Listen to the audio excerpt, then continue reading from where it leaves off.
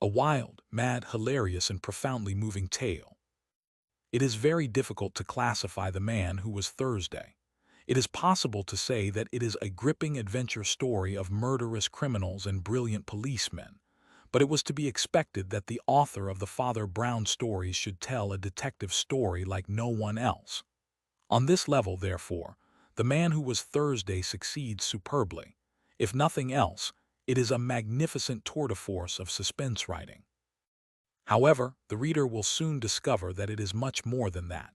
Carried along on the boisterous rush of the narrative by Chesterton's wonderful high-spirited style, he will soon see that he is being carried into much deeper waters than he had planned on, and the totally unforeseeable denouement will prove for the modern reader, as it has for thousands of others since 1908 when the book was first published, an inevitable and moving experience, as the investigators finally discover who Sunday is. The Man Who Was Thursday, a Nightmare. To Edmund Clarihue Bentley. A cloud was on the mind of men, and wailing went the weather, yea, a sick cloud upon the soul when we were boys together. Science announced nonentity, and art admired decay. The world was old and ended. But you and I were gay, round us in antic order their crippled vices came. Lust that had lost its laughter, fear that had lost its shame. Like the white lock of Whistler, that lit our aimless gloom, men showed their own white feather as proudly as a plume. Life was a fly that faded, and death a drone that stung. The world was very old indeed when you and I were young. They twisted even decent sin to shapes not to be named. Men were ashamed of honor, but we were not ashamed. Weak if we were and foolish, not thus we failed, not thus. When that black Baal blocked the heavens, he had no hymns from us children we were. Our forts of sand were even as weak as we. High as they went we piled them up to break that bitter sea. Fools as we were in motley, all jangling and absurd. When all church bells were silent our cap and bells were heard. Not all unhelped we held the fort, our tiny flags unfurled. Some giants labored in that cloud to lift it from the world. I find again the book we found. I feel the hour that flings far out of fish-shaped Paumanok some cry of cleaner things, and the green carnation withered, as in forest fires that pass, roared in the wind of all the world 10,000,000 leaves of grass, or sane and sweet, and sudden as a bird sings in the rain. Truth out of Tusitala spoke, and pleasure out of pain. Yea, cool and clear and sudden as a bird sings in the grey Dunedin to Samoa spoke, and darkness unto day. But we were young. We lived to see God break their bitter charms. God and the good Republic come riding back in arms. We have seen the city of Mansell, even as it rocked, relieved. Blessed are they who did not see, but being blind, believed. This is a tale of those old fears, even of those emptied hells, and none but you shall understand the true thing that it tells. Of what colossal gods of shame could cow men and yet crash, of what huge devils hid the stars, yet fell at a pistol flash. The doubts that were so plain to chase, so dreadful to withstand. Oh, who shall understand but you? Yea, who shall understand the doubts that drove us through the night as we two talked amen, and day had broken on the streets ere it broke upon the brain. Between us, by the peace of God, such truth can now be told, yea, there is strength in striking root and good in growing old. We have found common things at last, and marriage and a creed, and I may safely write it now, and you may safely read. G.K.C. Chapter 1. The Two Poets of Saffron Park. The suburb of Saffron Park lay on the sunset side of London, as red and ragged as a cloud of sunset. It was built of a bright brick throughout. Its skyline was fantastic, and even its ground plan was wild. It had been the outburst of a speculative builder, faintly tinged with art, who called its architecture sometimes Elizabethan and sometimes Queen Anne, apparently under the impression that the two sovereigns were identical. It was described with some justice as an artistic colony, though it never in any definable way produced any art. But although its pretensions to be an intellectual center were a little vague, its pretensions to be a pleasant place were quite indisputable. The stranger who looked for the first time at the quaint red houses could only think how very oddly shaped the people must be who could fit into them. Nor when he met the people was he disappointed in this respect. The place was not only pleasant but perfect, if once he could regard it not as a deception but rather as a dream. Even if the people were not artists, the whole was nevertheless artistic. That young man with the long, auburn hair and the impudent face, that young man was not really a poet, but surely he was a poem. That old gentleman with the wild, white beard and the wild, white hat, that venerable humbug was not really a philosopher, but at least he was the cause of philosophy in others. That scientific gentleman with the bald, egg-like head and the bare, bird-like neck had no real right to the airs of science that he assumed. He had not discovered anything new in biology, but what biological creature could he have discovered more singular than himself? Thus, and thus only, the whole place had properly to be regarded. It had to be considered not so much as a workshop for artists, but as a frail but finished work of art. A man who stepped into its social atmosphere felt as if he had stepped into a written comedy. More especially this attractive unreality fell upon it about nightfall, when the extravagant roofs were dark against the afterglow, and the whole insane village seemed as separate as a drifting cloud. This again was more strongly true of the many nights of local festivity, when the little gardens were often illuminated, and the big Chinese lanterns glowed in the dwarfish trees like some fierce and monstrous fruit. And this was strongest of all on one particular evening, still vaguely remembered in the locality, of which the auburn-haired poet was the hero. It was not by any means the only evening of which he was the hero. On many nights those passing by his little back garden might hear his high, didactic voice laying down the law to men, and particularly to women. The attitude of women in such cases was indeed one of the paradoxes of the place. Most of the women were of the kind vaguely called emancipated, and professed some protest against male supremacy. Yet these new women would always pay to a man the extravagant compliment which no ordinary woman ever pays to him, that of listening while he is talking. And Mr. Lucian Gregory, the red-haired poet, was really, in some sense, a man worth listening to, even if one only laughed at the end of it. He put the old cant of the lawlessness of art and the art of lawlessness with a certain impudent freshness, which gave at least a momentary pleasure. He was helped in some degree by the arresting oddity of his appearance, which he worked, as the phrase goes, for all it was worth. His dark red hair parted in the middle was literally like a woman-s, and curved into the slow curls of a virgin in a pre-Raphaelite picture. From within this almost saintly oval, however, his face projected suddenly broad and brutal, the chin carried forward with a look of cockney contempt. This combination at once tickled and terrified the nerves of a neurotic population. He seemed like a walking blasphemy, a blend of the angel and the ape. This particular evening, if it is remembered for nothing else, will be remembered in that place for its strange sunset. It looked like the end of the world. All the heavens seemed covered with a quite vivid and palpable plumage. You could only say that the sky was full of feathers, and of feathers that almost brushed the face. Across the great part of the dome they were gray, with the strangest tints of violet and mauve and an unnatural pink or pale green.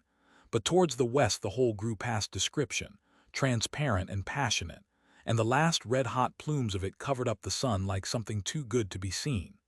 The whole was so close about the earth as to express nothing but a violent secrecy. The very empyrean seemed to be a secret. It expressed that splendid smallness which is the soul of local patriotism. The very sky seemed small. I say that there are some inhabitants who may remember the evening if only by that oppressive sky. There are others who may remember it because it marked the first appearance in the place of the second poet of Saffron Park. For a long time the red-haired revolutionary had reigned without a rival. It was upon the night of the sunset that his solitude suddenly ended. The new poet, who introduced himself by the name of Gabriel Syme, was a very mild-looking mortal, with a fair pointed beard and faint, yellow hair. But an impression grew that he was less meek than he looked. He signalized his entrance by differing with the established poet, Gregory, upon the whole nature of poetry. He said that he, Syme, was poet of law, a poet of order. Nay, he said he was a poet of respectability. So all the Saffron Parkers looked at him as if he had that moment fallen out of that impossible sky. In fact, Mr. Lucian Gregory, the anarchic poet, connected the two events. "It may well be," he said, in his sudden lyrical manner, "it may well be on such a night of clouds and cruel colors that there is brought forth upon the earth such a portent as a respectable poet. You say you are a poet of law. I say you are a contradiction in terms. I only wonder there were not comets and earthquakes on the night you appeared in this garden." The man with the meek blue eyes and the pale, pointed beard endured these thunders with a certain submissive solemnity. The third party of the group, Gregory's sister Rosamond, who had her brother's braids of red hair, but a kindlier face underneath them, laughed with such mixture of admiration and disapproval as she gave commonly to the family oracle. Gregory resumed in high oratorical good humor. "An artist is identical with an anarchist," he cried. "You might transpose the words anywhere. An anarchist is an artist. The man who throws a bomb is an artist because he prefers a great moment to everything. He sees how much more valuable is one burst of blazing light, one peal of perfect thunder, than the mere common bodies of a few shapeless policemen. An artist disregards all governments, abolishes all conventions. The poet delights in disorder only. If it were not so, the most poetical thing in the world would be the Underground Railway." "So it is," said Mr. Syme. "Nonsense," said Gregory, who was very rational when anyone else attempted paradox. "Why do all the clerks and navvies in the railway trains look so sad and tired, so very sad and tired? I will tell you. It is because they know that the train is going right. It is because they know that whatever place they have taken a ticket for that place they will reach. It is because after they have passed Sloane Square they know that the next station must be Victoria, and nothing but Victoria. Oh, their wild rapture! Oh, their eyes like stars and their souls again in Eden, if the next station were unaccountably Baker Street." "It is you who are unpoetical," replied the poet Syme.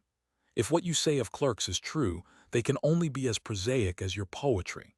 The rare, strange thing is to hit the mark. The gross, obvious thing is to miss it. We feel it is epical when man with one wild arrow strikes a distant bird. Is it not also epical when man with one wild engine strikes a distant station? Chaos is dull, because in chaos the train might indeed go anywhere, to Baker Street or to Baghdad.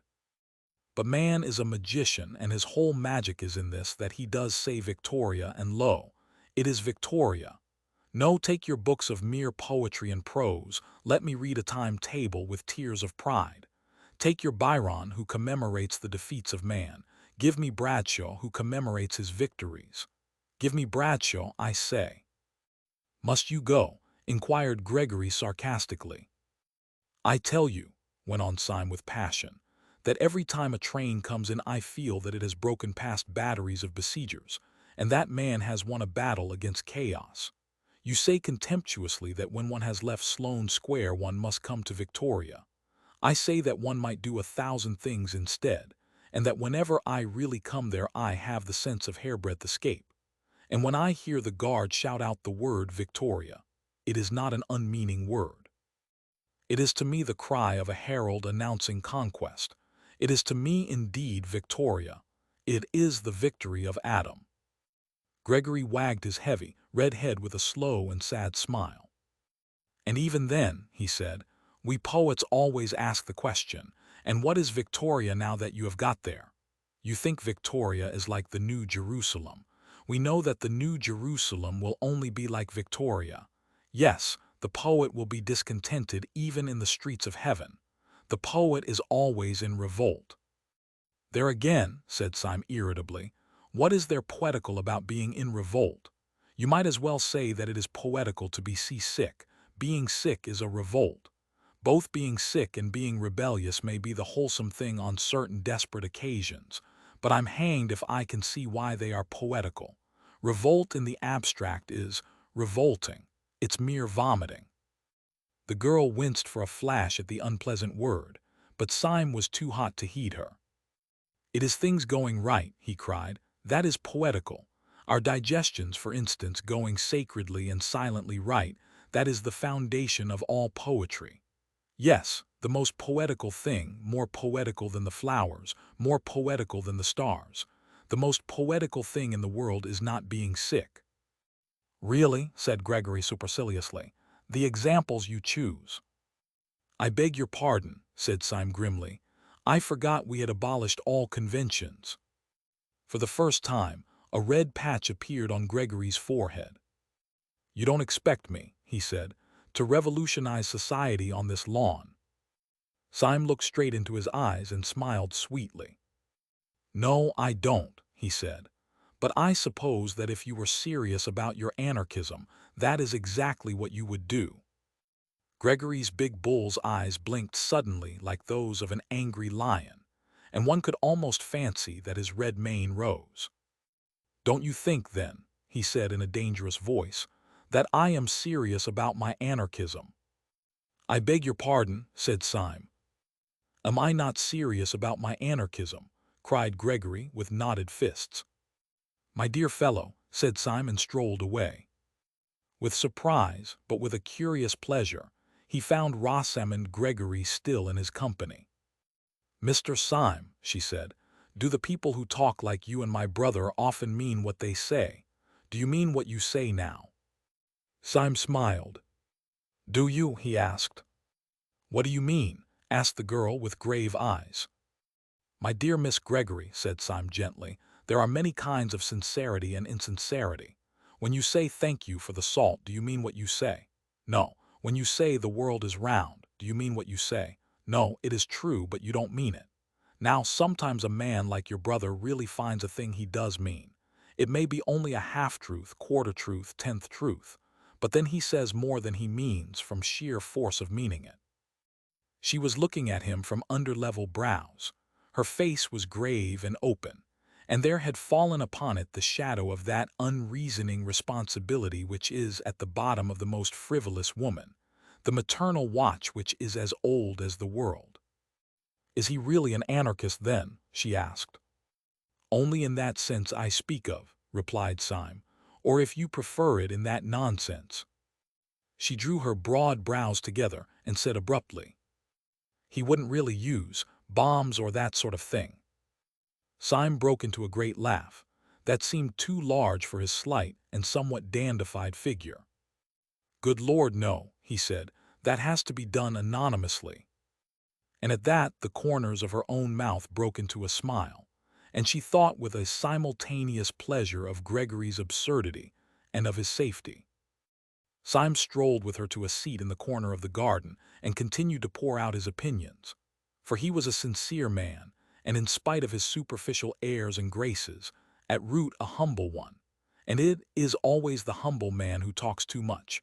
The proud man watches himself too closely. He defended respectability with violence and exaggeration. He grew passionate in his praise of tidiness and propriety. All the time there was a smell of lilac all round him. Once he heard very faintly in some distant street a barrel organ begin to play, and it seemed to him that his heroic words were moving to a tiny tune from under or beyond the world. He stared and talked at the girl's red hair and amused face for what seemed to be a few minutes, and then, feeling that the groups in such a place should mix, rose to his feet. To his astonishment, he discovered the whole garden empty. Everyone had gone long ago, and he went himself with a rather hurried apology. He left with a sense of champagne in his head, which he could not afterwards explain. In the wild events which were to follow, this girl had no part at all. He never saw her again until all his tale was over. And yet, in some indescribable way, she kept recurring like a motive in music through all his mad adventures afterwards, and the glory of her strange hair ran like a red thread through those dark and ill-drawn tapestries of the night. For what followed was so improbable that it might well have been a dream. When Syme went out into the starlit street, he found it for the moment empty. Then he realized in some odd way that the silence was rather a living silence than a dead one. Directly outside the door stood a street lamp, whose gleam gilded the leaves of the tree that bent out over the fence behind him. About a foot from the lamp-post stood a figure almost as rigid and motionless as the lamp-post itself. The tall hat and long frock coat were black. The face, in an abrupt shadow, was almost as dark. Only a fringe of fiery hair against the light, and also something aggressive in the attitude, proclaimed that it was the poet Gregory. He had something of the look of a masked bravo waiting sword in hand for his foe. He made a sort of doubtful salute, which Syme somewhat more formally returned. "I was waiting for you," said Gregory. "Might I have a moment's conversation?" "Certainly. About what?" asked Syme in a sort of weak wonder. Gregory struck out with his stick at the lamp-post, and then at the tree. "About this and this," he cried. "About order and anarchy. There is your precious order, that lean, iron lamp, ugly and barren. And there is anarchy, rich, living, reproducing itself. There is anarchy, splendid in green and gold." "All the same," replied Syme patiently, "just at present you only see the tree by the light of the lamp. I wonder when you would ever see the lamp by the light of the tree." Then, after a pause, he said, "But may I ask if you have been standing out here in the dark only to resume our little argument?" "No," cried out Gregory, in a voice that rang down the street. "I did not stand here to resume our argument, but to end it forever." The silence fell again, and Syme, though he understood nothing, listened instinctively for something serious. Gregory began in a smooth voice and with a rather bewildering smile. "Mr. Syme," he said, "this evening you succeeded in doing something rather remarkable. You did something to me that no man born of woman has ever succeeded in doing before." "Indeed." "Now I remember," resumed Gregory reflectively, "one other person succeeded in doing it. The captain of a penny steamer, if I remember correctly, at Southend. You have irritated me." "I am very sorry," replied Syme with gravity. "I am afraid my fury and your insult are too shocking to be wiped out even with an apology," said Gregory very calmly. "No duel could wipe it out. If I struck you dead, I could not wipe it out. There is only one way by which that insult can be erased, and that way I choose. I am going, at the possible sacrifice of my life and honor, to prove to you that you were wrong in what you said." "In what I said?" "You said I was not serious about being an anarchist." "There are degrees of seriousness," replied Syme. "I have never doubted that you were perfectly sincere in this sense, that you thought what you said well worth saying, that you thought a paradox might wake men up to a neglected truth." Gregory stared at him steadily and painfully. "And in no other sense," he asked, "you think me serious? You think me a flaneur who lets fall occasional truths? You do not think that in a deeper, a more deadly sense, I am serious?" Syme struck his stick violently on the stones of the road. "Serious?" he cried. "Good Lord, is this street serious? Are these damned Chinese lanterns serious? Is the whole caboodle serious? One comes here and talks a pack of bosh, and perhaps some sense as well. But I should think very little of a man who didn't keep something in the background of his life that was more serious than all this talking, something more serious, whether it was religion or only drink." "Very well," said Gregory, his face darkening. "You shall see something more serious than either drink or religion." Syme stood waiting with his usual air of mildness, until Gregory again opened his lips. "You spoke just now of having a religion. Is it really true that you have one?" "Oh," said Syme with a beaming smile, "we are all Catholics now." "Then may I ask you to swear by whatever gods or saints your religion involves that you will not reveal what I am now going to tell you to any son of Adam, and especially not to the police? Will you swear that? If you will take upon yourself this awful abnegation, if you will consent to burden your soul with a vow that you should never make and a knowledge you should never dream about, I will promise you in return." "You will promise me in return?" inquired Syme as the other paused. "I will promise you a very entertaining evening." Syme suddenly took off his hat. "Your offer," he said, "is far too idiotic to be declined. You say that a poet is always an anarchist. I disagree, but I hope at least that he is always a sportsman. Permit me here and now to swear as a Christian and promise as a good comrade and a fellow artist that I will not report anything of this, whatever it is, to the police.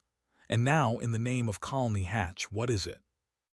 "I think," said Gregory with placid irrelevancy, "that we will call a cab." He gave 2 long whistles, and a hansom came rattling down the road. The two got into it in silence. Gregory gave through the trap the address of an obscure public house on the Chiswick bank of the river.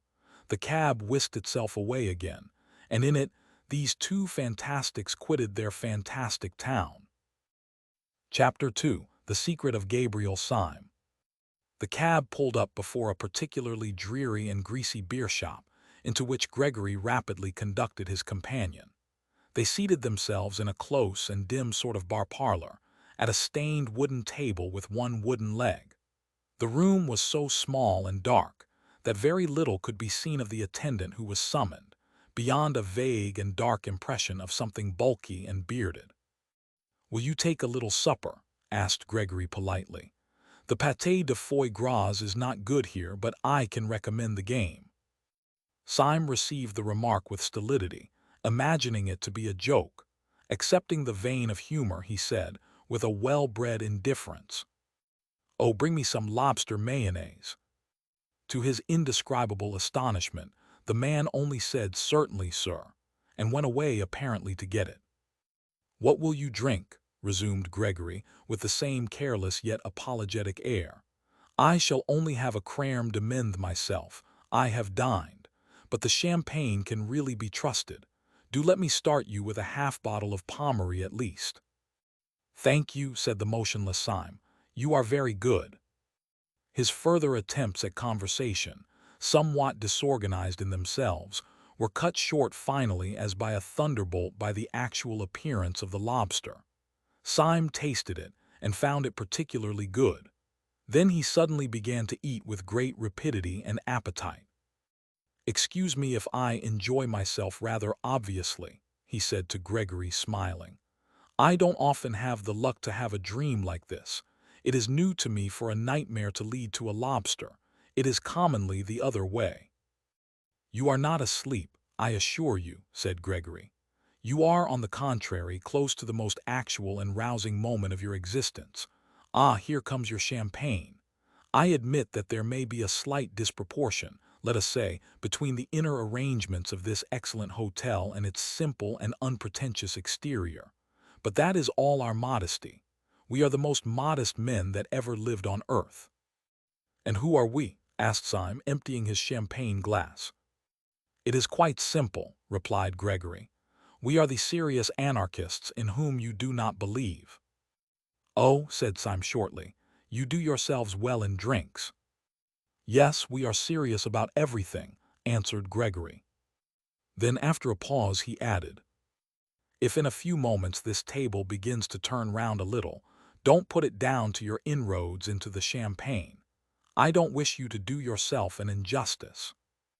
"Well, if I am not drunk, I am mad," replied Syme with perfect calm. "But I trust I can behave like a gentleman in either condition. May I smoke?" "Certainly," said Gregory, producing a cigar case. "Try one of mine." Syme took the cigar, clipped the end off with a cigar cutter out of his waistcoat pocket, put it in his mouth, lit it slowly, and let out a long cloud of smoke. It is not a little to his credit that he performed these rites with so much composure, for almost before he had begun them the table at which he sat had begun to revolve, first slowly, and then rapidly, as if at an insane séance. "You must not mind it," said Gregory. "It's a kind of screw." "Quite so," said Syme placidly. "A kind of screw. How simple that is." The next moment the smoke of his cigar, which had been wavering across the room in snaky twists, went straight up as if from a factory chimney, and the two, with their chairs and table, shot down through the floor as if the earth had swallowed them. They went rattling down a kind of roaring chimney as rapidly as a lift cut loose, and they came with an abrupt bump to the bottom. But when Gregory threw open a pair of doors and let in a red subterranean light, Syme was still smoking with one leg thrown over the other, and had not turned a yellow hair. Gregory led him down a low, vaulted passage at the end of which was the red light. It was an enormous crimson lantern, nearly as big as a fireplace, fixed over a small but heavy iron door. In the door there was a sort of hatchway or grating, and on this Gregory struck 5 times. A heavy voice with a foreign accent asked him who he was. To this he gave the more or less unexpected reply, "Mr. Joseph Chamberlain." The heavy hinges began to move. It was obviously some kind of password. Inside the doorway the passage gleamed as if it were lined with a network of steel. On a second glance, Syme saw that the glittering pattern was really made up of ranks and ranks of rifles and revolvers, closely packed or interlocked. "I must ask you to forgive me all these formalities," said Gregory. "We have to be very strict here." "Oh, don't apologize," said Syme. "I know your passion for law and order," and he stepped into the passage lined with the steel weapons. With his long, fair hair and rather foppish frock coat, he looked a singularly frail and fanciful figure as he walked down that shining avenue of death. They passed through several such passages, and came out at last into a queer steel chamber with curved walls, almost spherical in shape, but presenting with its tiers of benches something of the appearance of a scientific lecture theater. There were no rifles or pistols in this apartment, but round the walls of it were hung more dubious and dreadful shapes, things that looked like the bulbs of iron plants or the eggs of iron birds. They were bombs, and the very room itself seemed like the inside of a bomb. Syme knocked his cigar ash off against the wall and went in. "And now, my dear Mr. Syme," said Gregory, throwing himself in an expansive manner on the bench under the largest bomb, "now we are quite cozy, so let us talk properly. Now no human words can give you any notion of why I brought you here. It was one of those quite arbitrary emotions, like jumping off a cliff or falling in love. Suffice it to say that you were an inexpressibly irritating fellow, and to do you justice, you are still. I would break 20 oaths of secrecy for the pleasure of taking you down a peg. That way you have of lighting a cigar would make a priest break the seal of confession. Well, you said that you were quite certain I was not a serious anarchist. Does this place strike you as being serious?" "It does seem to have a moral under all its gaiety," assented Syme. "But may I ask you 2 questions? You need not fear to give me information because, as you remember, you very wisely extorted from me a promise not to tell the police, a promise I shall certainly keep. So it is in mere curiosity that I make my queries. First of all, what is it really all about? What is it you object to? You want to abolish government." "To abolish God," said Gregory, opening the eyes of a fanatic. "We do not only want to upset a few despotisms and police regulations. That sort of anarchism does exist, but it is a mere branch of the nonconformists. We dig deeper and we blow you higher. We wish to deny all those arbitrary distinctions of vice and virtue, honor and treachery, upon which mere rebels base themselves. The silly sentimentalists of the French Revolution talked of the rights of man. We hate rights as we hate wrongs. We have abolished right and wrong." "And right and left," said Syme with a simple eagerness. "I hope you will abolish them too. They are much more troublesome to me." "You spoke of a second question," snapped Gregory. "With pleasure," resumed Syme. "In all your present acts and surroundings there is a scientific attempt at secrecy. I have an aunt who lived over a shop, but this is the first time I have found people living from preference under a public house. You have a heavy iron door. You cannot pass it without submitting to the humiliation of calling yourself Mr. Chamberlain. You surround yourself with steel instruments which make the place, if I may say so, more impressive than homelike. May I ask why, after taking all this trouble to barricade yourselves in the bowels of the earth, you then parade your whole secret by talking about anarchism to every silly woman in Saffron Park?" Gregory smiled. "The answer is simple," he said. "I told you I was a serious anarchist, and you did not believe me, nor do they believe me. Unless I took them into this infernal room, they would not believe me." Syme smoked thoughtfully and looked at him with interest. Gregory went on. "The history of the thing might amuse you," he said. When first I became one of the new anarchists, I tried all kinds of respectable disguises. I dressed up as a bishop. I read up all about bishops in our anarchist pamphlets, in Superstition, the Vampire and Priests of Prey. I certainly understood from them that bishops are strange and terrible old men keeping a cruel secret from mankind. I was misinformed. When on my first appearing in episcopal gaiters in a drawing room, I cried out in a voice of thunder, "Down, down, presumptuous human reason!" They found out in some way that I was not a bishop at all. I was nabbed at once. Then I made up as a millionaire, but I defended capital with so much intelligence that a fool could see that I was quite poor. Then I tried being a major. Now I am a humanitarian myself, but I have, I hope, enough intellectual breadth to understand the position of those who, like Nietzsche, admire violence, the proud, mad war of nature and all that, you know. I threw myself into the major. I drew my sword and waved it constantly. I called out blood, abstractedly, like a man calling for wine. I often said, "Let the weak perish, it is the law." Well, it seems majors don't do this. I was nabbed again. At last I went in despair to the president of the Central Anarchist Council, who is the greatest man in Europe. "What is his name?" asked Syme. "You would not know it," answered Gregory. "That is his greatness. Caesar and Napoleon put all their genius into being heard of, and they were heard of. He puts all his genius into not being heard of, and he is not heard of. But you cannot be for 5 minutes in the room with him without feeling that Caesar and Napoleon would have been children in his hands." He was silent and even pale for a moment, and then resumed. "But whenever he gives advice, it is always something as startling as an epigram, and yet as practical as the Bank of England. I said to him, 'What disguise will hide me from the world? What can I find more respectable than bishops and majors?' He looked at me with his large but indecipherable face. 'You want a safe disguise, do you? You want a dress which will guarantee you harmless, a dress in which no one would ever look for a bomb?'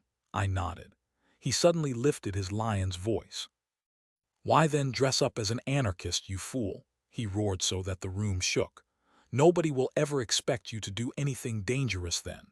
And he turned his broad back on me without another word. I took his advice and have never regretted it. I preached blood and murder to those women day and night, and, by God, they would let me wheel their perambulators." Syme sat watching him with some respect in his large blue eyes. "You took me in," he said. "It is really a smart dodge." Then after a pause he added, "What do you call this tremendous president of yours?" "We generally call him Sunday," replied Gregory with simplicity. "You see, there are 7 members of the Central Anarchist Council, and they are named after days of the week. He is called Sunday, by some of his admirers Bloody Sunday.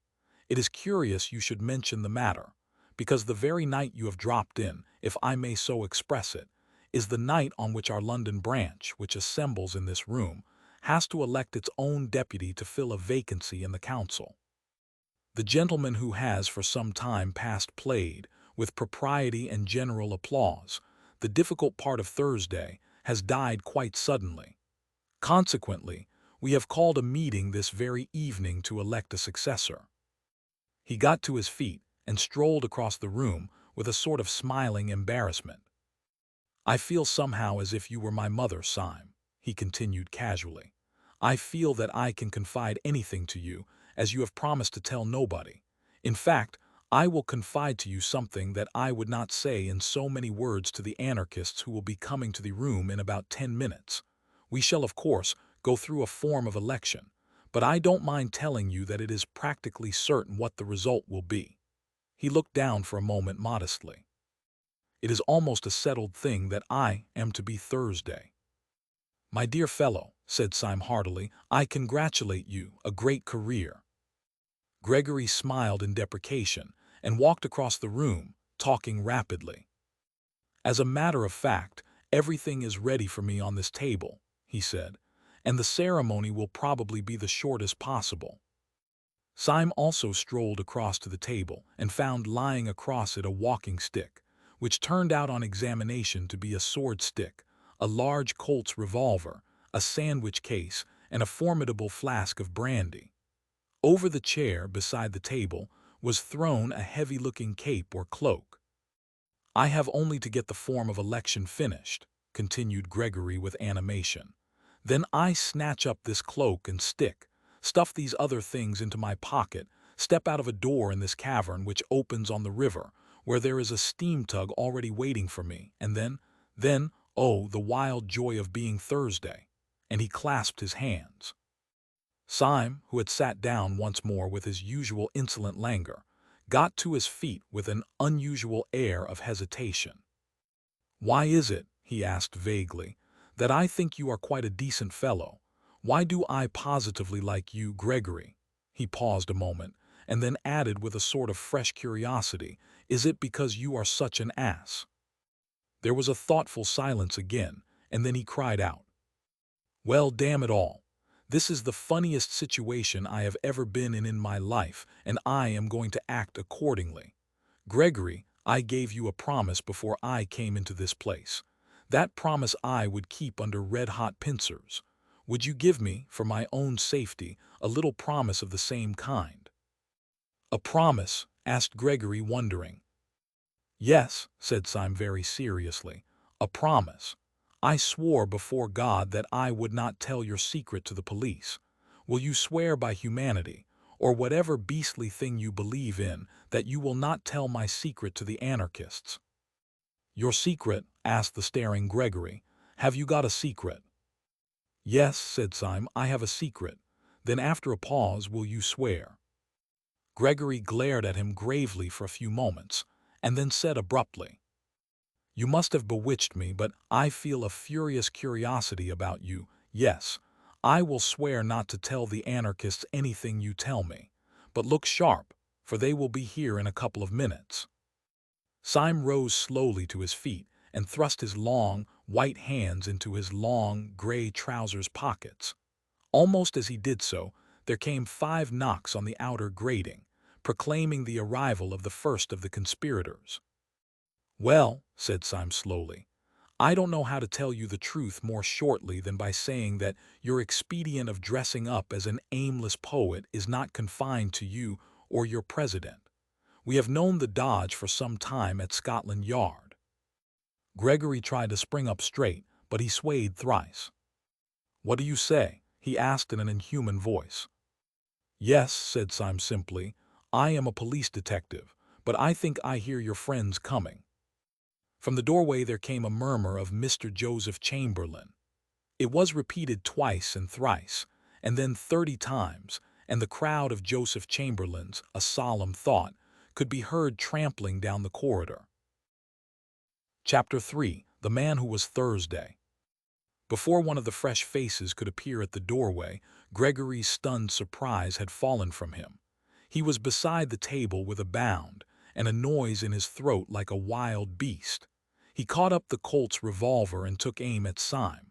Syme did not flinch, but he put up a pale and polite hand. "Don't be such a silly man," he said, with the effeminate dignity of a curate. "Don't you see it's not necessary? Don't you see that we're both in the same boat? Yes, and jolly seasick." Gregory could not speak, but he could not fire either, and he looked his question. "Don't you see we've checkmated each other?" cried Syme. "I can't tell the police you are an anarchist. You can't tell the anarchists I'm a policeman. I can only watch you knowing what you are. You can only watch me knowing what I am. In short, it's a lonely, intellectual duel, my head against yours. I'm a policeman deprived of the help of the police. You, my poor fellow, are an anarchist deprived of the help of that law and organization which is so essential to anarchy. The one solitary difference is in your favor. You are not surrounded by inquisitive policemen. I am surrounded by inquisitive anarchists. I cannot betray you, but I might betray myself. Come, come, wait and see me betray myself. I shall do it so nicely." Gregory put the pistol slowly down, still staring at Syme as if he were a sea monster. "I don't believe in immortality," he said at last. "But if, after all this, you were to break your word, God would make a hell only for you to howl in forever." "I shall not break my word," said Syme sternly, "nor will you break yours. Here are your friends." The mass of the anarchists entered the room heavily, with a slouching and somewhat weary gait. But one little man, with a black beard and glasses, a man somewhat of the type of Mr. Tim Healy, detached himself, and bustled forward with some papers in his hand. "Comrade Gregory," he said, "I suppose this man is a delegate." Gregory, taken by surprise, looked down and muttered the name of Syme, but Syme replied almost pertly, "I am glad to see that your gate is well enough guarded to make it hard for anyone to be here who was not a delegate." The brow of the little man with the black beard was, however, still contracted with something like suspicion. "What branch do you represent?" he asked sharply. "I should hardly call it a branch," said Syme, laughing. "I should call it at the very least a root." "What do you mean?" "The fact is," said Syme serenely, "the truth is I am a Sabbatarian. I have been specially sent here to see that you show a due observance of Sunday." The little man dropped one of his papers, and a flicker of fear went over all the faces of the group. Evidently the awful president, whose name was Sunday, did sometimes send down such irregular ambassadors to such branch meetings. "Well, comrade," said the man with the papers after a pause, "I suppose we'd better give you a seat in the meeting." "If you ask my advice as a friend," said Syme with severe benevolence, "I think you'd better." When Gregory heard the dangerous dialogue end, with a sudden safety for his rival, he rose abruptly and paced the floor in painful thought. He was, indeed, in an agony of diplomacy. It was clear that Syme's inspired impudence was likely to bring him out of all merely accidental dilemmas. Little was to be hoped from them. He could not himself betray Syme, partly from honor but partly also because, if he betrayed him and for some reason failed to destroy him, the Syme who escaped would be a Syme freed from all obligation of secrecy, a Syme who would simply walk to the nearest police station. After all, it was only one night's discussion, and only one detective who would know of it. He would let out as little as possible of their plans that night, and then let Syme go and chance it. He strode across to the group of anarchists, which was already distributing itself along the benches. "I think it is time we began," he said. "The steam tug is waiting on the river already. I move that Comrade Buttons takes the chair." This being approved by a show of hands, the little man with the papers slipped into the presidential seat. "Comrades," he began, as sharp as a pistol shot, "our meeting tonight is important, though it need not be long.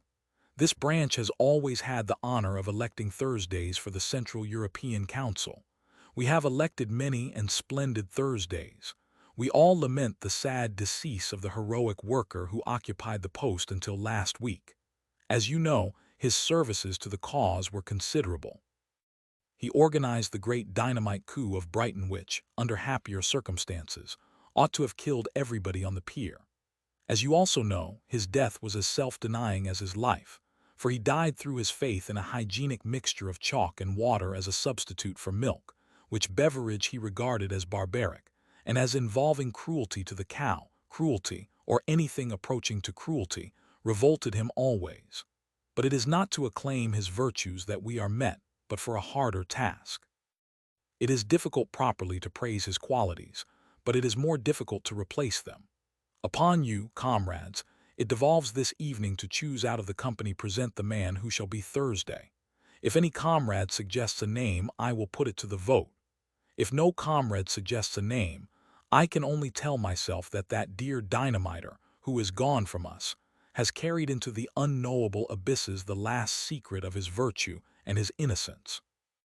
There was a stir of almost inaudible applause, such as is sometimes heard in church. Then a large old man with a long and venerable white beard, perhaps the only real working man present, rose lumberingly and said, "I move that Comrade Gregory be elected Thursday," and sat lumberingly down again. "Does anyone second?" asked the chairman. A little man with a velvet coat and pointed beard seconded. "Before I put the matter to the vote," said the chairman, "I will call on Comrade Gregory to make a statement." Gregory rose amid a great rumble of applause. His face was deadly pale, so that by contrast his queer red hair looked almost scarlet, but he was smiling and altogether at ease. He had made up his mind, and he saw his best policy quite plain in front of him like a white road. His best chance was to make a softened and ambiguous speech, such as would leave on the detective's mind the impression that the anarchist brotherhood was a very mild affair after all. He believed in his own literary power, his capacity for suggesting fine shades and picking perfect words. He thought that with care he could succeed, in spite of all the people around him, in conveying an impression of the institution, subtly and delicately false. Syme had once thought that anarchists, under all their bravado, were only playing the fool. Could he not now, in the hour of peril, make Syme think so again?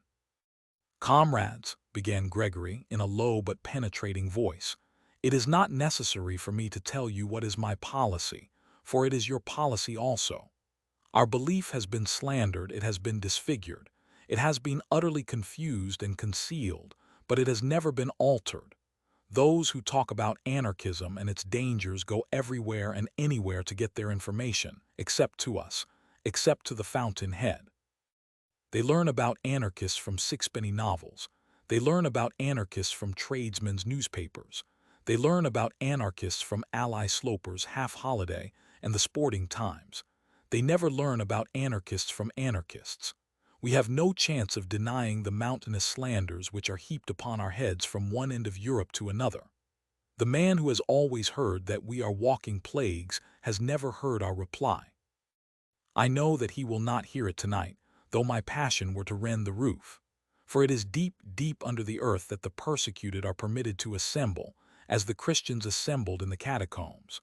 But if, by some incredible accident, there were here tonight a man who all his life had thus immensely misunderstood us, I would put this question to him.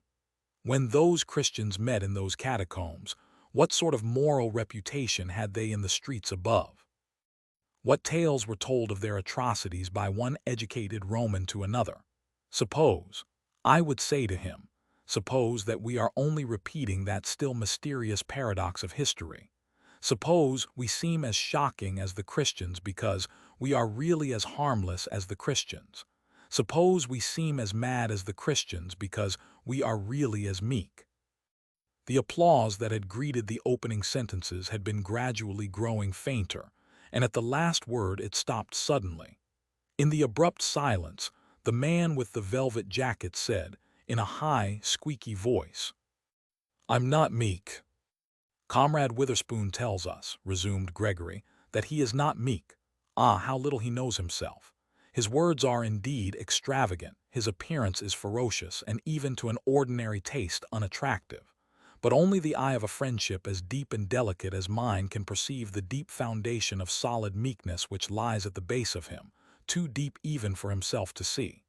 I repeat, we are the true early Christians, only that we come too late. We are simple as they revere simple. Look at Comrade Witherspoon. We are modest as they were modest. Look at me. We are merciful." "No, no," called out Mr. Witherspoon with the velvet jacket.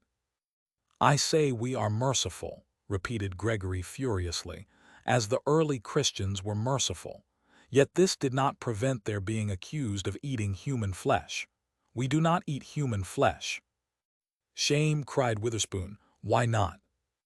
"Comrade Witherspoon," said Gregory with a feverish gaiety, "is anxious to know why nobody eats him laughter. In our society, at any rate, which loves him sincerely, which is founded upon love." "No, no," said Witherspoon, "down with love." "Which is founded upon love," repeated Gregory, grinding his teeth. "There will be no difficulty about the aims which we shall pursue as a body, or which I should pursue were I chosen as the representative of that body. Superbly careless of the slanders that represent us as assassins and enemies of human society, we shall pursue with moral courage and quiet intellectual pressure the permanent ideals of brotherhood and simplicity." Gregory resumed his seat and passed his hand across his forehead. The silence was sudden and awkward, but the chairman rose like an automaton and said in a colorless voice, "Does anyone oppose the election of Comrade Gregory?" The assembly seemed vague and subconsciously disappointed, and Comrade Witherspoon moved restlessly on his seat and muttered in his thick beard. By the sheer rush of routine, however, the motion would have been put and carried.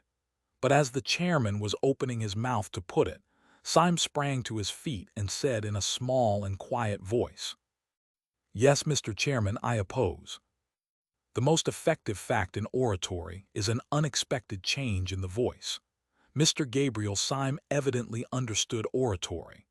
Having said these first formal words in a moderated tone and with a brief simplicity, he made his next word ring and volley in the vault as if one of the guns had gone off. "Comrades," he cried in a voice that made every man jump out of his boots, "have we come here for this? Do we live underground like rats in order to listen to talk like this? This is talk we might listen to while eating buns at a Sunday school treat. Do we line these walls with weapons and bar that door with death lest anyone should come and hear Comrade Gregory saying to us, 'Be good, and you will be happy. Honesty is the best policy, and virtue is its own reward.'" There was not a word in Comrade Gregory's address to which a curate could not have listened with pleasure. "Hear, hear. But I am not a curate," loud cheers. "And I did not listen to it with pleasure," renewed cheers. The man who is fitted to make a good curate is not fitted to make a resolute, forcible, and efficient Thursday. Hear, hear. Comrade Gregory has told us in only too apologetic a tone that we are not the enemies of society. But I say that we are the enemies of society, and so much the worse for society. We are the enemies of society, for society is the enemy of humanity, its oldest and its most pitiless enemy. Hear, hear. Comrade Gregory has told us, apologetically again, that we are not murderers. There I agree. We are not murderers, we are executioners. Cheers. Ever since Syme had risen, Gregory had sat staring at him, his face idiotic with astonishment. Now in the pause his lips of clay parted, and he said, with an automatic and lifeless distinctness, "You damnable hypocrite!" Syme looked straight into those frightful eyes with his own pale blue ones, and said with dignity, "Comrade Gregory accuses me of hypocrisy. He knows as well as I do that I am keeping all my engagements and doing nothing but my duty. I do not mince words. I do not pretend to. I say that Comrade Gregory is unfit to be Thursday for all his amiable qualities. He is unfit to be Thursday because of his amiable qualities. We do not want the Supreme Council of Anarchy infected with a maudlin mercy. Hear, hear. This is no time for ceremonial politeness, neither is it a time for ceremonial modesty. I set myself against Comrade Gregory as I would set myself against all the governments of Europe, because the anarchist who has given himself to anarchy has forgotten modesty as much as he has forgotten pride. Cheers. I am not a man at all. I am a cause. Renewed cheers. I set myself against Comrade Gregory as impersonally, and as calmly as I should choose one pistol rather than another out of that rack upon the wall. And I say that rather than have Gregory and his milk and water methods on the Supreme Council, I would offer myself for election. His sentence was drowned in a deafening cataract of applause. The faces, that had grown fiercer and fiercer with approval as his tirade grew more and more uncompromising, were now distorted with grins of anticipation or cloven with delighted cries. At the moment when he announced himself as ready to stand for the post of Thursday, a roar of excitement and assent broke forth, and became uncontrollable, and at the same moment Gregory sprang to his feet, with foam upon his mouth, and shouted against the shouting. "Stop, you blasted madmen!" he cried at the top of a voice that tore his throat. "Stop, you!" But louder than Gregory's shouting, and louder than the roar of the room, came the voice of Syme, still speaking in a peal of pitiless thunder. "I do not go to the council to rebut that slander that calls us murderers. I go to earn it." Loud and prolonged cheering. To the priest who says these men are the enemies of religion, to the judge who says these men are the enemies of law, to the fat parliamentarian who says these men are the enemies of order and public decency, to all these I will reply, "You are false kings, but you are true prophets. I am come to destroy you and to fulfill your prophecies." The heavy clamor gradually died away, But before it had ceased, Witherspoon had jumped to his feet, his hair and beard all on end, and had said, "I move as an amendment that Comrade Syme be appointed to the post." "Stop all this, I tell you," cried Gregory with frantic face and hands. "Stop it, it is all." The voice of the chairman clove his speech with a cold accent.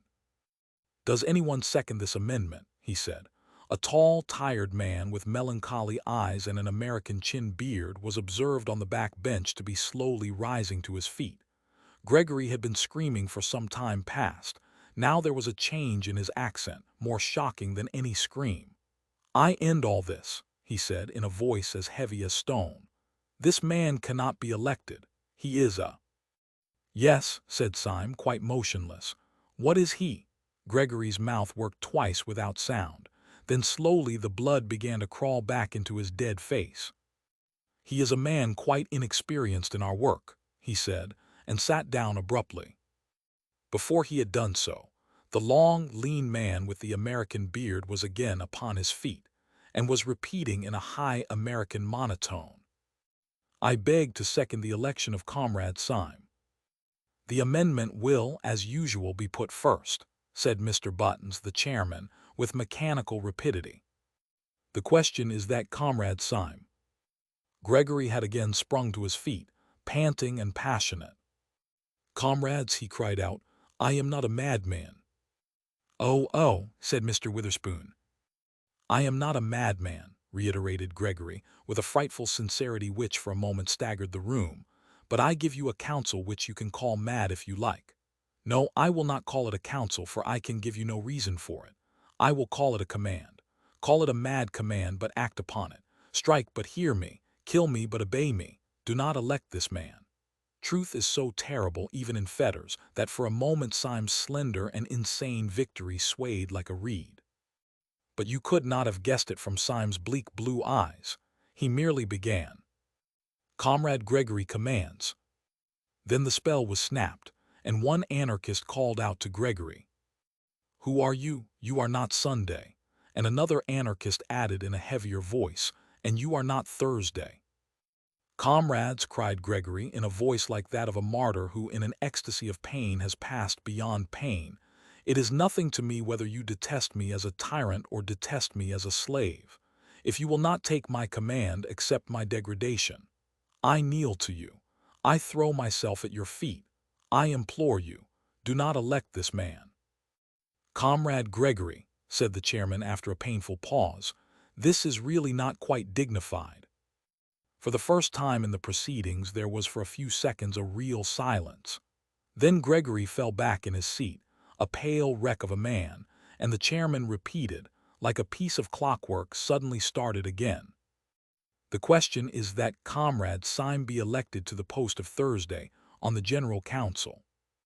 The roar rose like the sea, the hands rose like a forest, and 3 minutes afterwards Mr. Gabriel Syme, of the Secret Police Service, was elected to the post of Thursday on the General Council of the Anarchists of Europe.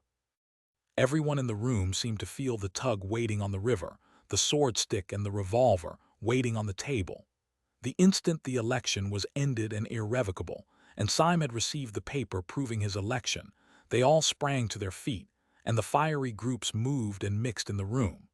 Syme found himself, somehow or other, face to face with Gregory, who still regarded him with a stare of stunned hatred.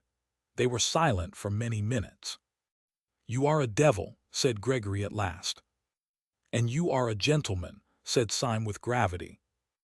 "It was you that entrapped me," began Gregory, shaking from head to foot, "entrapped me into—" "Talk sense," said Syme shortly. "Into what sort of devil's parliament have you entrapped me if it comes to that? You made me swear before I made you. Perhaps we are both doing what we think right. But what we think right is so damned different that there can be nothing between us in the way of concession. There is nothing possible between us but honor and death." And he pulled the great cloak about his shoulders and picked up the flask from the table. "The boat is quite ready," said Mr. Buttons, bustling up. "Be good enough to step this way." With a gesture that revealed the shopwalker, he led Syme down a short iron-bound passage, the still agonized Gregory following feverishly at their heels. At the end of the passage was a door, which buttons opened sharply, showing a sudden blue and silver picture of the moonlit river that looked like a scene in a theater. Close to the opening lay a dark, dwarfish steam launch, like a baby dragon with one red eye. Almost in the act of stepping on board, Gabriel Syme turned to the gaping Gregory. "You have kept your word," he said gently, with his face in shadow. "You are a man of honor, and I thank you. You have kept it even down to a small particular. There was one special thing you promised me at the beginning of the affair, and which you have certainly given me by the end of it." "What do you mean?" cried the chaotic Gregory. "What did I promise you?" "A very entertaining evening," said Syme, and he made a military salute with the sword stick as the steamboat slid away. Chapter 4. The Tale of a Detective. Gabriel Syme was not merely a detective who pretended to be a poet. He was really a poet who had become a detective. Nor was his hatred of anarchy hypocritical. He was one of those who are driven early in life into too conservative an attitude by the bewildering folly of most revolutionists. He had not attained it by any tame tradition. His respectability was spontaneous and sudden, a rebellion against rebellion. He came of a family of cranks, in which all the oldest people had all the newest notions. One of his uncles always walked about without a hat, and another had made an unsuccessful attempt to walk about with a hat and nothing else. His father cultivated art and self-realization. His mother went in for simplicity and hygiene. Hence the child, during his tender years, was wholly unacquainted with any drink between the extremes of absinthe and cocoa, of both of which he had a healthy dislike. The more his mother preached a more than Puritan abstinence, the more did his father expand into a more than pagan latitude. And by the time the former had come to enforcing vegetarianism, the latter had pretty well reached the point of defending cannibalism.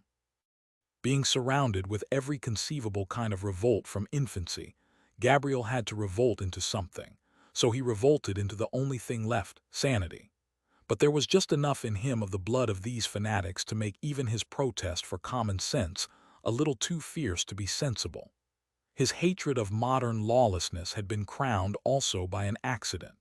It happened that he was walking in a side street at the instant of a dynamite outrage. He had been blind and deaf for a moment, and then seen, the smoke clearing, the broken windows, and the bleeding faces. After that he went about as usual, quiet, courteous, rather gentle, but there was a spot on his mind that was not sane. He did not regard anarchists, as most of us do, as a handful of morbid men combining ignorance with intellectualism. He regarded them as a huge and pitiless peril, like a Chinese invasion. He poured perpetually into newspapers and their waste paper baskets a torrent of tales, verses, and violent articles, warning men of this deluge of barbaric denial. But he seemed to be getting no nearer his enemy, and, what was worse, no nearer a living. As he paced the Thames embankment, bitterly biting a cheap cigar and brooding on the advance of anarchy, there was no anarchist with a bomb in his pocket so savage or so solitary as he. Indeed, he always felt that government stood alone and desperate, with its back to the wall. He was too quixotic to have cared for it otherwise. He walked on the embankment once under a dark red sunset. The red river reflected the red sky, and they both reflected his anger. The sky, indeed, was so swarthy, and the light on the river relatively so lurid, that the water almost seemed of fiercer flame than the sunset it mirrored. It looked like a stream of literal fire winding under the vast caverns of a subterranean country. Syme was shabby in those days. He wore an old-fashioned black chimney-pot hat. He was wrapped in a yet more old-fashioned cloak, black and ragged, and the combination gave him the look of the early villains in Dickens and Bulwer Lytton. Also, his yellow beard and hair were more unkempt and leonine than when they appeared long afterwards, cut and pointed, on the lawns of Saffron Park. A long, lean, black cigar, bought in Soho for twopence, stood out from between his tightened teeth, and altogether he looked a very satisfactory specimen of the anarchists upon whom he had vowed a holy war. Perhaps this was why a policeman on the embankment spoke to him and said, "Good evening." Syme, at a crisis of his morbid fears for humanity, seemed stung by the mere stolidity of the automatic official, a mere bulk of blue in the twilight. "A good evening, is it?" he said sharply. "You fellows would call the end of the world a good evening. Look at that bloody red sun and that bloody river. I tell you that if that were literally human blood, spilt and shining, you would still be standing here as solid as ever, looking out for some poor harmless tramp whom you could move on. You policemen are cruel to the poor, but I could forgive you even your cruelty if it were not for your calm." "If we are calm," replied the policeman, "it is the calm of organized resistance." "Eh?" said Syme, staring. "The soldier must be calm in the thick of the battle," pursued the policeman. "The composure of an army is the anger of a nation." "Good God, the board schools," said Syme. "Is this undenominational education?" "No," said the policeman sadly. "I never had any of those advantages. The board schools came after my time. What education I had was very rough and old-fashioned, I am afraid." "Where did you have it?" asked Syme, wondering. "Oh, at Harrow," said the policeman. The class sympathies which, false as they are the truest things in so many men, broke out of Syme before he could control them. "But good Lord, man," he said, "you oughtn't to be a policeman." The policeman sighed and shook his head. "I know," he said solemnly, "I know I am not worthy." "But why did you join the police?" asked Syme with rude curiosity. "For much the same reason that you abused the police," replied the other. "I found that there was a special opening in the service for those whose fears for humanity were concerned rather with the aberrations of the scientific intellect than with the normal and excusable, though excessive, outbreaks of the human will. I trust I make myself clear." "If you mean that you make your opinion clear," said Syme, "I suppose you do. But as for making yourself clear, it is the last thing you do.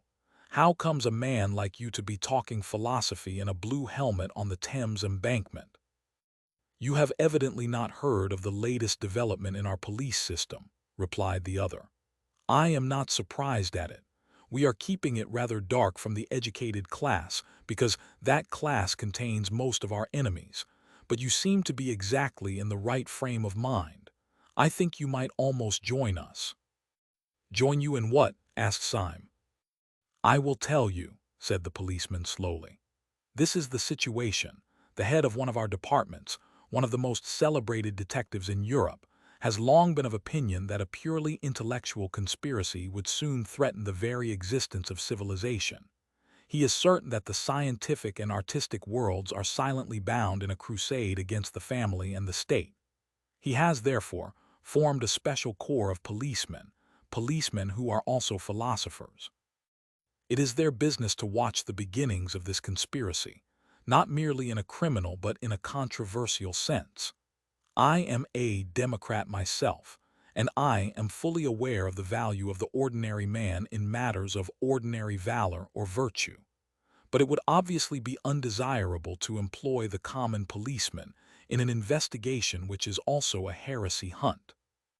Syme's eyes were bright with a sympathetic curiosity. "What do you do, then?" he said. "The work of the philosophical policeman," replied the man in blue, "is at once bolder and more subtle than that of the ordinary detective. The ordinary detective goes to pot-houses to arrest thieves. We go to artistic tea parties to detect pessimists. The ordinary detective discovers from a ledger or a diary that a crime has been committed. We discover from a book of sonnets that a crime will be committed. We have to trace the origin of those dreadful thoughts that drive men on at last to intellectual fanaticism and intellectual crime. We were only just in time to prevent the assassination at Hartlepool, and that was entirely due to the fact that our Mr. Wilkes, a smart young fellow, thoroughly understood a triolet." "Do you mean," asked Syme, "that there is really as much connection between crime and the modern intellect as all that?" "You are not sufficiently democratic," answered the policeman, "but you were right when you said just now that our ordinary treatment of the poor criminal was a pretty brutal business. I tell you I am sometimes sick of my trade when I see how perpetually It means merely a war upon the ignorant and the desperate. But this new movement of ours is a very different affair. We deny the snobbish English assumption that the uneducated are the dangerous criminals. We remember the Roman emperors. We remember the great poisoning princes of the Renaissance. We say that the dangerous criminal is the educated criminal. We say that the most dangerous criminal now is the entirely lawless modern philosopher. Compared to him, burglars and bigamists are essentially moral men. My heart goes out to them. They accept the essential ideal of man. They merely seek it wrongly. Thieves respect property. They merely wish the property to become their property that they may more perfectly respect it. But philosophers dislike property as property. They wish to destroy the very idea of personal possession. Bigamists respect marriage, or they would not go through the highly ceremonial and even ritualistic formality of bigamy. But philosophers despise marriage as marriage. Murderers respect human life. They merely wish to attain a greater fullness of human life in themselves by the sacrifice of what seems to them to be lesser lives. But philosophers hate life itself, their own as much as other people's. Syme struck his hands together. "How true that is," he cried. "I have felt it from my boyhood but never could state the verbal antithesis. The common criminal is a bad man, but at least he is, as it were, a conditional good man. He says that if only a certain obstacle be removed, say a wealthy uncle, he is then prepared to accept the universe and to praise God. He is a reformer but not an anarchist. He wishes to cleanse the edifice but not to destroy it. But the evil philosopher is not trying to alter things, but to annihilate them. Yes, the modern world has retained all those parts of police work which are really oppressive and ignominious, the harrying of the poor, the spying upon the unfortunate. It has given up its more dignified work, the punishment of powerful traitors in the state and powerful heresiarchs in the church. The moderns say we must not punish heretics. My only doubt is whether we have a right to punish anybody else." "But this is absurd," cried the policeman, clasping his hands with an excitement uncommon in persons of his figure and costume. "But it is intolerable. I don't know what you're doing, but you're wasting your life. You shall join our special army against anarchy. Their armies are on our frontiers. Their bolt is ready to fall. A moment more, and you may lose the glory of working with us, perhaps the glory of dying with the last heroes of the world." "It is a chance not to be missed, certainly," assented Syme, "but still I do not quite understand. I know as well as anybody that the modern world is full of lawless little men and mad little movements. But beastly as they are, they generally have the one merit of disagreeing with each other. How can you talk of their leading one army or hurling one bolt? What is this anarchy?" "Do not confuse it," replied the constable, "with those chance dynamite outbreaks from Russia or from Ireland, which are really the outbreaks of oppressed, if mistaken, men. This is a vast philosophically movement, consisting of an outer and an inner ring. You might even call the outer ring the laity and the inner ring the priesthood. I prefer to call the outer ring the innocent section, the inner ring the supremely guilty section. The outer ring, the main mass of their supporters, are merely anarchists, that is, men who believe that rules and formulas have destroyed human happiness. They believe that all the evil results of human crime are the results of the system that has called it crime. They do not believe that the crime creates the punishment. They believe that the punishment has created the crime. They believe that if a man seduced 7 women, he would naturally walk away as blameless as the flowers of spring. They believe that if a man picked a pocket, he would naturally feel exquisitely good. These I call the innocent section." "Oh," said Syme. "Naturally, therefore, these people talk about a happy time coming, the paradise of the future, mankind freed from the bondage of vice and the bondage of virtue, and so on. And so also the men of the inner circle speak, the sacred priesthood. They also speak to applauding crowds of the happiness of the future, and of mankind freed at last, but in their mouths," and the policeman lowered his voice, "in their mouths these happy phrases have a horrible meaning. They are under no illusions.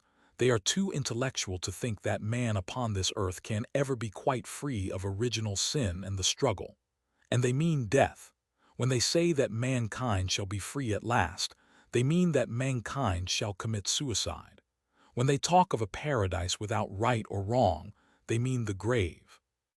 They have but two objects: to destroy first humanity and then themselves. That is why they throw bombs instead of firing pistols. The innocent rank and file are disappointed because the bomb has not killed the king, but the high priesthood are happy because it has killed somebody. "How can I join you?" asked Syme with a sort of passion. "I know for a fact that there is a vacancy at the moment," said the policeman, "as I have the honor to be somewhat in the confidence of the chief of whom I have spoken. You should really come and see him. Or rather, I should not say see him. Nobody ever sees him, but you can talk to him if you like." "Telephone?" inquired Syme with interest. "No," said the policeman placidly. "He has a fancy for always sitting in a pitch-dark room. He says it makes his thoughts brighter. Do come along." Somewhat dazed and considerably excited, Syme allowed himself to be led to a side door in the long row of buildings of Scotland Yard. Almost before he knew what he was doing, he had been passed through the hands of about 4 intermediate officials and was suddenly shown into a room, the abrupt blackness of which startled him like a blaze of light. It was not the ordinary darkness, in which forms can be faintly traced. It was like going suddenly stone blind. "Are you the new recruit?" asked a heavy voice. And in some strange way, though there was not the shadow of a shape in the gloom, Syme knew two things. First, that it came from a man of massive stature, and second, that the man had his back to him. "Are you the new recruit?" said the invisible chief, who seemed to have heard all about it. "All right, you are engaged." Syme, quite swept off his feet, made a feeble fight against this irrevocable phrase. "I really have no experience," he began. "No one has any experience," said the other, "of the Battle of Armageddon. But I am really unfit." "You are willing, that is enough," said the unknown. "Well, really," said Syme, "I don't know any profession of which mere willingness is the final test." "I do," said the other, "martyrs. I am condemning you to death. Good day." Thus it was that, when Gabriel Syme came out again into the crimson light of evening, in his shabby black hat and shabby, lawless cloak, he came out a member of the new detective corps for the frustration of the great conspiracy. Acting under the advice of his friend the policeman, who was professionally inclined to neatness, he trimmed his hair and beard, bought a good hat, clad himself in an exquisite summer suit of light blue-gray, with a pale yellow flower in the buttonhole, and in short became that elegant and rather insupportable person whom Gregory had first encountered in the little garden of Saffron Park. Before he finally left the police premises, his friend provided him with a small blue card on which was written, "The Last Crusade," and a number, the sign of his official authority. He put this carefully in his upper waistcoat pocket, lit a cigarette, and went forth to track and fight the enemy in all the drawing-rooms of London. Where his adventure ultimately led him we have already seen. At about 1:30 on a February night, he found himself steaming in a small tug up the silent Thames, armed with swordstick and revolver, the duly elected Thursday of the Central Council of Anarchists. When Syme stepped out onto the steam tug, he had a singular sensation of stepping out into something entirely new, not merely into the landscape of a new land, but even into the landscape of a new planet. This was mainly due to the insane yet solid decision of that evening, though partly also to an entire change in the weather and the sky since he entered the little tavern some 2 hours before. Every trace of the passionate plumage of the cloudy sunset had been swept away, and a naked moon stood in a naked sky. The moon was so strong and full that, by a paradox often to be noticed, it seemed like a weaker sun. It gave, not the sense of bright moonshine, but rather of a dead daylight. Over the whole landscape lay a luminous and unnatural discoloration, as of that disastrous twilight which Milton spoke of as shed by the sun in eclipse, so that Syme fell easily into his first thought, that he was actually on some other and emptier planet, which circled round some sadder star. But the more he felt this glittering desolation in the moonlit land, the more his own chivalric folly glowed in the night like a great fire. Even the common things he carried with him, the food and the brandy and the loaded pistol, took on exactly that concrete and material poetry which a child feels when he takes a gun upon a journey or a bun with him to bed. The sword stick and the brandy flask, though in themselves only the tools of morbid conspirators, became the expressions of his own more healthy romance. The sword stick became almost the sword of chivalry, and the brandy the wine of the stirrup cup. For even the most dehumanized modern fantasies depend on some older and simpler figure. The adventures may be mad, but the adventurer must be sane. The dragon without St. George would not even be grotesque. So this inhuman landscape was only imaginative by the presence of a man really human. To Syme's exaggerative mind the bright, bleak houses and terraces by the Thames looked as empty as the mountains of the moon. But even the moon is only poetical because there is a man in the moon. The tug was worked by two men, and with much toil went comparatively slowly. The clear moon that had lit up Chiswick had gone down by the time that they passed Battersea, and when they came under the enormous bulk of Westminster day had already begun to break. It broke like the splitting of great bars of lead, showing bars of silver, and these had brightened like white fire when the tug, changing its onward course, turned inward to a large landing stage rather beyond Charing Cross. The great stones of the embankment seemed equally dark and gigantic as Syme looked up at them. They were big and black against the huge white dawn. They made him feel that he was landing on the colossal steps of some Egyptian palace, and indeed, the thing suited his mood, for he was, in his own mind, mounting to attack the solid thrones of horrible and heathen kings. He leapt out of the boat on to one slimy step, and stood, a dark and slender figure, amid the enormous masonry. The two men in the tug put her off again and turned upstream. They had never spoken a word. Chapter 5: The Feast of Fear. At first the large stone stair seemed to Syme as deserted as a pyramid, but before he reached the top he had realized that there was a man leaning over the parapet of the embankment and looking out across the river. As a figure, he was quite conventional, clad in a silk hat and frock coat of the more formal type of fashion. He had a red flower in his buttonhole. As Syme drew nearer to him step by step, he did not even move a hair, and Syme could come close enough to notice even in the dim, pale morning light that his face was long, pale, and intellectual, and ended in a small triangular tuft of dark beard at the very point of the chin, all else being clean-shaven. This scrap of hair almost seemed a mere oversight. The rest of the face was of the type that is best shaven, clear-cut, ascetic, and in its way noble. Syme drew closer and closer, noting all this, and still the figure did not stir. At first an instinct had told Syme that this was the man whom he was meant to meet. Then, seeing that the man made no sign, he had concluded that he was not, and now again he had come back to a certainty that the man had something to do with his mad adventure, for the man remained more still than would have been natural if a stranger had come so close. He was as motionless as a waxwork, and got on the nerves somewhat in the same way. Syme looked again and again at the pale, dignified, and delicate face, and the face still looked blankly across the river. Then he took out of his pocket the note from Button's proving his election, and put it before that sad and beautiful face. Then the man smiled, and his smile was a shock, for it was all on one side, going up in the right cheek and down in the left. There was nothing, rationally speaking, to scare anyone about this. Many people have this nervous trick of a crooked smile, and in many it is even attractive.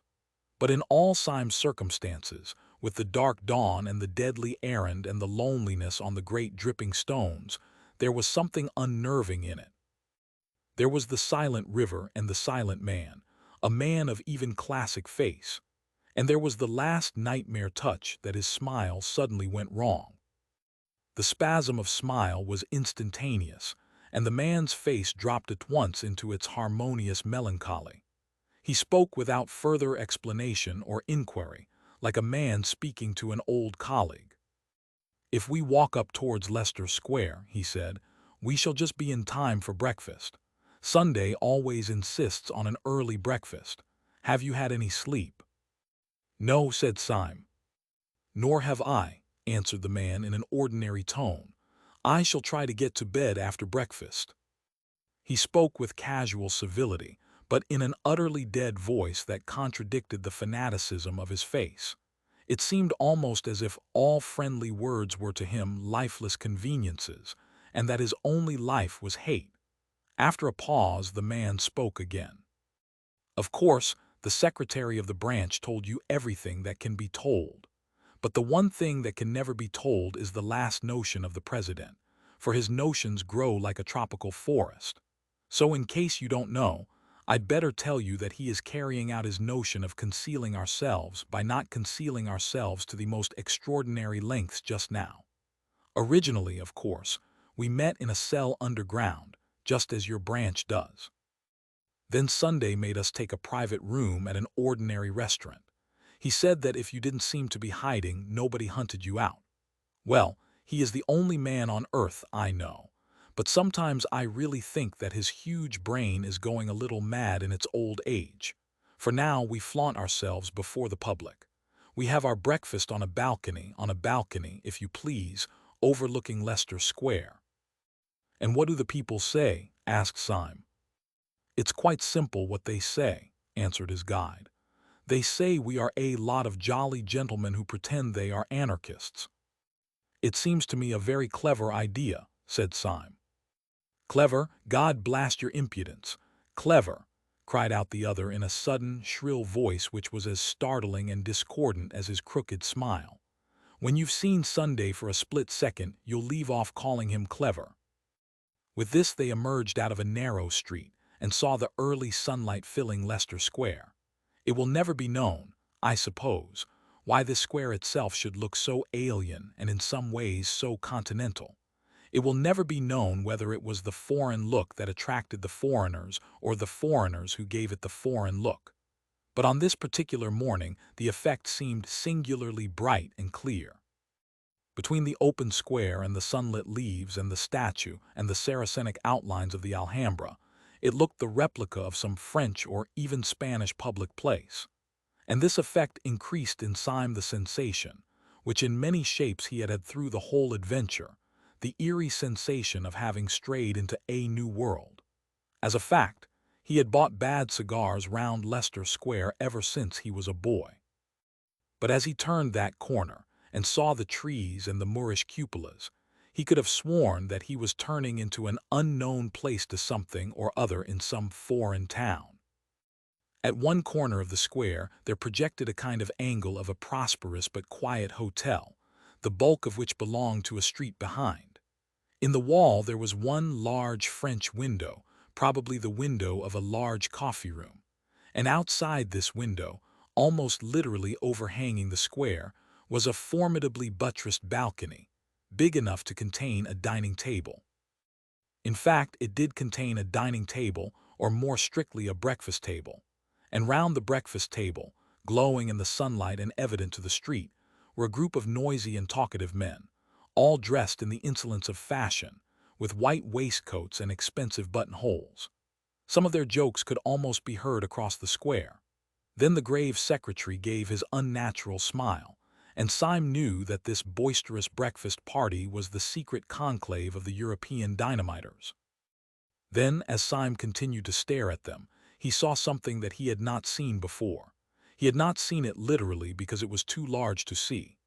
At the nearest end of the balcony, blocking up a great part of the perspective, was the back of a great mountain of a man.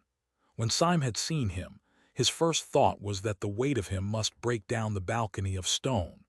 His vastness did not lie only in the fact that he was abnormally tall and quite incredibly fat.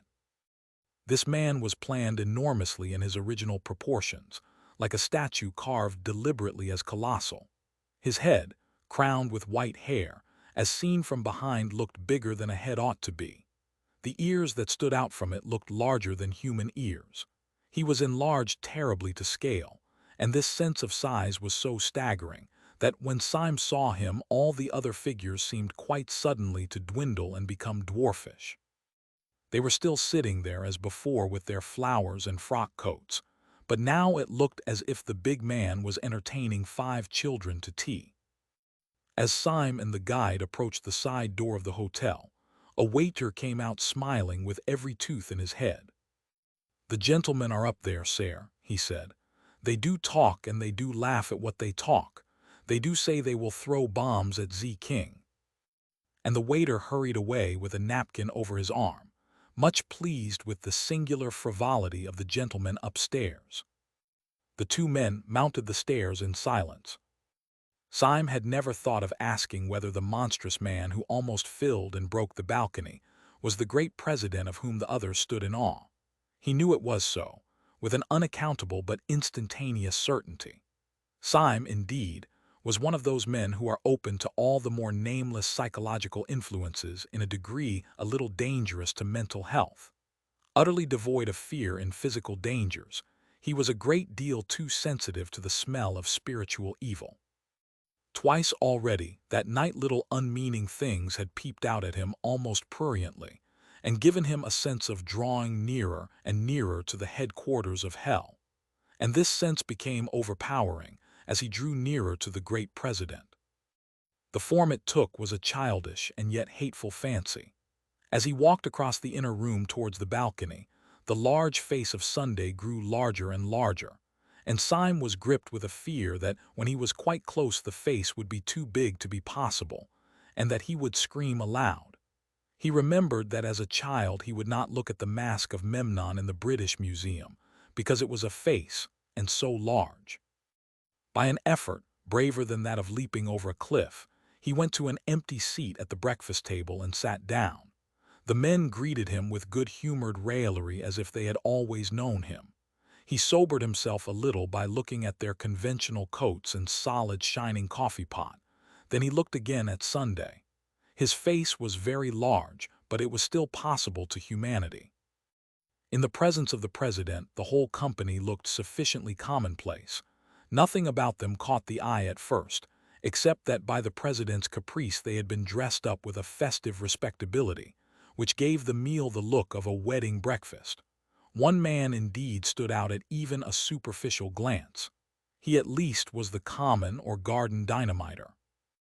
He wore, indeed, the high white collar and satin tie that were the uniform of the occasion.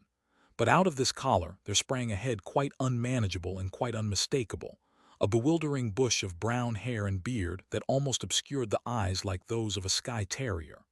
But the eyes did look out of the tangle, and they were the sad eyes of some Russian serf. The effect of this figure was not terrible like that of the president, but it had every diablerie that can come from the utterly grotesque. If out of that stiff tie and collar there had come abruptly the head of a cat or a dog, it could not have been a more idiotic contrast.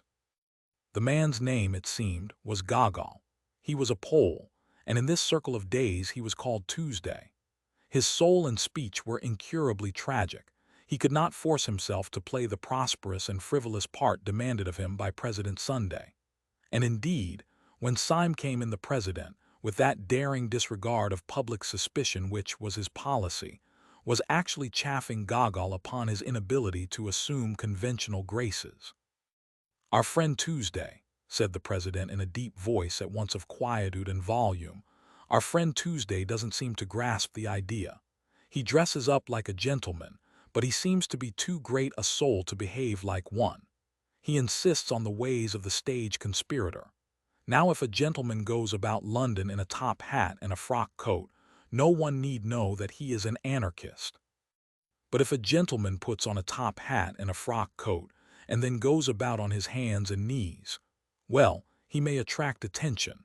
That's what Brother Gogol does. He goes about on his hands and knees with such inexhaustible diplomacy that by this time he finds it quite difficult to walk upright." "I am not good at concealment," said Gogol sulkily, with a thick foreign accent. "I am not ashamed of the cause."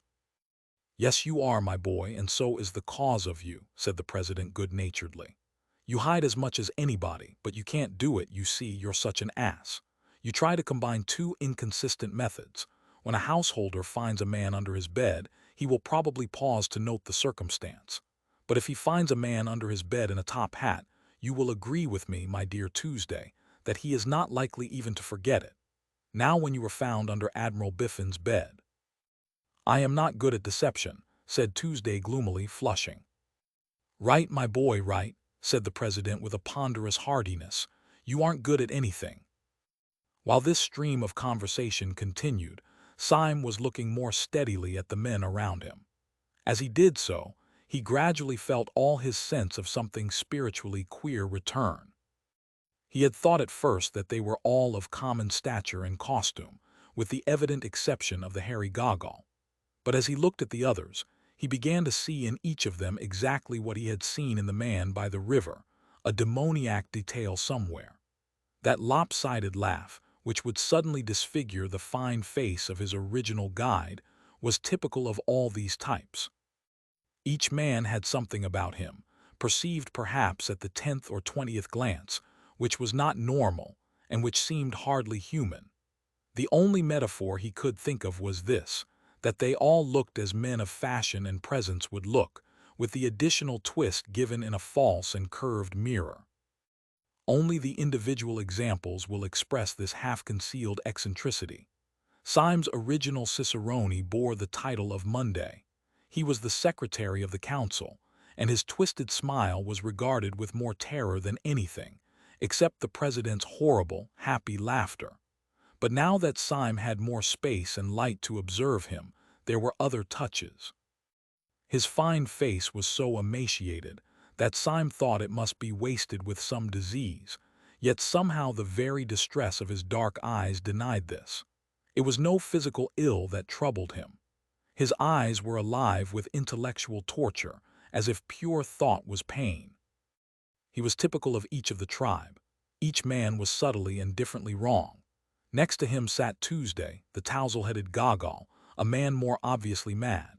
Next was Wednesday, a certain Marquis de Saint Eustache, a sufficiently characteristic figure. The first few glances found nothing unusual about him, except that he was the only man at table who wore the fashionable clothes as if they were really his own. He had a black French beard cut square, and a black English frock coat cut even squarer. But Syme, sensitive to such things, felt somehow that the man carried a rich atmosphere with him, a rich atmosphere that suffocated. It reminded one irrationally of drowsy odors and of dying lamps in the darker poems of Byron and Poe. With this went a sense of his being clad, not in lighter colors, but in softer materials. His black seemed richer and warmer than the black shades about him, as if it were compounded of profound color. His black coat looked as if it were only black by being too dense a purple. His black beard looked as if it were only black by being too deep a blue. And in the gloom and thickness of the beard, his dark red mouth showed sensual and scornful. Whatever he was not a Frenchman. He might be a Jew. He might be something deeper yet in the dark heart of the East. In the bright-colored Persian tiles and pictures showing tyrants hunting, you may see just those almond eyes, those blue-black beards, those cruel crimson lips. Then came Syme, and next a very old man, Professor de Worms, who still kept the chair of Friday, though every day it was expected that his death would leave it empty. Save for his intellect, he was in the last dissolution of senile decay. His face was as gray as his long gray beard. His forehead was lifted and fixed finally in a furrow of mild despair. In no other case, not even that of Gogol, did the bridegroom brilliancy of the morning dress express a more painful contrast. For the red flower in his buttonhole showed up against a face that was literally discolored like lead. The whole hideous effect was as if some drunken dandies had put their clothes upon a corpse. When he rose or sat down, which was with long labor and peril, something worse was expressed than mere weakness, something indefinably connected with the horror of the whole scene. It did not express decrepitude merely, but corruption. Another hateful fancy crossed Syme's quivering mind. He could not help thinking that whenever the man moved a leg or arm might fall off. Right at the end sat the man called Saturday, the simplest and the most baffling of all. He was a short, square man with a dark, square face clean-shaven, a medical practitioner going by the name of Bull. He had that combination of savoir-faire with a sort of well-groomed coarseness which is not uncommon in young doctors. He carried his fine clothes with confidence rather than ease, and he mostly wore a set smile. There was nothing whatever odd about him, except that he wore a pair of dark, almost opaque spectacles. It may have been merely a crescendo of nervous fancy that had gone before, but those black discs were dreadful to Syme. They reminded him of half-remembered ugly tales, of some story about pennies being put on the eyes of the dead. Syme's eye always caught the black glasses and the blind grin. Had the dying professor worn them, or even the pale secretary, they would have been appropriate. But on the younger and grosser man, they seemed only an enigma. They took away the key of the face. You could not tell what his smile or his gravity meant. Partly from this, and partly because he had a vulgar virility wanting in most of the others, it seemed to Syme that he might be the wickedest of all those wicked men. Syme even had the thought that his eyes might be covered up because they were too frightful to see. Chapter 6: The Exposure. Such were the 6 men who had sworn to destroy the world. Again and again Syme strove to pull together his common sense in their presence. Sometimes he saw for an instant that these notions were subjective, that he was only looking at ordinary men, one of whom was old, another nervous, another short-sighted. The sense of an unnatural symbolism always settled back on him again. Each figure seemed to be, somehow, on the borderland of things, just as their theory was on the borderland of thought. He knew that each one of these men stood at the extreme end, so to speak, of some wild road of reasoning. He could only fancy, as in some old-world fable, that if a man went westward to the end of the world he would find something, say a tree, that was more or less than a tree possessed by a spirit, and that if he went east to the end of the world he would find something else that was not wholly itself, a tower perhaps of which the very shape was wicked. So these figures seemed to stand up, violent and unaccountable, against an ultimate horizon, visions from the verge. The ends of the earth were closing in. Talk had been going on steadily as he took in the scene, and not the least of the contrasts of that bewildering breakfast table was the contrast between the easy and unobtrusive tone of talk and its terrible purport. They were deep in the discussion of an actual and immediate plot. The waiter downstairs had spoken quite correctly when he said that they were talking about bombs and kings. Only 3 days afterwards the Tsar was to meet the President of the French Republic in Paris, and over their bacon and eggs upon their sunny balcony, these beaming gentlemen had decided how both should die. Even the instrument was chosen. The black-bearded marquis, it appeared, was to carry the bomb. Ordinarily speaking, the proximity of this positive and objective crime would have sobered Syme, and cured him of all his merely mystical tremors. He would have thought of nothing but the need of saving at least 2 human bodies from being ripped in pieces with iron and roaring gas. But the truth was that by this time he had begun to feel a third kind of fear, more piercing and practical than either his moral revulsion or his social responsibility. Very simply, he had no fear to spare for the French president or the Tsar. He had begun to fear for himself. Most of the talkers took little heed of him, debating now with their faces closer together, and almost uniformly grave, save when for an instant the smile of the secretary ran aslant across his face as the jagged lightning runs aslant across the sky. But there was one persistent thing which first troubled Syme and at last terrified him. The president was always looking at him, steadily, and with a great and baffling interest. The enormous man was quite quiet, but his blue eyes stood out of his head, and they were always fixed on Syme. Syme felt moved to spring up and leap over the balcony. When the president's eyes were on him, he felt as if he were made of glass. He had hardly the shred of a doubt that in some silent and extraordinary way Sunday had found out that he was a spy. He looked over the edge of the balcony and saw a policeman, standing abstractedly just beneath, staring at the bright railings and the sunlit trees. Then there fell upon him the great temptation that was to torment him for many days. In the presence of these powerful and repulsive men, who were the princes of anarchy, he had almost forgotten the frail and fanciful figure of the poet Gregory, the mere aesthete of anarchism. He even thought of him now with an old kindness, as if they had played together when children. but he remembered that he was still tied to Gregory by a great promise. He had promised never to do the very thing that he now felt himself almost in the act of doing. He had promised not to jump over that balcony and speak to that policeman. He took his cold hand off the cold stone balustrade. His soul swayed in a vertigo of moral indecision. He had only to snap the thread of a rash vow made to a villainous society, and all his life could be as open and sunny as the square beneath him. He had, on the other hand, only to keep his antiquated honor, and be delivered inch by inch into the power of this great enemy of mankind, whose very intellect was a torture chamber. Whenever he looked down into the square, he saw the comfortable policeman, a pillar of common sense and common order. Whenever he looked back at the breakfast table, he saw the president still quietly studying him with big, unbearable eyes. In all the torrent of his thought there were two thoughts that never crossed his mind. First, it never occurred to him to doubt that the president and his council could crush him if he continued to stand alone. The place might be public, the project might seem impossible, but Sunday was not the man who would carry himself thus easily without having, somehow or somewhere, set open his iron trap. Either by anonymous poison or sudden street accident, by hypnotism or by fire from hell, Sunday could certainly strike him. If he defied the man, he was probably dead, either struck stiff there in his chair or long afterwards as by an innocent ailment.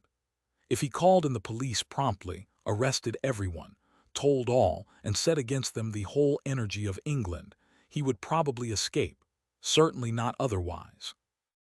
They were a balconyful of gentlemen overlooking a bright and busy square, but he felt no more safe with them than if they had been a boatful of armed pirates overlooking an empty sea. There was a second thought that never came to him. It never occurred to him to be spiritually won over to the enemy. Many moderns, inured to a weak worship of intellect and force, might have wavered in their allegiance under this oppression of a great personality. They might have called Sunday the Superman. If any such creature be conceivable, he looked, indeed, somewhat like it, with his earth-shaking abstraction as of a stone statue walking. He might have been called something above man, with his large plans, which were too obvious to be detected, with his large face, which was too frank to be understood. But this was a kind of modern meanness to which Syme could not sink even in his extreme morbidity. Like any man, he was coward enough to fear great force, but he was not quite coward enough to admire it. The men were eating as they talked, and even in this they were typical. Dr. Bull and the Marquis ate casually and conventionally of the best things on the table, cold pheasant or Strasbourg pie. But the secretary was a vegetarian, and he spoke earnestly of the projected murder over half a raw tomato and 3/4 of a glass of tepid water. The old professor had such slops as suggested a sickening second childhood. And even in this President Sunday preserved his curious predominance of mere mass. For he ate like 20 men.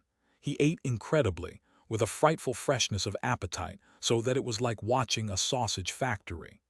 Yet continually, when he had swallowed a dozen crumpets or drunk a quart of coffee, he would be found with his great head on one side staring at Syme. "I have often wondered," said the Marquis, taking a great bite out of a slice of bread and jam, "whether it wouldn't be better for me to do it with a knife. Most of the best things have been brought off with a knife, and it would be a new emotion to get a knife into a French president and wriggle it round." "You are wrong," said the secretary, drawing his black brows together. "The knife was merely the expression of the old personal quarrel with a personal tyrant. Dynamite is not only our best tool but our best symbol. It is as perfect a symbol of us as is incense of the prayers of the Christians. It expands. It only destroys because it broadens. Even so, thought only destroys because it broadens." "A man's brain is a bomb," he cried out, loosening suddenly his strange passion and striking his own skull with violence. "My brain feels like a bomb night and day. It must expand. It must expand. A man's brain must expand if it breaks up the universe." "I don't want the universe broken up just yet," drawled the Marquis. "I want to do a lot of beastly things before I die. I thought of one yesterday in bed." "No, if the only end of the thing is nothing," said Dr. Bull with his sphinx-like smile, "it hardly seems worth doing." The old professor was staring at the ceiling with dull eyes. "Every man knows in his heart," he said, "that nothing is worth doing." There was a singular silence, and then the secretary said, "We are wandering, however, from the point. The only question is how Wednesday is to strike the blow. I take it we should all agree with the original notion of a bomb. As to the actual arrangements, I should suggest that tomorrow morning he should go first of all too." The speech was broken off short under a vast shadow. President Sunday had risen to his feet, seeming to fill the sky above them. "Before we discuss that," he said in a small, quiet voice, "let us go into a private room. I have something very particular to say." Syme stood up before any of the others. The instant of choice had come at last. The pistol was at his head. On the pavement before he could hear the policeman idly stir and stamp, for the morning, though bright, was cold. A barrel organ in the street suddenly sprang with a jerk into a jovial tune. Syme stood up taut, as if it had been a bugle before the battle. He found himself filled with a supernatural courage that came from nowhere. That jingling music seemed full of the vivacity, the vulgarity, and the irrational valor of the poor, who in all those unclean streets were all clinging to the decencies and the charities of Christendom. His youthful prank of being a policeman had faded from his mind. He did not think of himself as the representative of the corps of gentlemen turned into fancy constables, or of the old eccentric who lived in the dark room. But he did feel himself as the ambassador of all these common and kindly people in the street, who every day marched into battle to the music of the barrel organ. And this high pride in being human had lifted him unaccountably to an infinite height above the monstrous men around him. For an instant, at least, he looked down upon all their sprawling eccentricities from the starry pinnacle of the commonplace. He felt towards them all that unconscious and elementary superiority that a brave man feels over powerful beasts or a wise man over powerful errors. He knew that he had neither the intellectual nor the physical strength of President Sunday, but in that moment he minded it no more than the fact that he had not the muscles of a tiger or a horn on his nose like a rhinoceros. All was swallowed up in an ultimate certainty that the president was wrong and that the barrel organ was right. There clanged in his mind that unanswerable and terrible truism in the song of Roland, "Païens ont tort et chrétiens ont droit," which in the old nasal French has the clang and groan of great iron. This liberation of his spirit from the load of his weakness went with a quite clear decision to embrace death. If the people of the barrel organ could keep their old-world obligations, so could he. This very pride in keeping his word was that he was keeping it to miscreants. It was his last triumph over these lunatics to go down into their dark room and die for something that they could not even understand. The barrel organ seemed to give the marching tune with the energy and the mingled noises of a whole orchestra, and he could hear deep and rolling, under all the trumpets of the pride of life, the drums of the pride of death.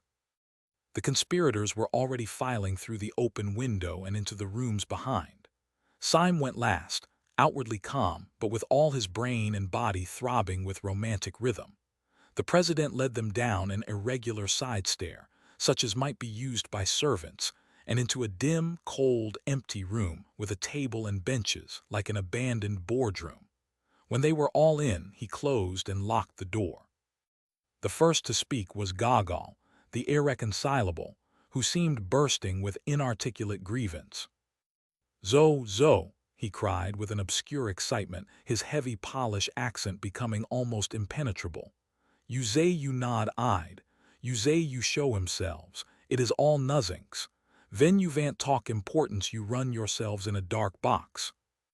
The president seemed to take the foreigner's incoherent satire with entire good humor. "You can't get hold of it yet, Gabriel," he said in a fatherly way. "When once they have heard us talking nonsense on that balcony they will not care where we go afterwards. If we had come here first, we should have had the whole staff at the keyhole. You don't seem to know anything about mankind." "I die for them," cried the Pole in thick excitement, "and I slay Zare oppressors. I care not for these games of gonzelment. I would might tyrant in open square." I see," said the president, nodding kindly as he seated himself at the top of a long table. "You die for mankind first, and then you get up and smite their oppressors. So that's all right. And now may I ask you to control your beautiful sentiments and sit down with the other gentlemen at this table. For the first time this morning something intelligent is going to be said." Syme, with the perturbed promptitude he had shown since the original summons, sat down first. Gogol sat down last, grumbling in his brown beard about compromise. No one except Syme seemed to have any notion of the blow that was about to fall. As for him, he had merely the feeling of a man mounting the scaffold with the intention, at any rate, of making a good speech. "Comrades," said the president, suddenly rising, "we have spun out this farce long enough. I have called you down here to tell you something so simple and shocking that even the waiters upstairs, long inured to our levities, might hear some new seriousness in my voice. Comrades, we were discussing plans and naming places. I propose, before saying anything else, that those plans and places should not be voted by this meeting, but should be left wholly in the control of some one reliable member. I suggest Comrade Saturday, Dr. Bull." They all stared at him.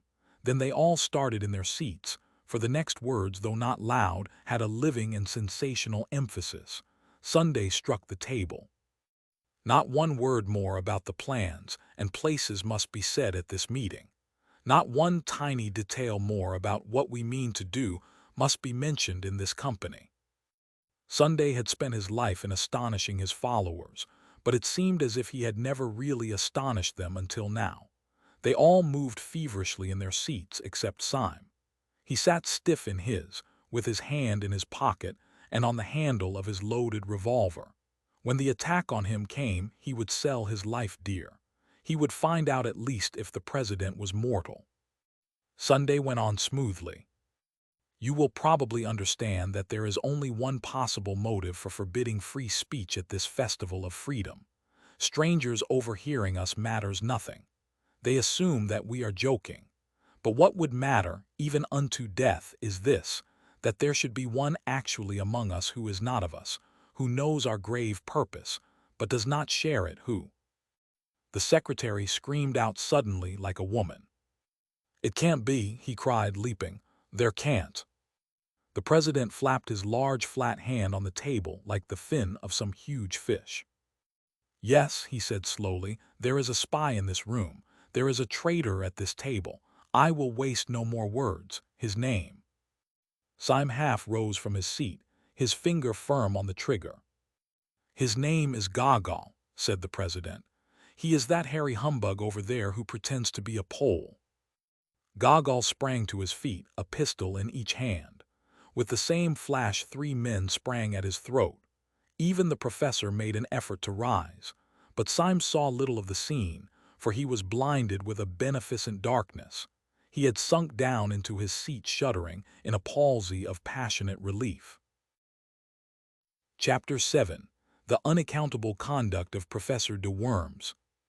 "Sit down," said Sunday in a voice that he used once or twice in his life, a voice that made men drop drawn swords.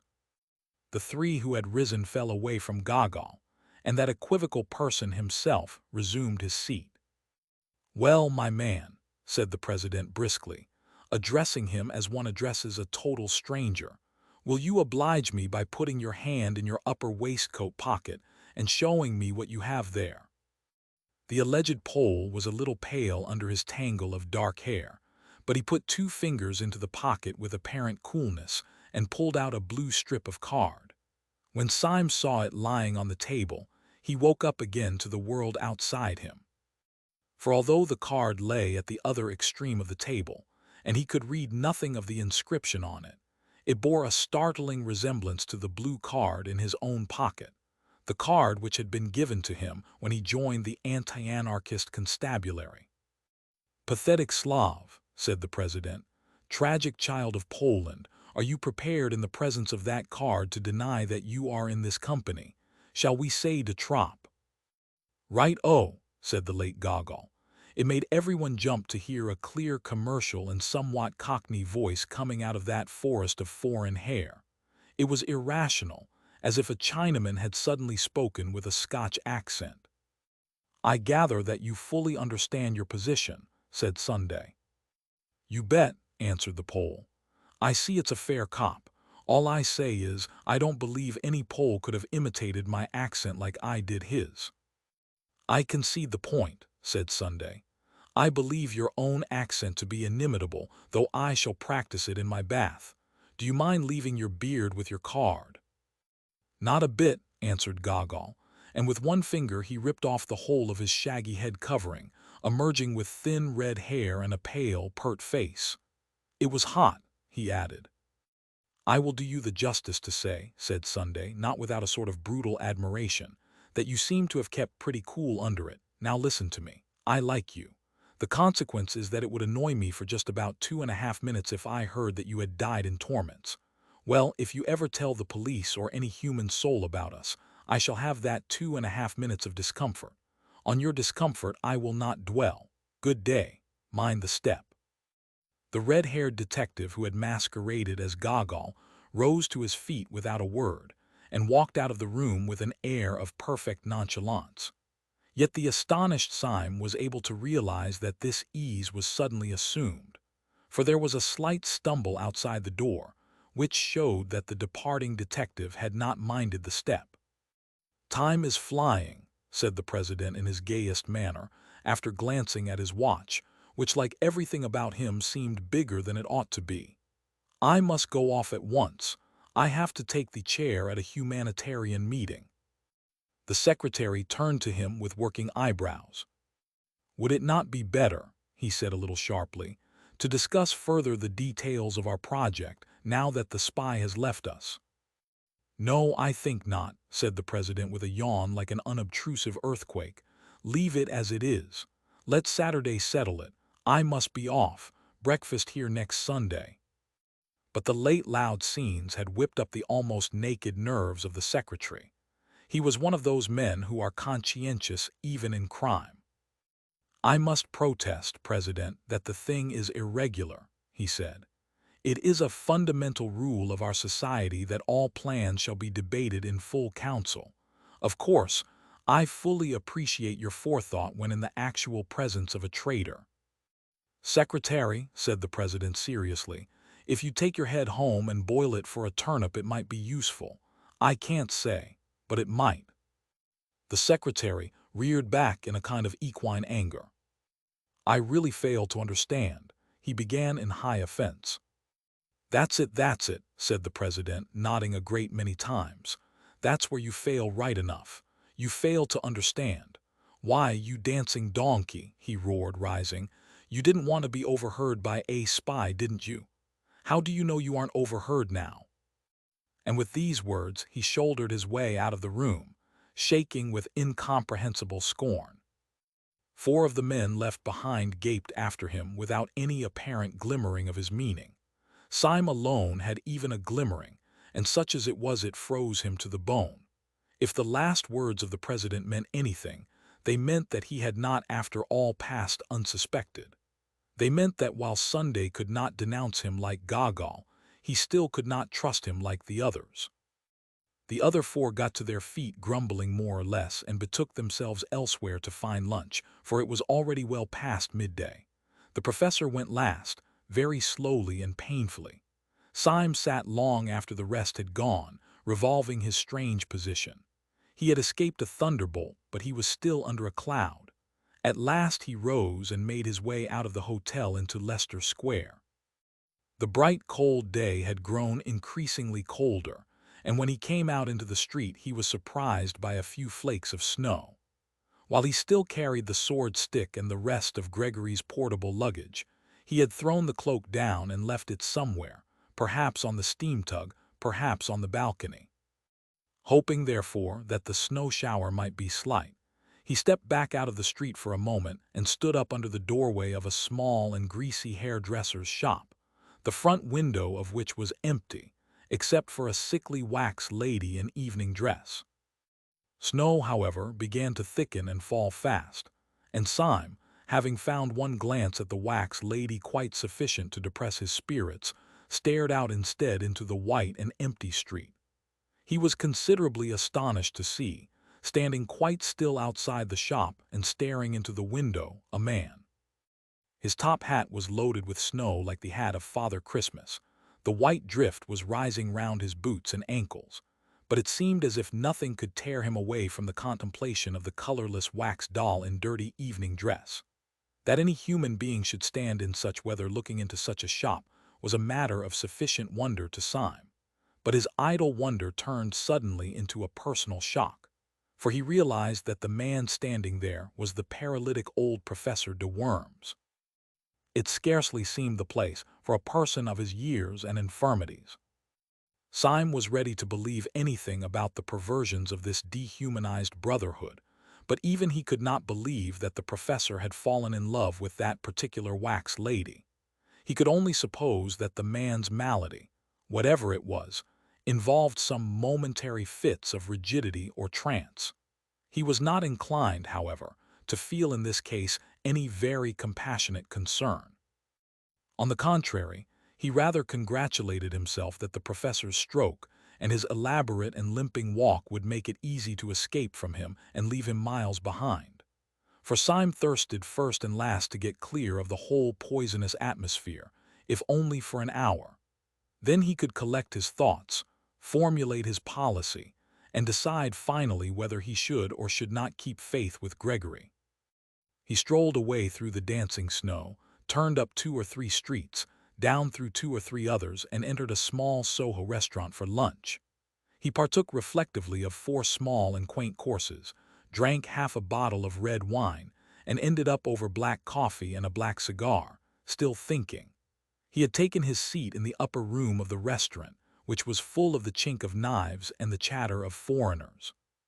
He remembered that in old days he had imagined that all these harmless and kindly aliens were anarchists. He shuddered, remembering the real thing, but even the shudder had the delightful shame of escape. The wine, the common food, the familiar place, the faces of natural and talkative men, made him almost feel as if the council of the 7 days had been a bad dream, and although he knew it was nevertheless an objective reality, it was at least a distant one. Tall houses and populous streets lay between him and his last sight of the shameful 7. He was free in free London, and drinking wine among the free. With a somewhat easier action, he took his hat and stick and strolled down the stair into the shop below. When he entered that lower room he stood stricken and rooted to the spot. At a small table, close up to the blank window and the white street of snow, sat the old anarchist professor over a glass of milk, with his lifted livid face and pendant eyelids. For an instant Syme stood as rigid as the stick he leant upon.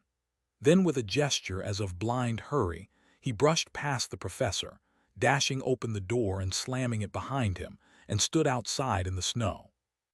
"Can that old corpse be following me?" he asked himself, biting his yellow mustache. "I stopped too long up in that room so that even such leaden feet could catch me up. One comfort is, with a little brisk walking I can put a man like that as far away as Timbuktu. Or am I too fanciful? Was he really following me? Surely Sunday would not be such a fool as to send a lame man." He set off at a smart pace, twisting and whirling his stick, in the direction of Covent Garden. As he crossed the great market the snow increased, growing blinding and bewildering as the afternoon began to darken. The snowflakes tormented him like a swarm of silver bees. Getting into his eyes and beard, they added their unremitting futility to his already irritated nerves, and by the time that he had come at a swinging pace to the beginning of Fleet Street, he lost patience, and finding a Sunday tea shop, turned into it to take shelter. He ordered another cup of black coffee as an excuse. Scarcely had he done so, when Professor de Worms hobbled heavily into the shop, sat down with difficulty, and ordered a glass of milk. Syme's walking-stick had fallen from his hand with a great clang which confessed the concealed steel, but the professor did not look round. Syme, who was commonly a cool character, was literally gaping as a rustic gapes at a conjuring trick. He had seen no cab following, He had heard no wheels outside the shop. To all mortal appearances the man had come on foot. But the old man could only walk like a snail, and Syme had walked like the wind. He started up and snatched his stick, half crazy with the contradiction in mere arithmetic, and swung out of the swinging doors, leaving his coffee untasted. An omnibus going to the bank went rattling by with an unusual rapidity. He had a violent run of 100 yards to reach it, but he managed to spring. Swaying upon the splashboard and pausing for an instant to pant, he climbed on to the top. When he had been seated for about half a minute, he heard behind him a sort of heavy and asthmatic breathing. Turning sharply, he saw rising gradually higher and higher up the omnibus steps a top hat soiled and dripping with snow, and under the shadow of its brim, the short-sighted face and shaky shoulders of Professor de Worms. He let himself into a seat with characteristic care and wrapped himself up to the chin in the mackintosh rug. Every movement of the old man's tottering figure and vague hands, every uncertain gesture and panic-stricken pause, seemed to put it beyond question that he was helpless, that he was in the last imbecility of the body. He moved by inches. He let himself down with little gasps of caution. And yet, unless the philosophical entities called time and space have no vestige even of a practical existence, it appeared quite unquestionable that he had run after the omnibus. Syme sprang erect upon the rocking car, and after staring wildly at the wintry sky that grew gloomier every moment, he ran down the steps. He had repressed an elemental impulse to leap over the side. Too bewildered to look back or to reason, he rushed into one of the little courts at the side of Fleet Street as a rabbit rushes into a hole. He had a vague idea, if this incomprehensible old jack-in-the-box was really pursuing him, that in that labyrinth of little streets he could soon throw him off the scent. He dived in and out of those crooked lanes, which were more like cracks than thoroughfares, and by the time that he had completed about 20 alternate angles and described an unthinkable polygon, he paused to listen for any sound of pursuit. There was none. There could not in any case have been much, for the little streets were thick with the soundless snow. Somewhere behind Red Lion Court, however, he noticed a place where some energetic citizen had cleared away the snow for a space of about 20 yards, leaving the wet, glistening cobblestones. He thought little of this as he passed it, only plunging into yet another arm of the maze. But when a few hundred yards farther on he stood still again to listen, his heart stood still also, for he heard from that space of rugged stones the clinking crutch and laboring feet of the infernal cripple. The sky above was loaded with the clouds of snow, leaving London in a darkness and oppression premature for that hour of the evening. On each side of Syme the walls of the alley were blind and featureless. There was no little window or any kind of eave. He felt a new impulse to break out of this hive of houses, and to get once more into the open and lamplit street. Yet he rambled and dodged for a long time before he struck the main thoroughfare. When he did so, he struck it much farther up than he had fancied. He came out into what seemed the vast and void of Ludgate Circus, and saw St. Paul's Cathedral sitting in the sky. At first he was startled to find these great roads so empty, as if a pestilence had swept through the city. Then he told himself that some degree of emptiness was natural, first because the snowstorm was even dangerously deep, and secondly because it was Sunday. And at the very word Sunday he bit his lip. The word was henceforth for hire like some indecent pun. Under the white fog of snow high up in the heaven, the whole atmosphere of the city was turned to a very queer kind of green twilight, as of men under the sea. The sealed and sullen sunset behind the dark dome of St. Paul's had in it smoky and sinister colors, colors of sickly green, dead red, or decaying bronze, that were just bright enough to emphasize the solid whiteness of the snow.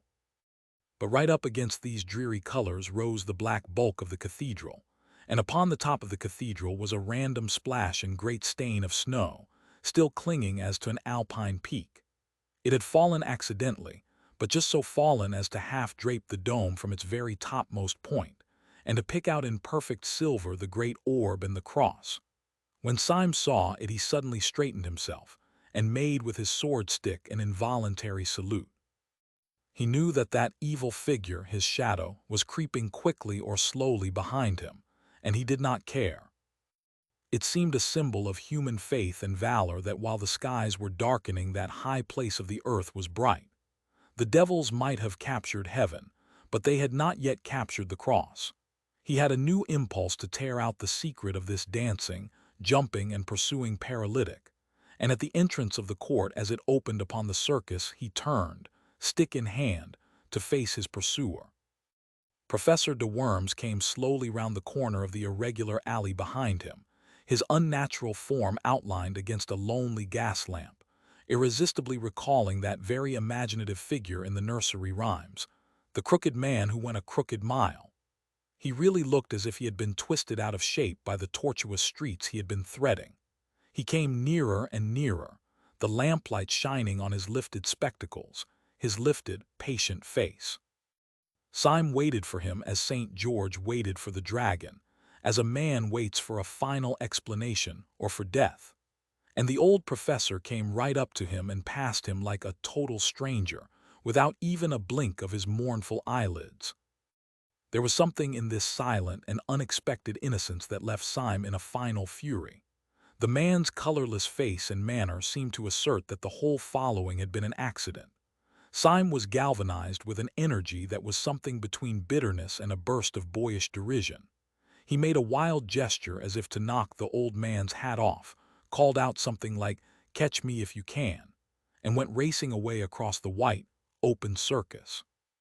Concealment was impossible now, and looking back over his shoulder, he could see the black figure of the old gentleman coming after him, with long, swinging strides like a man winning a mile race.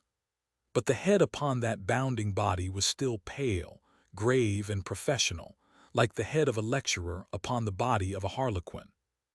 This outrageous chase sped across Ludgate Circus, up Ludgate Hill, round St. Paul's Cathedral, along Cheapside, Syme remembering all the nightmares he had ever known. Then Syme broke away towards the river and ended almost down by the docks. He saw the yellow panes of a low, lighted public house, flung himself into it and ordered beer. It was a foul tavern, sprinkled with foreign sailors, a place where opium might be smoked or knives drawn. A moment later Professor de Worms entered the place, sat down carefully, and asked for a glass of milk. Chapter 8. The Professor Explains. When Gabriel Syme found himself finally established in a chair, and opposite to him, fixed and final also, the lifted eyebrows and leaden eyelids of the professor, his fears fully returned. This incomprehensible man from the fierce council, after all, had certainly pursued him. If the man had one character as a paralytic and another character as a pursuer, the antithesis might make him more interesting but scarcely more soothing. It would be a very small comfort that he could not find the professor out, if by some serious accident the professor should find him out. He emptied a whole pewter pot of ale before the professor had touched his milk. One possibility, however, kept him hopeful and yet helpless. It was just possible that this escapade signified something other than even a slight suspicion of him. Perhaps it was some regular form or sign. Perhaps the foolish scamper was some sort of friendly signal that he ought to have understood. Perhaps it was a ritual. Perhaps the new Thursday was always chased along Cheapside, as the new Lord Mayor is always escorted along it. He was just selecting a tentative inquiry, when the old professor opposite suddenly and simply cut him short. Before Syme could ask the first diplomatic question, the old anarchist had asked suddenly, without any sort of preparation, "Are you a policeman?" Whatever else Syme had expected, he had never expected anything so brutal and actual as this. Even his great presence of mind could only manage a reply with an air of rather blundering jocularity. "A policeman," he said, laughing vaguely. "Whatever made you think of a policeman in connection with me?" "The process was simple enough," answered the professor patiently. "I thought you looked like a policeman. I think so now." "Did I take a policeman's hat by mistake out of the restaurant?" asked Syme, smiling wildly. "Have I by any chance got a number stuck onto me somewhere? Have my boots got that watchful look? Why must I be a policeman? Do let me be a postman." The old professor shook his head with a gravity that gave no hope, but Syme ran on with a feverish irony. "But perhaps I misunderstood the delicacies of your German philosophy. Perhaps policeman is a relative term. In an evolutionary sense, sir, the ape fades so gradually into the policeman that I myself can never detect the shade. The monkey is only the policeman that may be. Perhaps a maiden lady on Clapham Common is only the policeman that might have been. I don't mind being the policeman that might have been. I don't mind being anything in German thought." "Are you in the police service?" said the old man, ignoring all Syme's improvised and desperate raillery. "Are you a detective?" Syme's heart turned to stone, but his face never changed. "Your suggestion is ridiculous," he began. "Why on earth—" The old man struck his palsied hand passionately on the rickety table, nearly breaking it. "Did you hear me ask a plain question, you pattering spy?" he shrieked in a high, crazy voice. "Are you, or are you not, a police detective?" "No," answered Syme, like a man standing on the hangman's drop. "You swear it," said the old man, leaning across to him, his dead face becoming as it were loathsomely alive.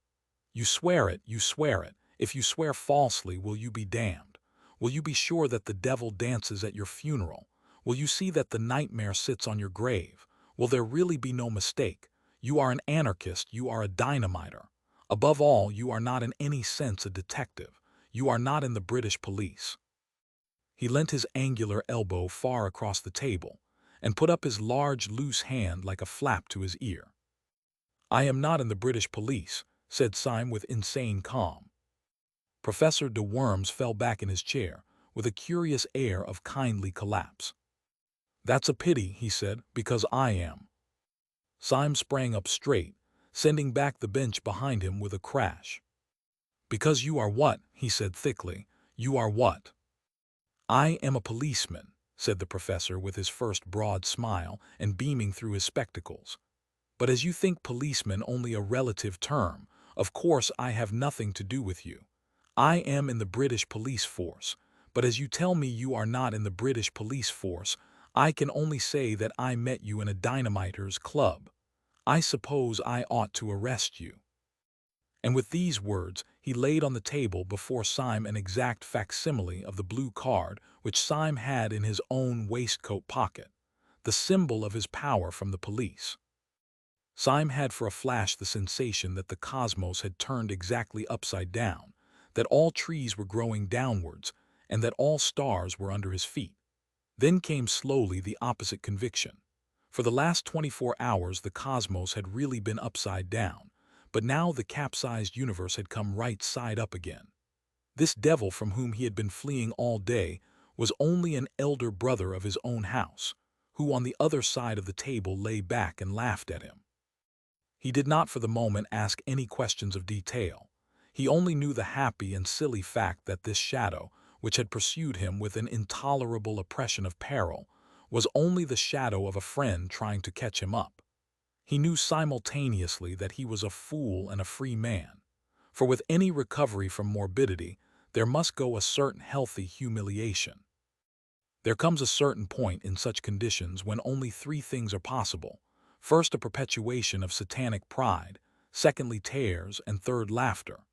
Syme's egotism held hard to the first course for a few seconds, and then suddenly adopted the third. Taking his own blue police ticket from his own waistcoat pocket, he tossed it onto the table. Then he flung his head back until his spike of yellow beard almost pointed at the ceiling, and shouted with a barbaric laughter. Even in that close den, perpetually filled with the din of knives, plates, cans, clamorous voices, sudden struggles and stampedes, there was something Homeric in Syme's mirth which made many half-drunken men look round. "What you're laughing at, governor?" asked one wondering laborer from the docks. "At myself," answered Syme, and went off again into the agony of his ecstatic reaction. "Pull yourself together," said the professor, "or you'll get hysterical. Have some more beer. I'll join you." "You haven't drunk your milk," said Syme. "My milk?" said the other in tones of withering and unfathomable contempt. My milk. Do you think I'd look at the beastly stuff when I'm out of sight of the bloody anarchists? We're all Christians in this room, though perhaps, he added, glancing around at the reeling crowd, not strict ones. Finish my milk. Great blazes. Yes, I'll finish it right enough. And he knocked the tumbler off the table, making a crash of glass and a splash of silver fluid. Syme was staring at him with a happy curiosity. I understand now, he cried. Of course, you're not an old man at all. I can't take my face off here, replied Professor de Worms. It's rather an elaborate make-up. As to whether I'm an old man, that's not for me to say. I was 38 last birthday. Yes, but I mean, said Syme impatiently, there's nothing the matter with you. Yes, answered the other dispassionately, I am subject to colds. Syme's laughter at all this had about it a wild weakness of relief. He laughed at the idea of the paralytic professor being really a young actor dressed up as if for the footlights, but he felt that he would have laughed as loudly if a pepper pot had fallen over. The false professor drank and wiped his false beard. Did you know, he asked, that man Gogol was one of us? I know I didn't know it, answered Syme in some surprise. But didn't you? I knew no more than the dead, replied the man who called himself de Worms. I thought the president was talking about me, and I rattled in my boots. And I thought he was talking about me, said Syme, with his rather reckless laughter. I had my hand on my revolver all the time. So had I, said the professor grimly. So had Gogol evidently. Syme struck the table with an exclamation. Why, there were 3 of us there, he cried. 3 out of 7 is a fighting number, if we had only known that we were 3. The face of Professor de Worms darkened, and he did not look up. We were 3, he said. If we had been 300, we could still have done nothing. Not if we were 300 against 4, asked Syme, jeering rather boisterously. No, said the professor with sobriety, not if we were 300 against Sunday. And the mere name struck Syme cold and serious.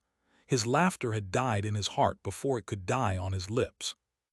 The face of the unforgettable president sprang into his mind as startling as a colored photograph, and he remarked this difference between Sunday and all his satellites, that their faces, however fierce or sinister, became gradually blurred by memory like other human faces, whereas Sundays seemed almost to grow more actual during absence, as if a man's painted portrait should slowly come alive. They were both silent for a measure of moments, and then Syme's speech came with a rush, like the sudden foaming of champagne. Professor, he cried, it is intolerable. Are you afraid of this man? The professor lifted his heavy lids and gazed at Syme with large, wide-open, blue eyes of an almost ethereal honesty. Yes, I am, he said mildly. So are you. Syme was dumb for an instant. Then he rose to his feet erect, like an insulted man, and thrust the chair away from him. Yes, he said in a voice indescribable, you are right. I am afraid of him. Therefore I swear by God that I will seek out this man whom I fear until I find him and strike him on the mouth. If heaven were his throne and the earth his footstool, I swear that I would pull him down. How? Asked the staring professor. Why? Because I am afraid of him, said Syme, and no man should leave in the universe anything of which he is afraid. De Worms blinked at him with a sort of blind wonder. He made an effort to speak, but Syme went on in a low voice, but with an undercurrent of inhuman exaltation. Who would condescend to strike down the mere things that he does not fear? Who would debase himself to be merely brave like any common prize-fighter? Who would stoop to be fearless, like a tree? Fight the thing that you fear. You remember the old tale of the English clergyman who gave the last rites to the brigand of Sicily, and how on his deathbed the great robber said, I can give you no money, but I can give you advice for a lifetime. Your thumb on the blade and strike upwards. So I say to you, strike upwards if you strike at the stars. The other looked at the ceiling, one of the tricks of his pose. Sunday is a fixed star, he said. You shall see him a falling star, said Syme and put on his hat. The decision of his gesture drew the professor vaguely to his feet. Have you any idea, he asked, with a sort of benevolent bewilderment, exactly where you are going? Yes, replied Syme shortly. I am going to prevent this bomb being thrown in Paris. Have you any conception how? Inquired the other. No, said Syme with equal decision. You remember, of course, resumed the soi-disant de Worms, pulling his beard and looking out of the window, that when we broke up rather hurriedly, the whole arrangements for the atrocity were left in the private hands of the Marquis and Dr. Bull. The Marquis is by this time probably crossing the Channel, but where he will go and what he will do it is doubtful whether even the President knows. Certainly we don't know. The only man who does know is Dr. Bull.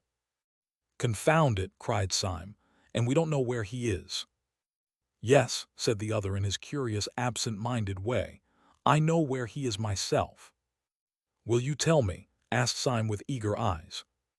I will take you there, said the professor, and took down his own hat from a peg. Syme stood looking at him with a sort of rigid excitement. What do you mean? He asked sharply. Will you join me? Will you take the risk? Young man, said the professor pleasantly, I am amused to observe that you think I am a coward. As to that I will say only one word, and that shall be entirely in the manner of your own philosophical rhetoric. You think that it is possible to pull down the president. I know that it is impossible, and I am going to try it. And opening the tavern door, which let in a blast of bitter air, they went out together into the dark streets by the docks. Most of the snow was melted or trampled to mud, but here and there a clot of it still showed gray rather than white in the gloom. The small streets were sloppy and full of pools, which reflected the flaming lamps irregularly, and by accident, like fragments of some other and fallen world. Syme felt almost dazed as he stepped through this growing confusion of lights and shadows, but his companion walked on with a certain briskness, towards where, at the end of the street, an inch or two of the lamplit river looked like a bar of flame. Where are you going? Syme inquired. Just now, answered the professor. I am going just round the corner to see whether Dr. Bull has gone to bed. He is hygienic and retires early. Dr. Bull, exclaimed Syme. Does he live round the corner? No, answered his friend. As a matter of fact, he lives some way off on the other side of the river, but we can tell from here whether he has gone to bed. Turning the corner as he spoke, and facing the dim river flecked with flame, he pointed with his stick to the other bank. On the Surrey side at this point there ran out into the Thames, seeming almost to overhang it, a bulk and cluster of those tall tenements, dotted with lighted windows, and rising like factory chimneys to an almost insane height. Their special poise and position made one block of buildings especially look like a Tower of Babel with 100 eyes. Syme had never seen any of the skyscraping buildings in America, so he could only think of the buildings in a dream. Even as he stared, the highest light in this innumerably lighted turret abruptly went out, as if this black Argus had winked at him with one of his innumerable eyes. Professor de Worms swung round on his heel and struck his stick against his boot. We are too late, he said. The hygienic doctor has gone to bed. What do you mean? Asked Syme. Does he live over there then? Yes, said de Worms, behind that particular window which you can't see. Come along and get some dinner. We must call on him tomorrow morning. Without further parley, he led the way through several byways until they came out into the flare and clamor of the East India Dock Road. The professor, who seemed to know his way about the neighborhood, proceeded to a place where the line of lighted shops fell back into a sort of abrupt twilight and quiet, in which an old white inn, all out of repair, stood back some 20 feet from the road. You can find good English inns left by accident everywhere, like fossils, explained the professor. I once found a decent place in the West End.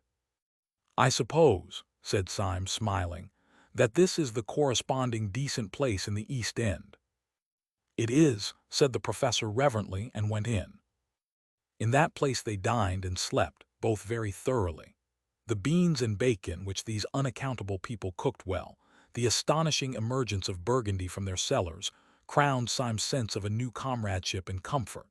Through all this ordeal his root horror had been isolation, and there are no words to express the abyss between isolation and having one ally. It may be conceded to the mathematicians that 4 is twice 2. But 2 is not twice 1. 2 is 2,000 times 1. That is why, in spite of 100 disadvantages, the world will always return to monogamy. Syme was able to pour out for the first time the whole of his outrageous tale, from the time when Gregory had taken him to the little tavern by the river. He did it idly and amply, in a luxuriant monologue, as a man speaks with very old friends. On his side, also, the man who had impersonated Professor de Worms was not less communicative. His own story was almost as silly as Syme's. "That's a good get-up of yours," said Syme, draining a glass of Macon. "A lot better than old Gogol S. Even at the start I thought he was a bit too hairy." "A difference of artistic theory," replied the professor pensively. "Gogol was an idealist. He made up as the abstract or platonic ideal of an anarchist. But I am a realist. I am a portrait painter. But indeed to say that I am a portrait painter is an inadequate expression. I am a portrait." "I don't understand you," said Syme. "I am a portrait," repeated the professor. "I am a portrait of the celebrated Professor de Worms, who is, I believe, in Naples." "You mean you are made up like him," said Syme. "But doesn't he know that you are taking his nose in vain?" "He knows it right enough," replied his friend cheerfully. "Then why doesn't he denounce you?" "I have denounced him," answered the professor. "Do explain yourself," said Syme. "With pleasure, if you don't mind hearing my story," replied the eminent foreign philosopher. "I am by profession an actor, and my name is Wilkes. When I was on the stage I mixed with all sorts of bohemian and blackguard company. Sometimes I touched the edge of the turf, sometimes the riffraff of the arts, and occasionally the political refugee. In some den of exiled dreamers I was introduced to the great German nihilist philosopher, Professor de Worms. I did not gather much about him beyond his appearance, which was very disgusting, and which I studied carefully. I understood that he had proved that the destructive principle in the universe was God. Hence he insisted on the need for a furious and incessant energy, rending all things in pieces. Energy, he said, was the all. He was lame, short-sighted, and partially paralytic.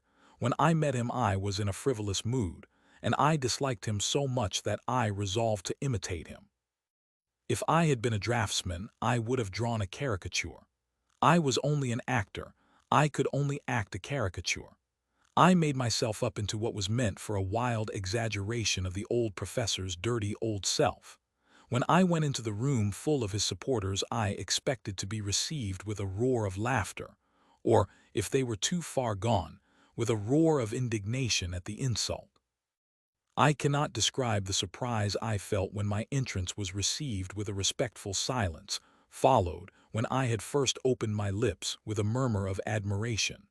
The curse of the perfect artist had fallen upon me.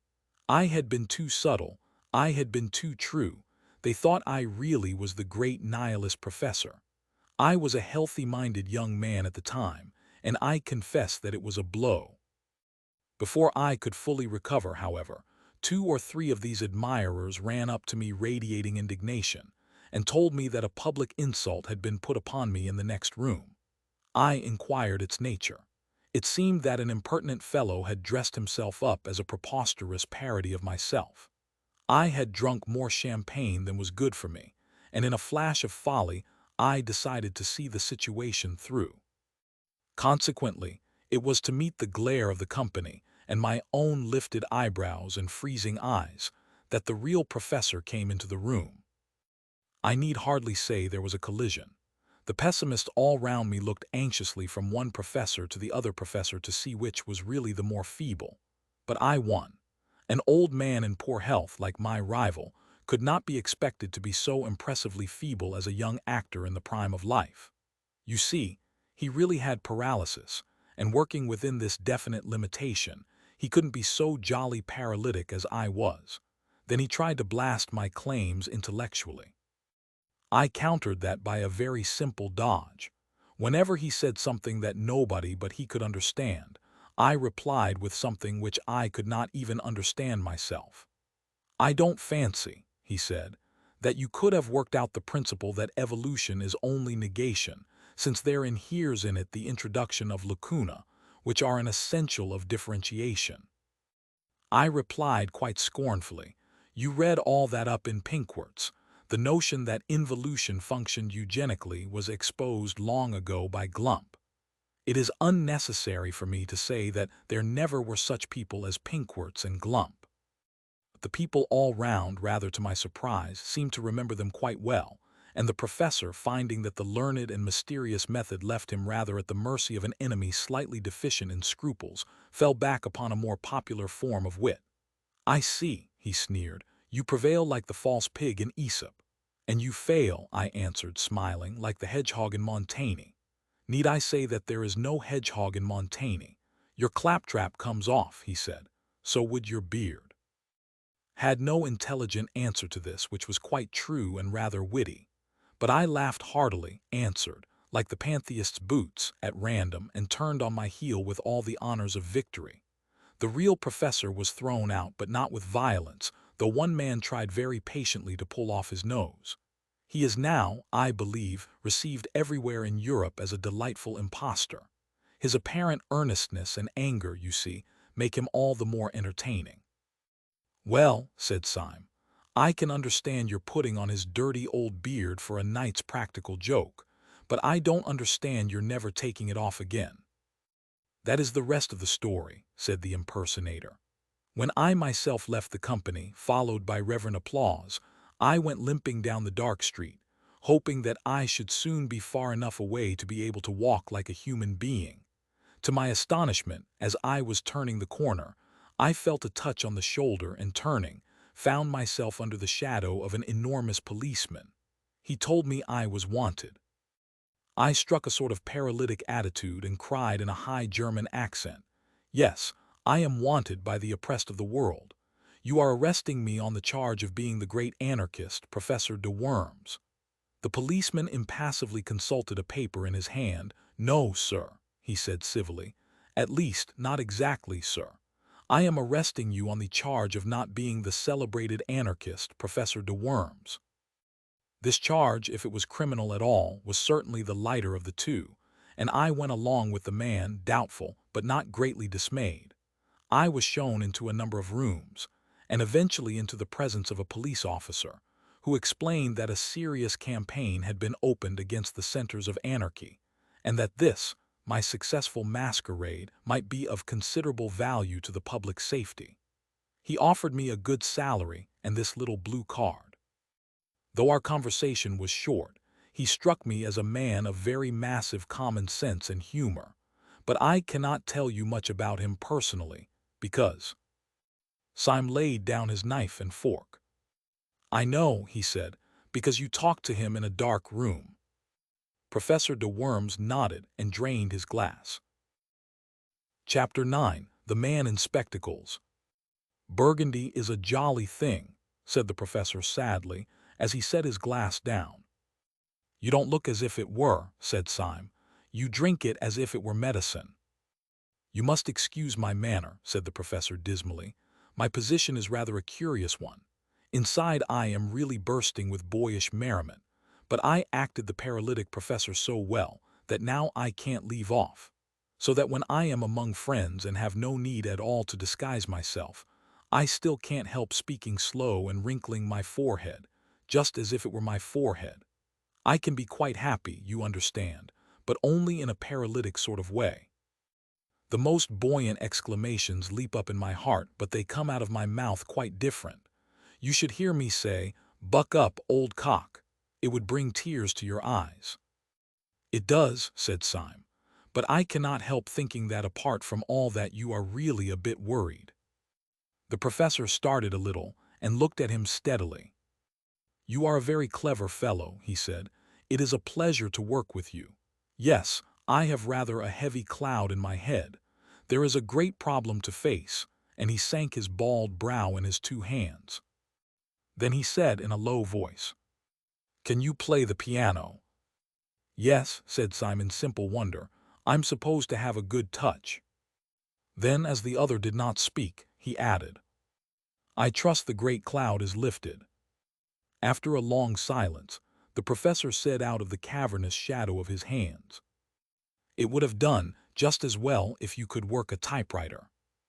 "Thank you," said Syme. "You flatter me." "Listen to me," said the other, "and remember whom we have to see tomorrow. You and I are going tomorrow to attempt something which is very much more dangerous than trying to steal the crown jewels out of the tower. We are trying to steal a secret from a very sharp, very strong, and very wicked man. I believe there is no man, except the president, of course, who is so seriously startling and formidable as that little grinning fellow in goggles. He has not perhaps the white-hot enthusiasm unto death, the mad martyrdom for anarchy which marks the secretary. But then that very fanaticism in the secretary has a human pathos and is almost a redeeming trait. But the little doctor has a brutal sanity that is more shocking than the secretary's disease. Don't you notice his detestable virility and vitality? He bounces like an india-rubber ball. Depend on it, Sunday was not asleep. I wonder if he ever sleeps. When he locked up all the plans of this outrage in the round, black head of Dr. Bull. "And you think," said Syme, "that this unique monster will be soothed if I play the piano to him?" "Don't be an ass," said his mentor. "I mentioned the piano because it gives one quick and independent fingers. Syme, if we are to go through this interview and come out sane or alive, we must have some code of signals between us that this brute will not see.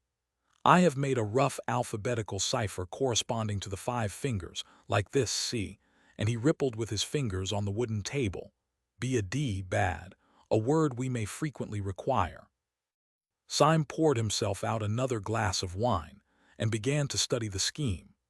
He was abnormally quick with his brains at puzzles and with his hands at conjuring, and it did not take him long to learn how he might convey simple messages by what would seem to be idle taps upon a table or knee. But wine and companionship had always the effect of inspiring him to a farcical ingenuity, and the professor soon found himself struggling with the too vast energy of the new language, as it passed through the heated brain of Syme. "We must have several word signs," said Syme seriously, "words that we are likely to want fine shades of meaning. My favorite word is coeval. What's yours?" "Do stop playing the goat," said the professor plaintively. "You don't know how serious this is." "Lush too," said Syme, shaking his head sagaciously. "We must have lush word applied to grass, don't you know?" "Do you imagine," asked the professor furiously, "that we are going to talk to Dr. Bull about grass?" "There are several ways in which the subject could be approached," said Syme reflectively, "and the word introduced without appearing forced. We might say, Dr. Bull as a revolutionist. You remember that a tyrant once advised us to eat grass, and indeed many of us, looking on the fresh lush grass of summer." "Do you understand," said the other, "that this is a tragedy?" "Perfectly," replied Syme. "Always be comic in a tragedy. What the deuce else can you do? I wish this language of yours had a wider scope.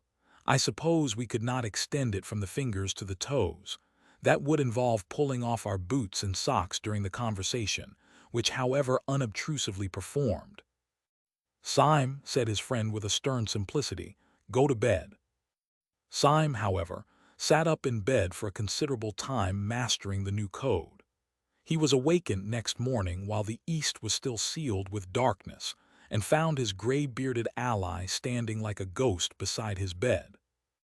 Syme sat up in bed blinking, then slowly collected his thoughts, threw off the bedclothes and stood up. It seemed to him in some curious way that all the safety and sociability of the night before fell with the bedclothes off him, and he stood up in an air of cold danger. He still felt an entire trust and loyalty towards his companion, but it was the trust between two men going to the scaffold. "Well," said Syme with a forced cheerfulness as he pulled on his trousers, "I dreamt of that alphabet of yours. Did it take you long to make it up? The professor made no answer, but gazed in front of him with eyes the color of a wintry sea. So Syme repeated his question. I say, did it take you long to invent all this? I'm considered good at these things, and it was a good hour's grind. Did you learn it all on the spot? The professor was silent. His eyes were wide open, and he wore a fixed but very small smile. How long did it take you? The professor did not move. Confound you, can't you answer? Called out Syme, in a sudden anger that had something like fear underneath. Whether or no the professor could answer, he did not. Syme stood staring back at the stiff face like parchment and the blank blue eyes. His first thought was that the professor had gone mad, but his second thought was more frightful. After all, what did he know about this queer creature whom he had heedlessly accepted as a friend? What did he know, except that the man had been at the anarchist breakfast and had told him a ridiculous tale? How improbable it was that there should be another friend there beside Gagal. Was this man's silence a sensational way of declaring war? Was this adamantine stare, after all, only the awful sneer of some threefold traitor who had turned for the last time? He stood and strained his ears in this heartless silence. He almost fancied he could hear dynamiters come to capture him shifting softly in the corridor outside. Then his eye strayed downwards, and he burst out laughing. Though the professor himself stood there as voiceless as a statue, his 5 dumb fingers were dancing alive upon the dead table. Syme watched the twinkling movements of the talking hand and read clearly the message. I will only talk like this. We must get used to it. He rapped out the answer with the impatience of relief. All right, let's get out to breakfast. They took their hats and sticks in silence, but as Syme took his sword stick, he held it hard.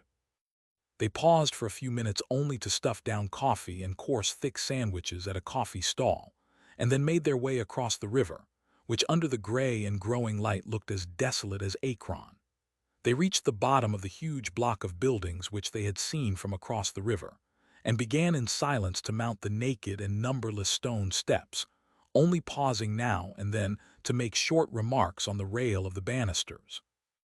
At about every other flight they passed a window. Each window showed them a pale and tragic dawn lifting itself laboriously over London.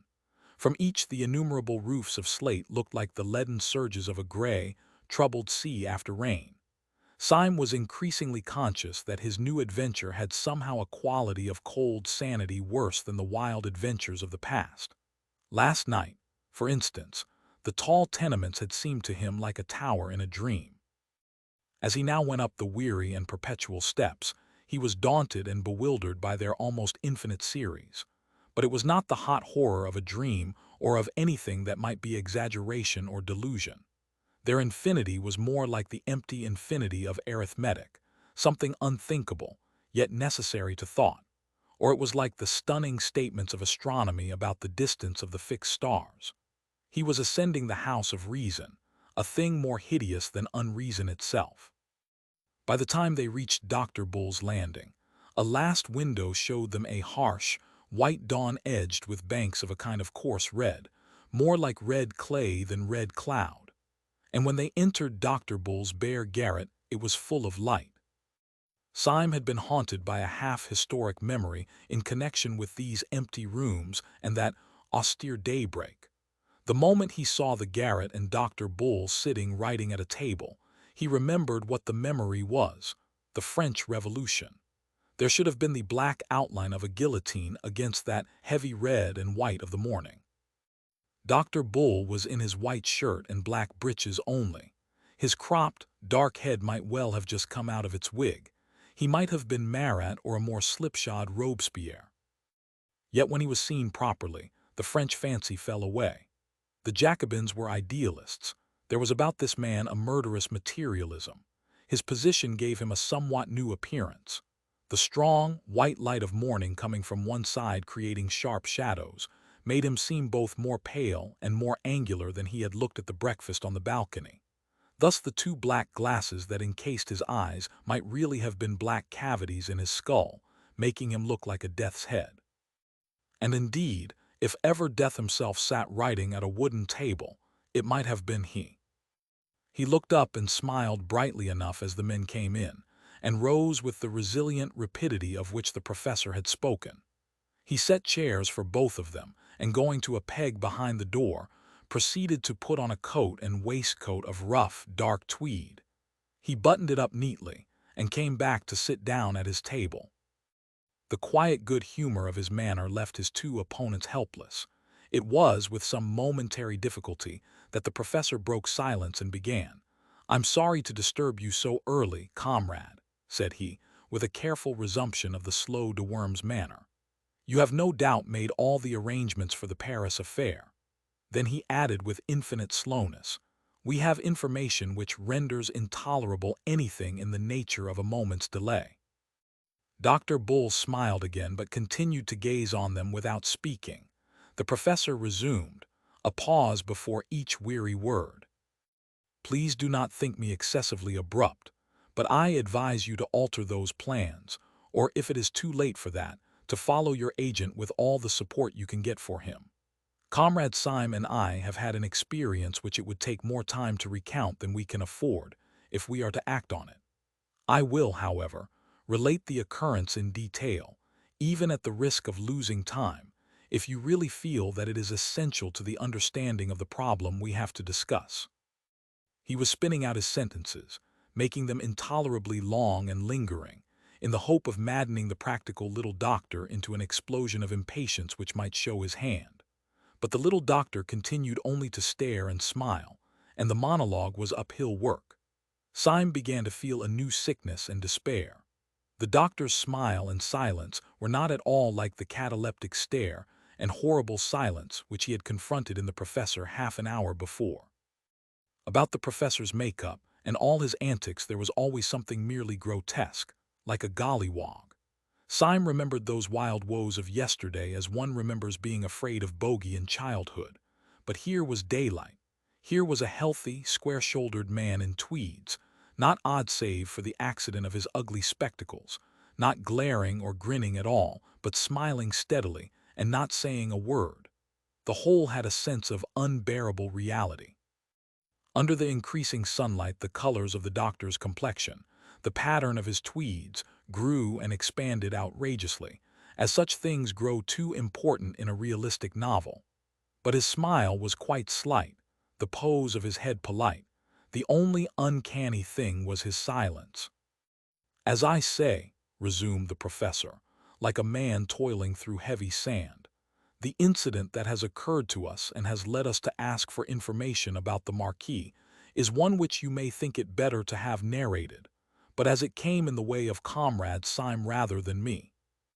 His words he seemed to be dragging out like words in an anthem, but Syme, who was watching, saw his long fingers rattle quickly on the edge of the crazy table. He read the message, "You must go on. This devil has sucked me dry." Syme plunged into the breach with that bravado of improvisation, which always came to him when he was alarmed. "Yes, the thing really happened to me," he said hastily. "I had the good fortune to fall into conversation with a detective who took me, thanks to my hat, for a respectable person. Wishing to clinch my reputation for respectability, I took him and made him very drunk at the Savoy. Under this influence he became friendly, and told me in so many words that within a day or two they hoped to arrest the Marquis in France. So unless you or I can get on his track—" The doctor was still smiling in the most friendly way, and his protected eyes were still impenetrable. The professor signaled to Syme that he would resume his explanation, and he began again with the same elaborate calm. "Syme immediately brought this information to me, and we came here together to see what use you would be inclined to make of it. It seems to me unquestionably urgent that—" All this time Syme had been staring at the doctor almost as steadily as the doctor stared at the professor, but quite without the smile. The nerves of both comrades in arms were near snapping under that strain of motionless amiability, when Syme suddenly leant forward and idly tapped the edge of the table. His message to his ally ran, "I have an intuition." The professor, with scarcely a pause in his monologue, signaled back, then sit on it. Syme telegraphed, "It is quite extraordinary." The other answered, "Extraordinary rot." Syme said, "I am a poet." The other retorted, "You are a dead man." Syme had gone quite red up to his yellow hair, and his eyes were burning feverishly. As he said, he had an intuition, and it had risen to a sort of light-headed certainty.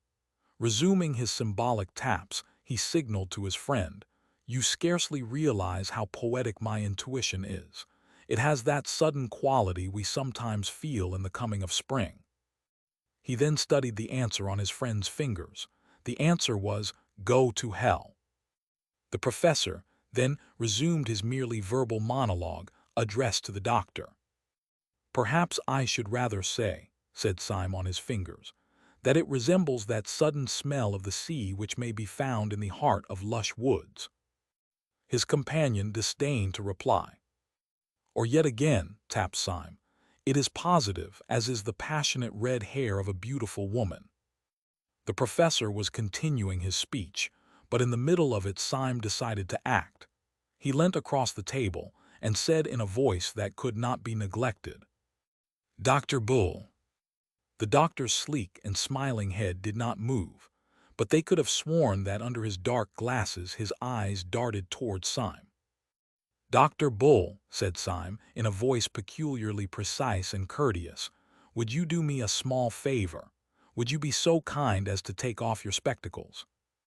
The professor swung round on his seat and stared at Syme with a sort of frozen fury of astonishment. Syme, like a man who has thrown his life and fortune on the table, leaned forward with a fiery face. The doctor did not move. For a few seconds there was a silence in which one could hear a pin drop, split once by the single hoot of a distant steamer on the Thames. Then Dr. Bull rose slowly, still smiling, and took off his spectacles. Syme sprang to his feet, stepping backwards a little, like a chemical lecturer from a successful explosion. His eyes were like stars, and for an instant he could only point without speaking. The professor had also started to his feet, forgetful of his supposed paralysis. He leant on the back of the chair and stared doubtfully at Dr. Bull, as if the doctor had been turned into a toad before his eyes, and indeed it was almost as great a transformation scene. The two detectives saw sitting in the chair before them a very boyish-looking young man, with very frank and happy hazel eyes, an open expression, cockney clothes like those of a city clerk, and an unquestionable breath about him of being very good and rather commonplace. The smile was still there, but it might have been the first smile of a baby. "I knew I was a poet," cried Syme in a sort of ecstasy. "I knew my intuition was as infallible as the Pope. It was the spectacles that did it. It was all the spectacles. Given those beastly black eyes, and all the rest of him, his health and his jolly looks, made him a live devil among dead ones." "It certainly does make a queer difference," said the professor shakily. "But as regards the project of Dr. Bull—" "Project be damned," roared Syme beside himself. "Look at him. Look at his face, look at his collar, look at his blessed boots. You don't suppose, do you, that that thing's an anarchist?" "Syme," cried the other in an apprehensive agony. "Why, by God," said Syme, "I'll take the risk of that myself. Dr. Bull, I am a police officer. There's my card," and he flung down the blue card upon the table. The professor still feared that all was lost, but he was loyal. He pulled out his own official card and put it beside his friend S. Then the third man burst out laughing, and for the first time that morning they heard his voice. "I'm awfully glad you chaps have come so early," he said, with a sort of schoolboy flippancy, "for we can all start for France together. Yes, I'm in the force right enough," and he flicked a blue card towards them lightly as a matter of form. Clapping a brisk bowler on his head and resuming his goblin glasses, the doctor moved so quickly towards the door that the others instinctively followed him. Syme seemed a little distrait, and as he passed under the doorway he suddenly struck his stick on the stone passage so that it rang. "But Lord God Almighty," he cried out, "if this is all right, There were more damned detectives than there were damned dynamiters at the damned council. We might have fought easily, said Bull. We were 4 against 3. The professor was descending the stairs, but his voice came up from below. No, said the voice. We were not 4 against 3, we were not so lucky. We were 4 against 1. The others went down the stairs in silence. The young man called Bull, with an innocent courtesy characteristic of him, insisted on going last until they reached the street. But there his own robust rapidity asserted itself unconsciously, and he walked quickly on ahead towards a railway inquiry office, talking to the others over his shoulder. It is jolly to get some pals, he said. I've been half dead with the jumps being quite alone. I nearly flung my arms round Gogol and embraced him, which would have been imprudent. I hope you won't despise me for having been in a blue funk. All the blue devils in blue hell, said Syme, contributed to my blue funk, but the worst devil was you and your infernal goggles. The young man laughed delightedly. Wasn't it a rag, he said. Such a simple idea, not my own. I haven't got the brains. You see, I wanted to go into the detective service, especially the anti-dynamite business. But for that purpose they wanted someone to dress up as a dynamiter, and they all swore by blazes that I could never look like a dynamiter. They said my very walk was respectable, and that seen from behind I looked like the British Constitution. They said I looked too healthy and too optimistic, and too reliable and benevolent. They called me all sorts of names at Scotland Yard. They said that if I had been a criminal, I might have made my fortune by looking so like an honest man. But as I had the misfortune to be an honest man, there was not even the remotest chance of my assisting them by ever looking like a criminal. But at last I was brought before some old josser who was high up in the force, and who seemed to have no end of a head on his shoulders, and there the others all talked hopelessly. One asked whether a bushy beard would hide my nice smile. Another said that if they blacked my face I might look like a Negro anarchist, but this old chap chipped in with a most extraordinary remark. A pair of smoked spectacles will do it, he said positively. Look at him now, he looks like an angelic office boy. Put him on a pair of smoked spectacles and children will scream at the sight of him. And so it was, by George. When once my eyes were covered, all the rest, smile and big shoulders and short hair, made me look a perfect little devil. As I say, it was simple enough when it was done, like miracles, but that wasn't the really miraculous part of it. There was one really staggering thing about the business, and my head still turns at it. What was that? Asked Syme. I'll tell you, answered the man in spectacles. This big pot in the police who sized me up so that he knew how the goggles would go with my hair and socks, by God, he never saw me at all. Syme's eyes suddenly flashed on him. How was that? He asked. I thought you talked to him. So I did, said Bull brightly. But we talked in a pitch-dark room like a coal cellar. There, you would never have guessed that. I could not have conceived it, said Syme gravely. It is indeed a new idea, said the professor. Their new ally was in practical matters a whirlwind. At the inquiry office he asked with businesslike brevity about the trains for Dover. Having got his information, he bundled the company into a cab and put them and himself inside a railway carriage before they had properly realized the breathless process. They were already on the Calais boat before conversation flowed freely. I had already arranged, he explained, to go to France for my lunch, but I am delighted to have someone to lunch with me. You see, I had to send that beast, the Marquis, over with his bomb because the President had his eye on me, though God knows how. I'll tell you the story someday. It was perfectly choking. Whenever I tried to slip out of it, I saw the President somewhere, smiling out of the bow window of a club or taking off his hat to me from the top of an omnibus. I tell you, you can say what you like. That fellow sold himself to the devil. He can be in 6 places at once. So you sent the Marquis off, I understand, asked the professor. Was it long ago? Shall we be in time to catch him? Yes, answered the new guide. I've timed it all. He'll still be at Calais when we arrive. But when we do catch him at Calais, said the professor, What are we going to do? At this question, the countenance of Dr. Bull fell for the first time. He reflected a little, and then said, "Theoretically, I suppose, we ought to call the police." "Not I," said Syme. "Theoretically, I ought to drown myself first. I promised a poor fellow, who was a real modern pessimist, on my word of honor not to tell the police. I'm no hand at casuistry, but I can't break my word to a modern pessimist. It's like breaking one's word to a child." "I'm in the same boat," said the professor. "I tried to tell the police and I couldn't because of some silly oath I took. You see, when I was an actor I was a sort of all-round beast. Perjury or treason is the only crime I haven't committed. If I did that I shouldn't know the difference between right and wrong."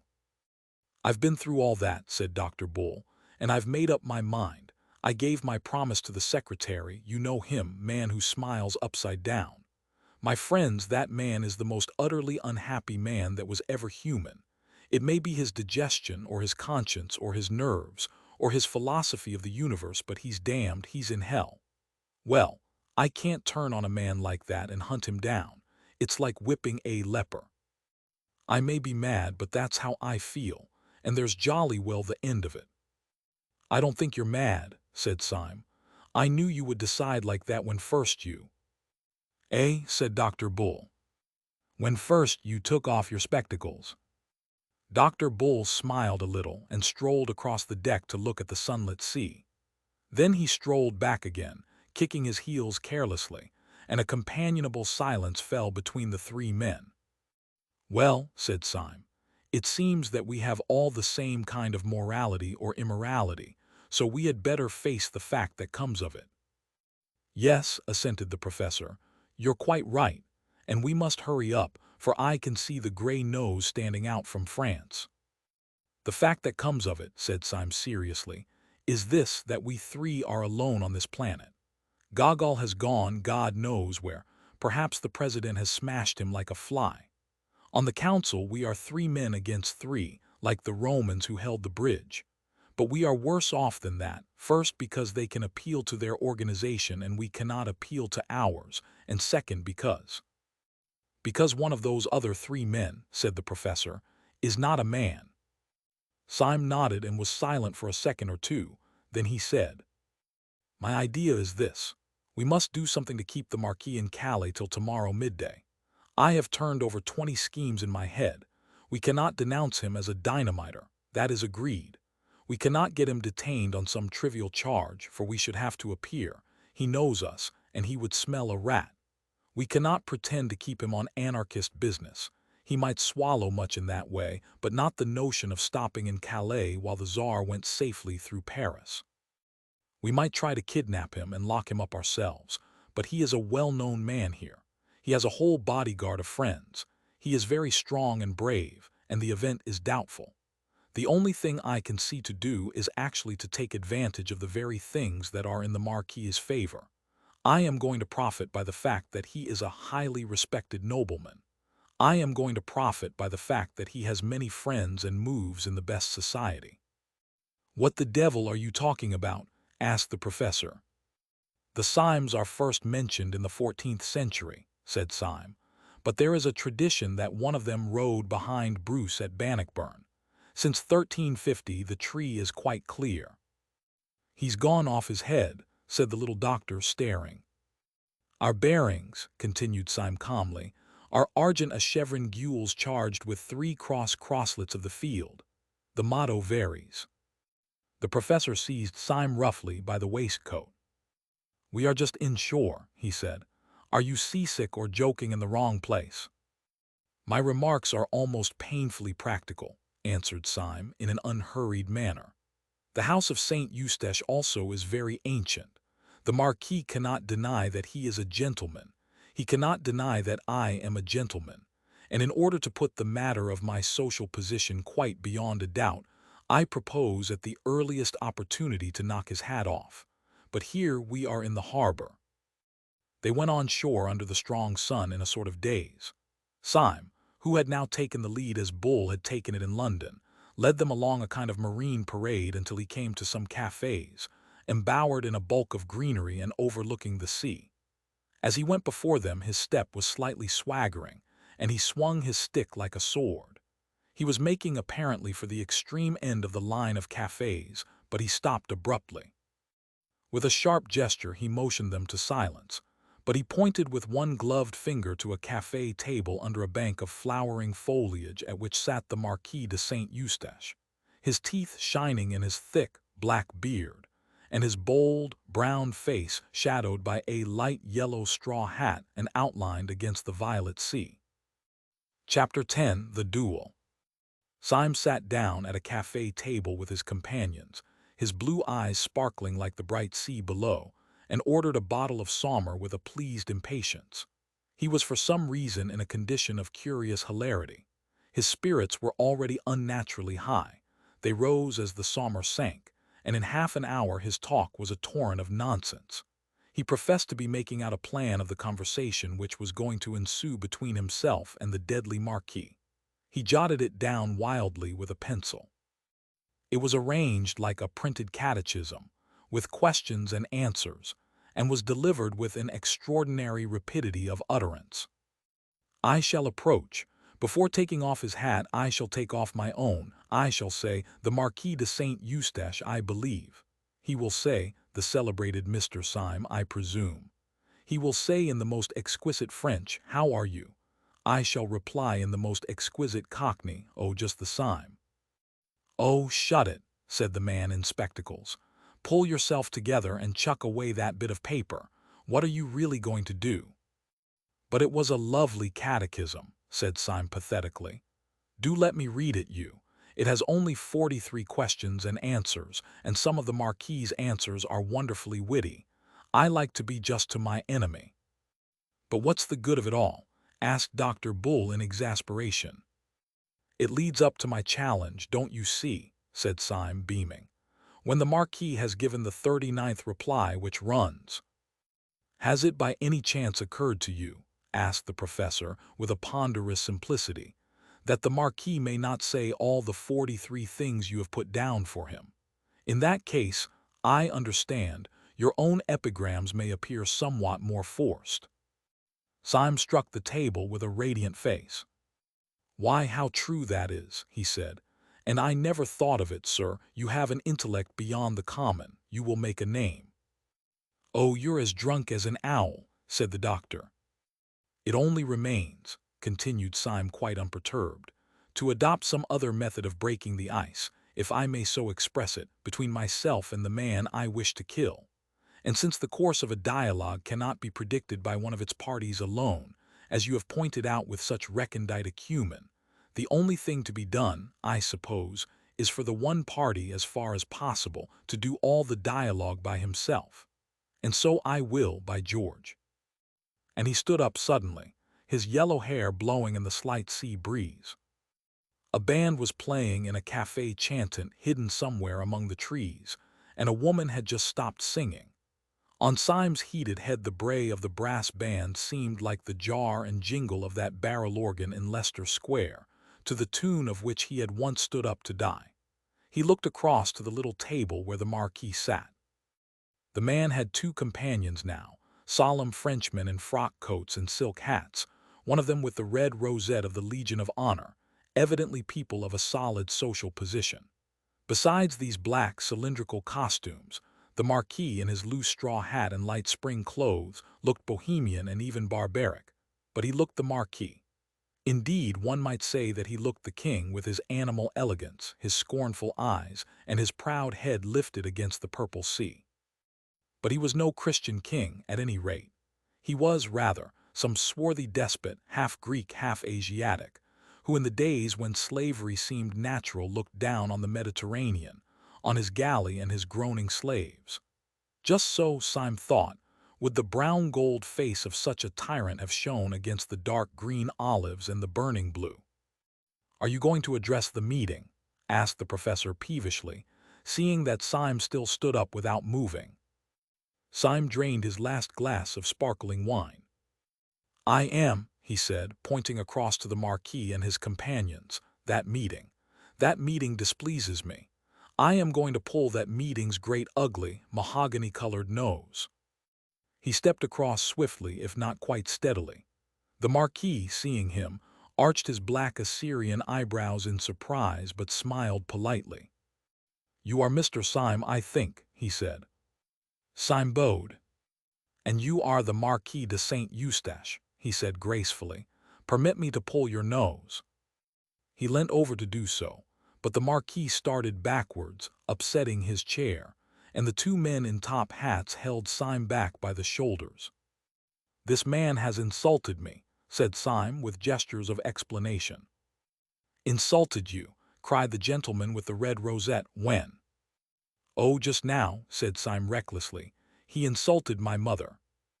"Insulted your mother?" exclaimed the gentleman incredulously. "Well, anyhow," said Syme, conceding a point, "my aunt." "But how can the Marquis have insulted your aunt just now?" said the second gentleman with some legitimate wonder. "He has been sitting here all the time." "Ah, it was what he said," said Syme darkly. "I said nothing at all," said the Marquis, "except something about the band. I only said that I liked Wagner played well." "It was an allusion to my family," said Syme firmly. "My aunt played Wagner badly. It was a painful subject. We are always being insulted about it." "This seems most extraordinary," said the gentleman who was décoré, looking doubtfully at the Marquis. "Oh, I assure you," said Syme earnestly, "the whole of your conversation was simply packed with sinister allusions to my aunt's weaknesses." "This is nonsense," said the second gentleman. "I for one have said nothing for half an hour except that I liked the singing of that girl with black hair." "Well, there you are again," said Syme indignantly. "My Aunt S was red." "It seems to me," said the other, "that you are simply seeking a pretext to insult the Marquis." "By George," said Syme, facing round and looking at him, "what a clever chap you are." The Marquis started up with eyes flaming like a tiger's. "Seeking a quarrel with me," he cried. "Seeking a fight with me. By God, there was never a man who had to seek long. These gentlemen will perhaps act for me. There are still 4 hours of daylight. Let us fight this evening." Syme bowed with a quite beautiful graciousness. "Marquis," he said, "your action is worthy of your fame and blood. Permit me to consult for a moment with the gentleman in whose hands I shall place myself." In 3 long strides he rejoined his companions, and they, who had seen his champagne-inspired attack and listened to his idiotic explanations, were quite startled at the look of him. For now that he came back to them he was quite sober, a little pale, and he spoke in a low voice of passionate practicality. "I have done it," he said hoarsely. "I have fixed a fight on the beast, but look here and listen carefully. There is no time for talk. You are my seconds and everything must come from you. Now you must insist, and insist absolutely, on the duel coming off after 7 tomorrow, so as to give me the chance of preventing him from catching the 7.45 for Paris. If he misses that, he misses his crime. He can't refuse to meet you on such a small point of time and place. But this is what he will do. He will choose a field somewhere near a wayside station where he can pick up the train. He is a very good swordsman, and he will trust to killing me in time to catch it. But I can fence well too, and I think I can keep him in play at any rate until the train is lost. Then perhaps he may kill me to console his feelings. You understand? Very well then, let me introduce you to some charming friends of mine." And leading them quickly across the parade, he presented them to the Marquis's seconds by 2 very aristocratic names of which they had not previously heard. Syme was subject to spasms of singular common sense, not otherwise a part of his character. They were, as he said of his impulse about the spectacles, poetic intuitions, and they sometimes rose to the exaltation of prophecy. He had correctly calculated in this case the policy of his opponent. When the Marquis was informed by his seconds that Syme could only fight in the morning, he must fully have realized that an obstacle had suddenly arisen between him and his bomb-throwing business in the capital. Naturally, he could not explain this objection to his friends, so he chose the course which Syme had predicted. He induced his seconds to settle on a small meadow not far from the railway, and he trusted to the fatality of the first engagement. When he came down very coolly to the field of honor, no one could have guessed that he had any anxiety about a journey. His hands were in his pockets, his straw hat on the back of his head, his handsome face brazen in the sun. But it might have struck a stranger as odd that there appeared in his train, not only his seconds carrying the sword case, but two of his servants carrying a portmanteau and a luncheon basket. Early as was the hour, the sun soaked everything in warmth, and Syme was vaguely surprised to see so many spring flowers burning gold and silver in the tall grass in which the whole company stood almost knee-deep. With the exception of the Marquis, all the men were in somber and solemn morning dress, with hats like black chimney-pots. The little doctor especially, with the addition of his black spectacles, looked like an undertaker in a farce. Syme could not help feeling a comic contrast between this funereal church parade of apparel and the rich and glistening meadow, growing wild flowers everywhere. But indeed, this comic contrast between the yellow blossoms and the black hats was but a symbol of the tragic contrast between the yellow blossoms and the black business. On his right was a little wood. Far away to his left lay the long curve of the railway line, which he was, so to speak, guarding from the Marquis, whose goal and escape it was.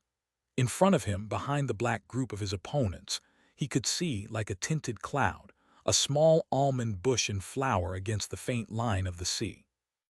The member of the Legion of Honor, whose name it seemed was Colonel Ducroix, approached the professor and Dr. Bull with great politeness, and suggested that the play should terminate with the first considerable hurt.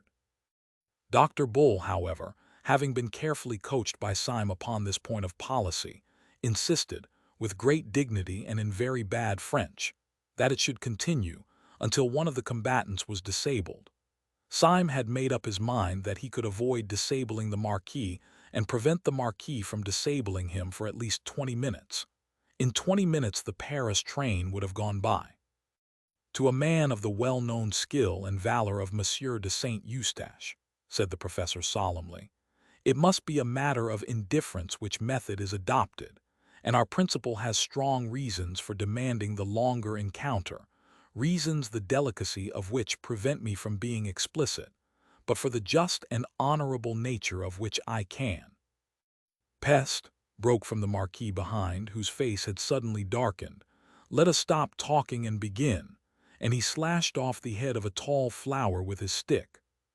Syme understood his rude impatience and instinctively looked over his shoulder to see whether the train was coming in sight, but there was no smoke on the horizon. Colonel Ducroix knelt down and unlocked the case, taking out a pair of twin swords which took the sunlight and turned to two streaks of white fire. He offered one to the Marquis, who snatched it without ceremony, and another to Syme, who took it, bent it, and poised it with as much delay as was consistent with dignity. Then the colonel took out another pair of blades, and taking one himself and giving another to Dr. Bull, proceeded to place the men. Both combatants had thrown off their coats and waistcoats and stood sword in hand. The seconds stood on each side of the line of fight with drawn swords also, but still somber in their dark frock coats and hats. The principals saluted.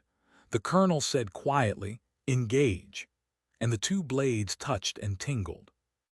When the jar of the joined iron ran up Syme's arm, all the fantastic fears that have been the subject of this story fell from him like dreams from a man waking up in bed.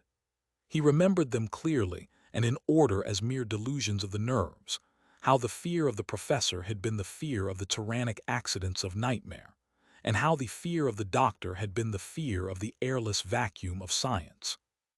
The first was the old fear that any miracle might happen, the second the more hopeless modern fear that no miracle can ever happen. But he saw that these fears were fancies, for he found himself in the presence of the great fact of the fear of death, with its coarse and pitiless common sense. He felt like a man who had dreamed all night of falling over precipices, and had woke up on the morning when he was to be hanged. For as soon as he had seen the sunlight run down the channel of his foe's foreshortened blade, and as soon as he had felt the two tongues of steel touch, vibrating like two living things. He knew that his enemy was a terrible fighter, and that probably his last hour had come. He felt a strange and vivid value in all the earth around him, in the grass under his feet. He felt the love of life in all living things. He could almost fancy that he heard the grass growing. He could almost fancy that even as he stood, fresh flowers were springing up and breaking into blossom in the meadow, flowers blood red and burning gold and blue, fulfilling the whole pageant of the spring. And whenever his eyes strayed for a flash from the calm, staring, hypnotic eyes of the Marquis, they saw the little tuft of almond tree against the skyline. He had the feeling that if, by some miracle, he escaped, he would be ready to sit forever before that almond tree, desiring nothing else in the world.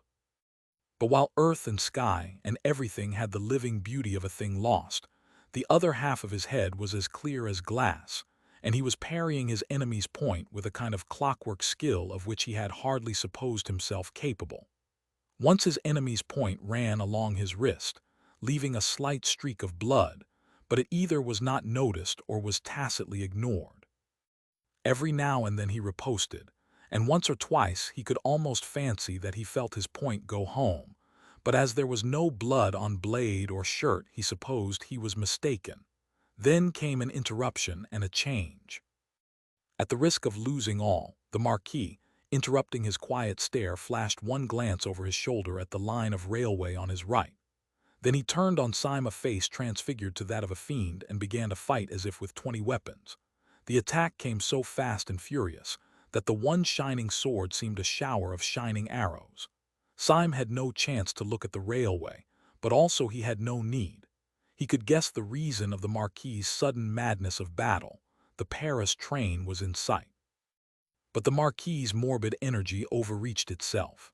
Twice Syme, parrying, knocked his opponent's point far out of the fighting circle, and the third time his riposte was so rapid that there was no doubt about the hit this time. Syme's sword actually bent under the weight of the Marquis's body, which it had pierced. Syme was as certain that he had stuck his blade into his enemy as a gardener that he has stuck his spade into the ground. Yet the Marquis sprang back from the stroke without a stagger, and Syme stood staring at his own sword point like an idiot. There was no blood on it at all. There was an instant of rigid silence, and then Syme in his turn fell furiously on the other, filled with a flaming curiosity. The Marquis was probably, in a general sense, a better fencer than he, as he had surmised at the beginning, but at the moment the Marquis seemed distraught and at a disadvantage. He fought wildly and even weakly, and he constantly looked away at the railway line, almost as if he feared the train more than the pointed steel. Syme, on the other hand, fought fiercely but still carefully in an intellectual fury, eager to solve the riddle of his own bloodless sword. For this purpose, he aimed less at the Marquis's body and more at his throat and head. A minute and a half afterwards he felt his point enter the man's neck below the jaw. It came out clean. Half mad, he thrust again and made what should have been a bloody scar on the Marquis's cheek, but there was no scar. For one moment the heaven of Syme again grew black with supernatural terrors. Surely the man had a charmed life, but this new spiritual dread was a more awful thing than had been the mere spiritual topsy-turvydom symbolized by the paralytic who pursued him. The professor was only a goblin, this man was a devil, perhaps he was the devil. Anyhow, this was certain, that 3 times had a human sword been driven into him and made no mark. When Syme had that thought he drew himself up, and all that was good in him sang high up in the air as a high wind sings in the trees. He thought of all the human things in his story, of the Chinese lanterns in Saffron Park, of the girl's red hair in the garden, of the honest, beer-swilling sailors down by the dock, of his loyal companions standing by. Perhaps he had been chosen as a champion of all these fresh and kindly things to cross swords with the enemy of all creation. After all, he said to himself, I am more than a devil, I am a man. I can do the one thing which Satan himself cannot do, I can die.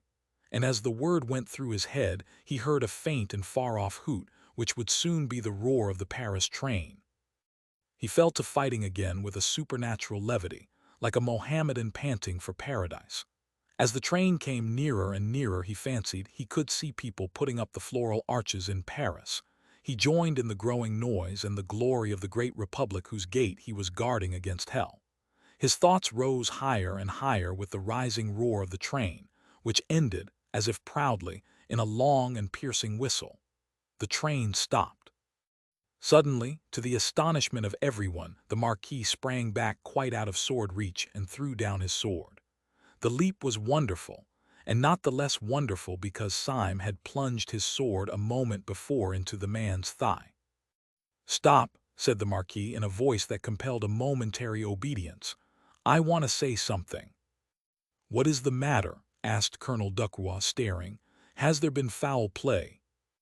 "There has been foul play somewhere," said Dr. Bull, who was a little pale. "Our principal has wounded the Marquis 4 times at least, and he is none the worse." The Marquis put up his hand with a curious air of ghastly patience. "Please let me speak," he said. "It is rather important. Mr. Syme," he continued, turning to his opponent, "we are fighting today, if I remember right, because you expressed a wish which I thought irrational to pull my nose. Would you oblige me by pulling my nose now as quickly as possible? I have to catch a train." "I protest that this is most irregular," said Dr. Bull indignantly. "It is certainly somewhat opposed to precedent," said Colonel Ducroix, looking wistfully at his principal. "There is, I think, one case on record, Captain Bellegarde and the Baron Zumpt, in which the weapons were changed in the middle of the encounter at the request of one of the combatants. But one can hardly call one's nose a weapon." "Will you or will you not pull my nose?" said the Marquis in exasperation. "Come, come, Mr. Syme, you wanted to do it, do it. You can have no conception of how important it is to me. Don't be so selfish. Pull my nose at once when I ask you." And he bent slightly forward with a fascinating smile. The Paris train, panting and groaning, had grated into a little station behind the neighboring hill. Syme had the feeling he had more than once had in these adventures, the sense that a horrible and sublime wave lifted to heaven was just toppling over. Walking in a world he half understood, he took 2 paces forward and seized the Roman nose of this remarkable nobleman. He pulled it hard, and it came off in his hand. He stood for some seconds with a foolish solemnity, with the pasteboard proboscis still between his fingers, looking at it, while the sun and the clouds and the wooded hills looked down upon this imbecile scene. The Marquis broke the silence in a loud and cheerful voice. "If anyone has any use for my left eyebrow," he said, "he can have it. Colonel Ducroix, do accept my left eyebrow. It's the kind of thing that might come in useful any day." And he gravely tore off one of his swarthy Assyrian brows, bringing about half his brown forehead with it, and politely offered it to the colonel, who stood crimson and speechless with rage. "If I had known," he spluttered, "that I was acting for a poltroon who pads himself to fight." "Oh, I know," said the Marquis, recklessly throwing various parts of himself right and left about the field. "You are making a mistake, but it can't be explained just now. I tell you the train has come into the station." "Yes," said Dr. Bull fiercely, "and the train shall go out of the station. It shall go out without you. We know well enough for what devil's work." The mysterious Marquis lifted his hands with a desperate gesture. He was a strange scarecrow standing there in the sun with half his old face peeled off, and half another face glaring and grinning from underneath. "Will you drive me mad?" he cried. "The train." "You shall not go by the train," said Syme firmly, and grasped his sword. The wild figure turned towards Syme, and seemed to be gathering itself for a sublime effort before speaking. "You great fat, blasted, blear-eyed, blundering, thundering, brainless, godforsaken, doddering, damned fool," he said without taking breath. "You great silly, pink-faced, tow-headed turnip. You shall not go by this train," repeated Syme. "And why the infernal blazes," roared the other, "should I want to go by the train?" "We know all," said the professor sternly. "You are going to Paris to throw a bomb." "Going to Jericho to throw a jabberwock," cried the other, tearing his hair, which came off easily. Have you all got softening of the brain that you don't realize what I am? Did you really think I wanted to catch that train? 20 Paris trains might go by for me. Damn Paris trains. Then what did you care about? Began the professor. What did I care about? I didn't care about catching the train. I cared about whether the train caught me, and now, by God, it has caught me. I regret to inform you, said Syme with restraint, that your remarks convey no impression to my mind. Perhaps if you were to remove the remains of your original forehead and some portion of what was once your chin, your meaning would become clearer. Mental lucidity fulfills itself in many ways. What do you mean by saying that the train has caught you? It may be my literary fancy, but somehow I feel that it ought to mean something. It means everything, said the other, and the end of everything. Sunday has us now in the hollow of his hand. Us, repeated the professor as if stupefied. What do you mean by us? The police, of course, said the Marquis, and tore off his scalp and half his face. The head which emerged was the blond, well-brushed, smooth-haired head which is common in the English constabulary, but the face was terribly pale. I am Inspector Ratcliffe, he said, with a sort of haste that verged on harshness. My name is pretty well known to the police, and I can see well enough that you belong to them. But if there is any doubt about my position, I have a card, and he began to pull a blue card from his pocket. The professor gave a tired gesture. Oh, don't show it us, he said wearily. We've got enough of them to equip a paper chase. The little man named Bull had, like many men who seemed to be of a mere vivacious vulgarity, sudden movements of good taste. Here he certainly saved the situation. In the midst of this staggering transformation scene, he stepped forward with all the gravity and responsibility of a second, and addressed the 2 seconds of the Marquis. Gentlemen, he said, we all owe you a serious apology, but I assure you that you have not been made the victims of such a low joke as you imagine, or indeed of anything undignified in a man of honor. You have not wasted your time. You have helped to save the world. We are not buffoons, but very desperate men at war with a vast conspiracy. A secret society of anarchists is hunting us like hares. Not such unfortunate madmen as may here or there throw a bomb through starvation or German philosophy, but a rich and powerful and fanatical church, a church of Eastern pessimism, which holds it holy to destroy mankind like vermin. How hard they hunt us you can gather from the fact that we are driven to such disguises as those for which I apologize, and to such pranks as this one by which you suffer.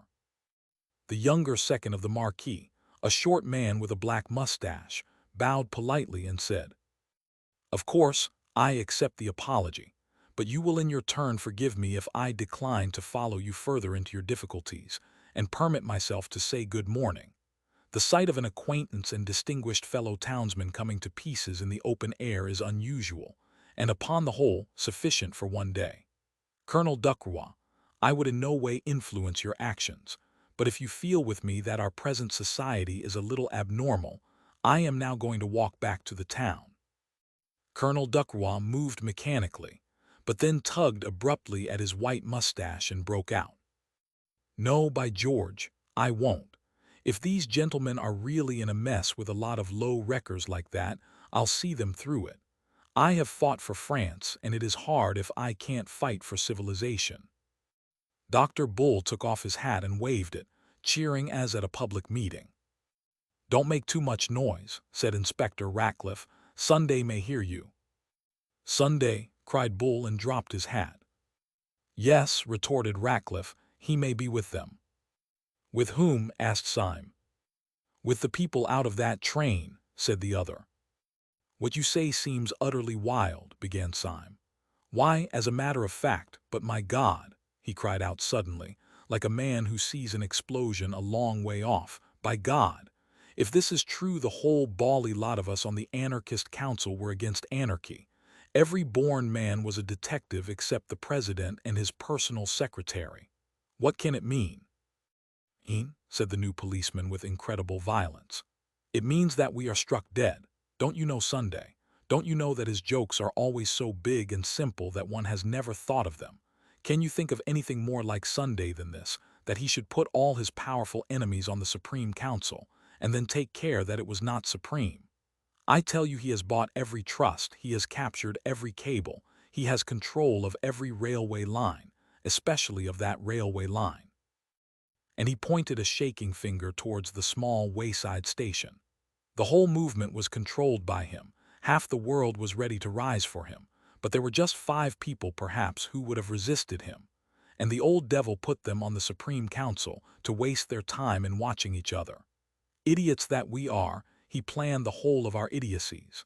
Sunday knew that the professor would chase Syme through London, and that Syme would fight me in France. And he was combining great masses of capital, and seizing great lines of telegraphy, while we 5 idiots were running after each other like a lot of confounded babies playing blind man's buff. "Well?" asked Syme with a sort of steadiness. "Well," replied the other with sudden serenity, "he has found us playing blind man's buff today in a field of great rustic beauty and extreme solitude. He has probably captured the world. It only remains to him to capture this field and all the fools in it. And since you really want to know what was my objection to the arrival of that train, I will tell you. My objection was that Sunday or his secretary has just this moment got out of it." Syme uttered an involuntary cry, and they all turned their eyes towards the far-off station. It was quite true that a considerable bulk of people seemed to be moving in their direction, but they were too distant to be distinguished in any way. "It was a habit of the late Marquis de Saint Eustache," said the new policeman, producing a leather case, "always to carry a pair of opera glasses. Either the president or the secretary is coming after us with that mob. They have caught us in a nice quiet place where we are under no temptations to break our oaths by calling the police. Dr. Bull, I have a suspicion that you will see better through these than through your own highly decorative spectacles." He handed the field glasses to the doctor, who immediately took off his spectacles and put the apparatus to his eyes.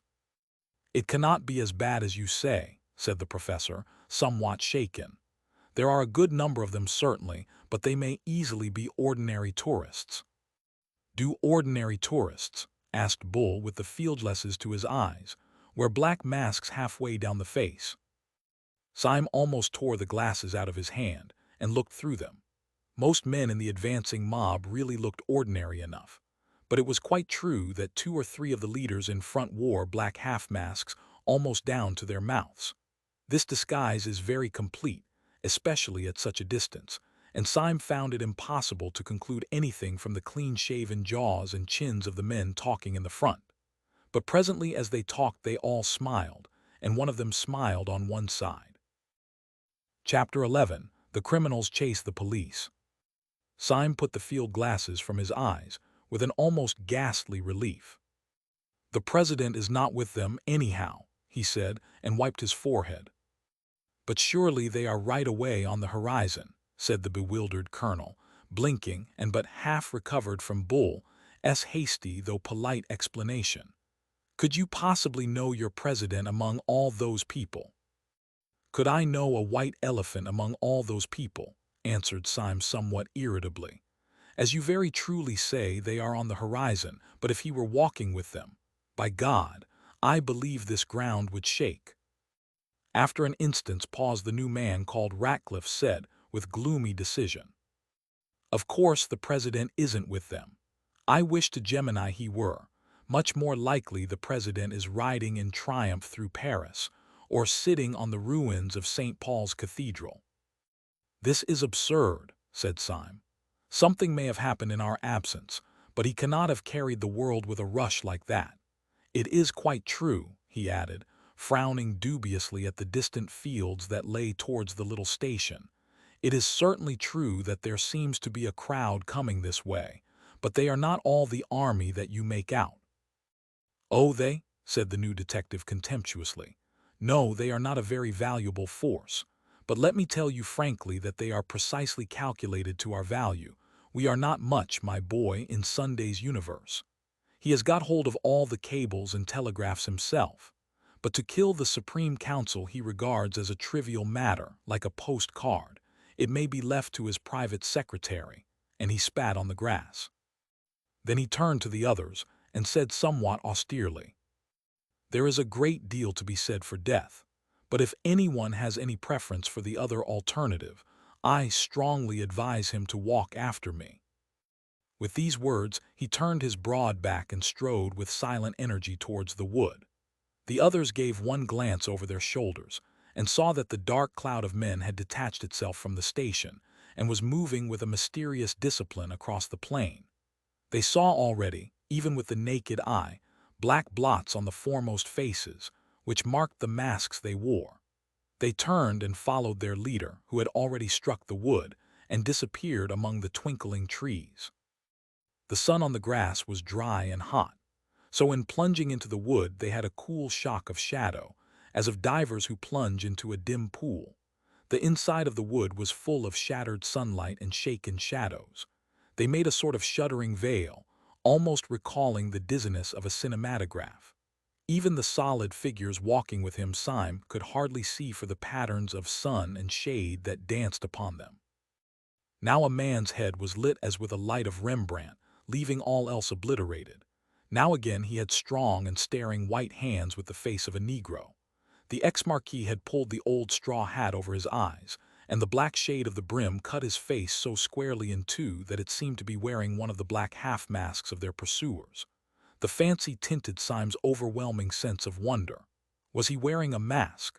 Was anyone wearing a mask? Was anyone anything? This wood of witchery, in which men's faces turned black and white by turns, in which their figures first swelled into sunlight and then faded into formless night, this mere chaos of chiaroscuro, after the clear daylight outside, seemed to Syme a perfect symbol of the world in which he had been moving for 3 days. This world where men took off their beards and their spectacles and their noses and turned into other people.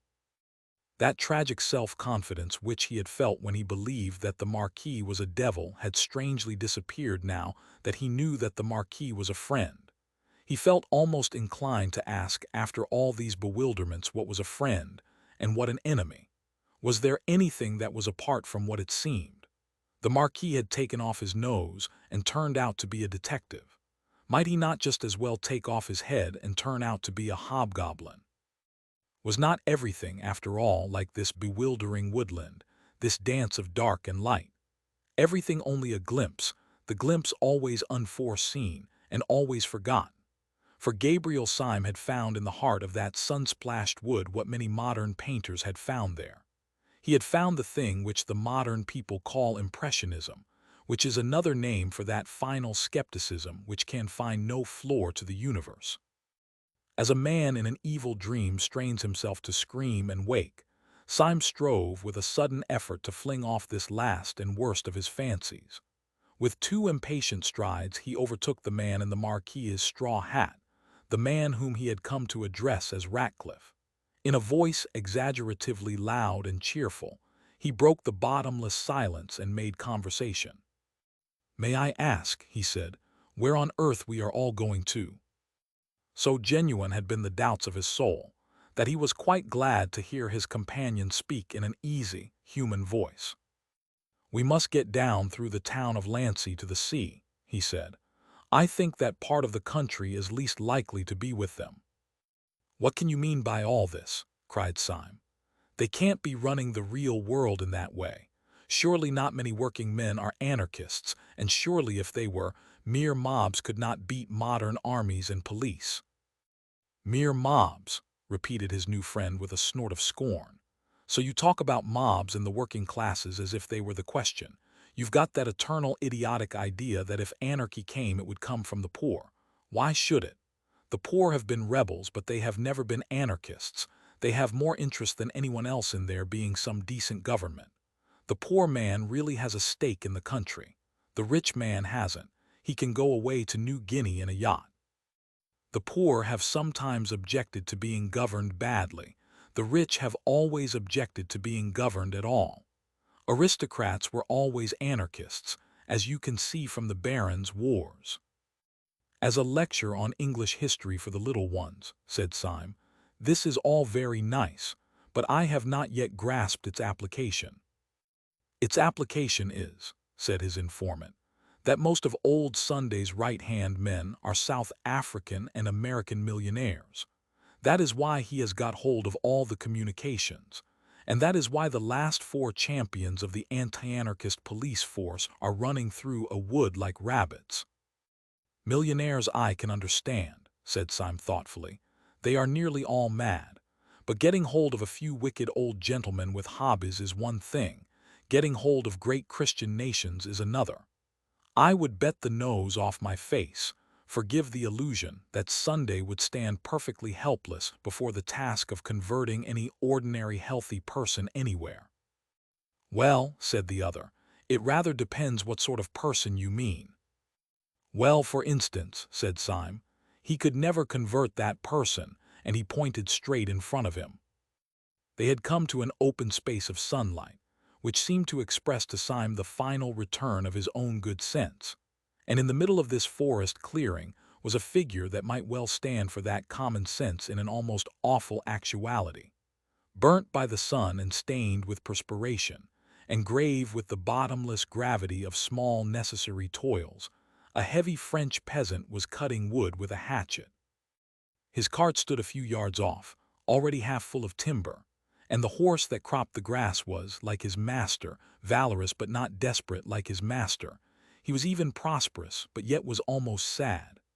The man was a Norman, taller than the average of the French and very angular, and his swarthy figure stood dark against a square of sunlight, almost like some allegoric figure of labor frescoed on a ground of gold. "Mr. Syme is saying," called out Ratcliffe to the French colonel, "that this man, at least, will never be an anarchist." "Mr. Syme is right enough there," answered Colonel Ducroix, laughing, "if only for the reason that he has plenty of property to defend. But I forgot that in your country you are not used to peasants being wealthy." "He looks poor," said Dr. Bull doubtfully. "Quite so," said the colonel. "That is why he is rich." "I have an idea," called out Dr. Bull suddenly. "How much would he take to give us a lift in his cart? Those dogs are all on foot, and we could soon leave them behind." "Oh, give him anything," said Syme eagerly. "I have piles of money on me." "That will never do," said the colonel. "He will never have any respect for you unless you drive a bargain." "Oh, if he haggles," began Bull impatiently. "He haggles because he is a free man," said the other. "You do not understand. He would not see the meaning of generosity. He is not being tipped." And even while they seemed to hear the heavy feet of their strange pursuers behind them, they had to stand and stamp, while the French colonel talked to the French woodcutter with all the leisurely badinage and bickering of market day. At the end of the 4 minutes, however, they saw that the colonel was right, for the woodcutter entered into their plans, not with the vague servility of a tout too well paid, but with the seriousness of a solicitor who had been paid the proper fee. He told them that the best thing they could do was to make their way down to the little inn on the hills above Lancy, where the innkeeper, an old soldier who had become Davot in his latter years, would be certain to sympathize with them, and even to take risks in their support. The whole company, therefore, piled themselves on top of the stacks of wood, and went rocking in the rude cart down the other and steeper side of the woodland. Heavy and ramshackle as was the vehicle, it was driven quickly enough, and they soon had the exhilarating impression of distancing altogether those, whoever they were, who were hunting them. For after all, the riddle as to where the anarchists had got all these followers was still unsolved. One man's presence had sufficed for them. They had fled at the first sight of the deformed smile of the secretary. Syme every now and then looked back over his shoulder at the army on their track. As the wood grew first thinner and then smaller with distance, he could see the sunlit slopes beyond it and above it, and across these was still moving the square black mob like one monstrous beetle. In the very strong sunlight, and with his own very strong eyes, which were almost telescopic, Syme could see this mass of men quite plainly. He could see them as separate human figures, but he was increasingly surprised by the way in which they moved as one man. They seemed to be dressed in dark clothes and plain hats, like any common crowd out of the streets, but they did not spread and sprawl and trail by various lines to the attack, as would be natural in an ordinary mob. They moved with a sort of dreadful and wicked woodenness, like a staring army of automatons. Syme pointed this out to Ratcliffe. "Yes," replied the policeman, "that's discipline. That's Sunday. He is perhaps 500 miles off, but the fear of him is on all of them, like the finger of God. Yes, they are walking regularly, and you bet your boots that they are talking regularly, yes, and thinking regularly. But the one important thing for us is that they are disappearing regularly." Syme nodded. It was true that the black patch of the pursuing men was growing smaller and smaller as the peasant belabored his horse. The level of the sunlit landscape, though flat as a whole, fell away on the farther side of the wood in billows of heavy slope towards the sea, in a way not unlike the lower slopes of the Sussex Downs. The only difference was that in Sussex the road would have been broken and angular like a little brook, but here the white French road fell sheer in front of them like a waterfall. Down this direct descent the cart clattered at a considerable angle, and in a few minutes, the road growing yet steeper, they saw below them the little harbor of Lancy and a great blue arc of the sea. The traveling cloud of their enemies had wholly disappeared from the horizon. The horse and cart took a sharp turn round a clump of elms, and the horse's nose nearly struck the face of an old gentleman who was sitting on the benches outside the little café of Le Soleil d'Or. The peasant grunted an apology, and got down from his seat. The others also descended one by one, and spoke to the old gentleman with fragmentary phrases of courtesy, for it was quite evident from his expansive manner that he was the owner of the little tavern. He was a white-haired, apple-faced old boy with sleepy eyes and a gray mustache, stout, sedentary, and very innocent, of a type that may often be found in France, but is still commoner in Catholic Germany. Everything about him, his pipe, his pot of beer, his flowers, and his beehive, suggested an ancestral peace. Only when his visitors looked up as they entered the inn parlor, they saw the sword upon the wall. The colonel, who greeted the innkeeper as an old friend, passed rapidly into the inn parlor and sat down ordering some ritual refreshment. The military decision of his action interested Syme, who sat next to him, and he took the opportunity when the old innkeeper had gone out of satisfying his curiosity. "May I ask you, Colonel," he said in a low voice, "why we have come here?" Colonel Ducroix smiled behind his bristly white mustache. "For two reasons, sir," he said, "and I will give first, not the most important but the most utilitarian. We came here because this is the only place within 20 miles in which we can get horses." "Horses?" repeated Syme, looking up quickly. "Yes," replied the other. "If you people are really to distance your enemies, it is horses or nothing for you, unless of course you have bicycles and motor cars in your pocket." "And where do you advise us to make for?" asked Syme doubtfully. "Beyond question," replied the colonel. "You had better make all haste to the police station beyond the town. My friend, whom I seconded under somewhat deceptive circumstances, seems to me to exaggerate very much the possibilities of a general rising, but even he would hardly maintain, I suppose, that you were not safe with the gendarmes." Syme nodded gravely, then he said abruptly, "And your other reason for coming here?" "My other reason for coming here," said Ducroix soberly, "is that it is just as well to see a good man or two when one is possibly near to death." Syme looked up at the wall and saw a crudely painted and pathetic religious picture. Then he said, "You are right," and then almost immediately afterwards, "Has anyone seen about the horses?" "Yes," answered Ducroix. "You may be quite certain that I gave orders the moment I came in. Those enemies of yours gave no impression of hurry, but they were really moving wonderfully fast, like a well-trained army.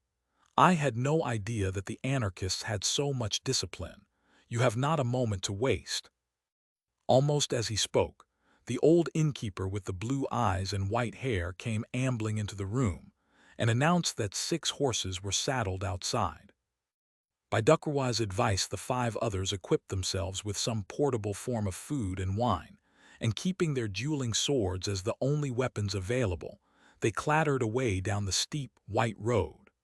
The 2 servants, who had carried the Marquis's luggage when he was a marquis, were left behind to drink at the café by common consent, and not at all against their own inclination.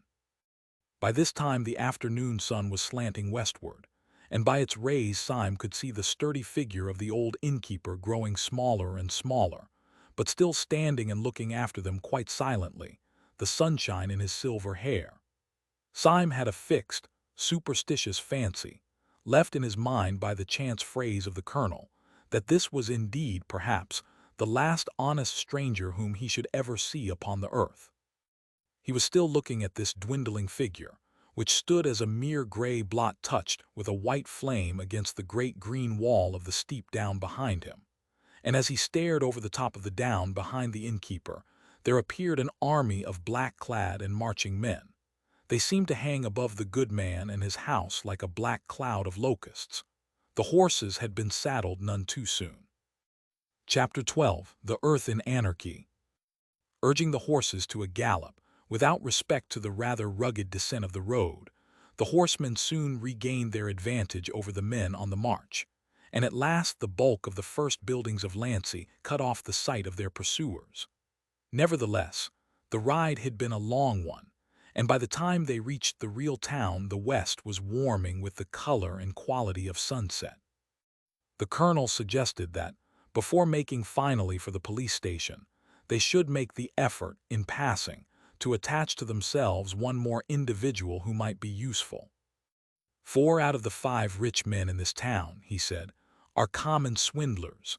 I suppose the proportion is pretty equal all over the world. The 5th is a friend of mine and a very fine fellow, and what is even more important from our point of view, he owns a motor car. I am afraid, said the professor in his mirthful way, looking back along the white road on which the black, crawling patch might appear at any moment, I am afraid we have hardly time for afternoon calls. Dr. Renard's house is only 3 minutes off, said the colonel. Our danger, said Dr. Bull, is not 2 minutes off. Yes, said Syme, if we ride on fast we must leave them behind, for they are on foot. He has a motor car, said the colonel. But we may not get it, said Bull. Yes, he is quite on your side. But he might be out. Hold your tongue, said Syme suddenly. What is that noise? For a second they all sat as still as equestrian statues, and for a second, for 2 or 3 or 4 seconds, heaven and earth seemed equally still. Then all their ears, in an agony of attention, heard along the road that indescribable thrill and throb that means only one thing, horses. The colonel's face had an instantaneous change, as if lightning had struck it, and yet left it scatheless. They have done us, he said, with brief military irony. Prepare to receive cavalry. Where can they have got the horses? Asked Syme, as he mechanically urged his steed to a canter. The colonel was silent for a little, then he said in a strained voice, I was speaking with strict accuracy when I said that the Solal door was the only place where one can get horses within 20 miles. No, said Syme violently, I don't believe he'd do it, not with all that white hair. He may have been forced, said the colonel gently. They must be at least 100 strong, for which reason we are all going to see my friend Renard, who has a motor car. With these words he swung his horse suddenly round a street corner, and went down the street with such thundering speed, that the others, though already well at the gallop, had difficulty in following the flying tail of his horse. Dr. Renard inhabited a high and comfortable house at the top of a steep street, so that when the riders alighted at his door they could once more see the solid green ridge of the hill, with the white road across it, standing up above all the roofs of the town. They breathed again to see that the road as yet was clear, and they rang the bell. Dr. Renard was a beaming, brown-bearded man, a good example of that silent but very busy professional class which France has preserved even more perfectly than England. When the matter was explained to him, he pooh-poohed the panic of the ex-marquis altogether. He said, with the solid French skepticism, that there was no conceivable probability of a general anarchist rising. Anarchy, he said, shrugging his shoulders, it is childishness. Et ca, cried out the colonel suddenly, pointing over the other's shoulder, and that is childishness, isn't it? They all looked round, and saw a curve of black cavalry come sweeping over the top of the hill with all the energy of Attila. Swiftly as they rode, however, the whole rank still kept well together, and they could see the black vizards of the first line as level as a line of uniforms. But although the main black square was the same, though traveling faster, there was now one sensational difference which they could see clearly upon the slope of the hill, as if upon a slanted map. The bulk of the riders were in one block, but one rider flew far ahead of the column, and with frantic movements of hand and heel urged his horse faster and faster, so that one might have fancied that he was not the pursuer but the pursued. But even at that great distance they could see something so fanatical, so unquestionable in his figure, that they knew it was the secretary himself. "I am sorry to cut short a cultured discussion," said the colonel, "but can you lend me your motor car now, in 2 minutes?" "I have a suspicion that you are all mad," said Dr. Renard, smiling sociably. "But God forbid that madness should in any way interrupt friendship. Let us go round to the garage." Dr. Renard was a mild man with monstrous wealth. His rooms were like the Musée de Cluny, and he had 3 motor cars. These, however, he seemed to use very sparingly, having the simple tastes of the French middle class, and when his impatient friends came to examine them, it took them some time to assure themselves that one of them even could be made to work. This with some difficulty they brought round into the street before the doctor's house. When they came out of the dim garage, they were startled to find that twilight had already fallen with the abruptness of night in the tropics. Either they had been longer in the place than they imagined, or some unusual canopy of cloud had gathered over the town. They looked down the steep streets, and seemed to see a slight mist coming up from the sea. "It is now or never," said Dr. Bull. "I hear horses." "No," corrected the professor, "a horse."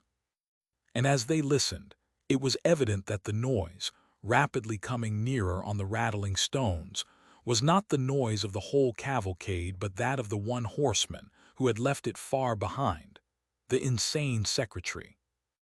Syme's family, like most of those who end in the simple life, had once owned a motor, and he knew all about them. He had leapt at once into the chauffeur's seat, and with flushed face was wrenching and tugging at the disused machinery. He bent his strength upon one handle, and then said quite quietly, "I am afraid it's no go." As he spoke, there swept round the corner a man rigid on his rushing horse, with the rush and rigidity of an arrow. He had a smile that thrust out his chin as if it were dislocated. He swept alongside of the stationary car, into which its company had crowded, and laid his hand on the front. It was the secretary, and his mouth went quite straight in the solemnity of triumph. Syme was leaning hard upon the steering wheel, and there was no sound but the rumble of the other pursuers riding into the town. Then there came quite suddenly a scream of scraping iron, and the car leapt forward. It plucked the secretary clean out of his saddle, as a knife is whipped out of its sheath, trailed him kicking terribly for 20 yards, and left him flung flat upon the road far in front of his frightened horse. As the car took the corner of the street with a splendid curve, they could just see the other anarchists filling the street and raising their fallen leader. "I can't understand why it has grown so dark," said the professor at last in a low voice. "Going to be a storm, I think," said Dr. Bull. "I say, it's a pity we haven't got a light on this car if only to see by." "We have," said the colonel, and from the floor of the car he fished up a heavy, old-fashioned, carved iron lantern with a light inside it. It was obviously an antique, and it would seem as if its original use had been in some way semi-religious, for there was a rude molding of a cross upon one of its sides. "Where on earth did you get that?" asked the professor. "I got it where I got the car," answered the colonel, chuckling, "from my best friend.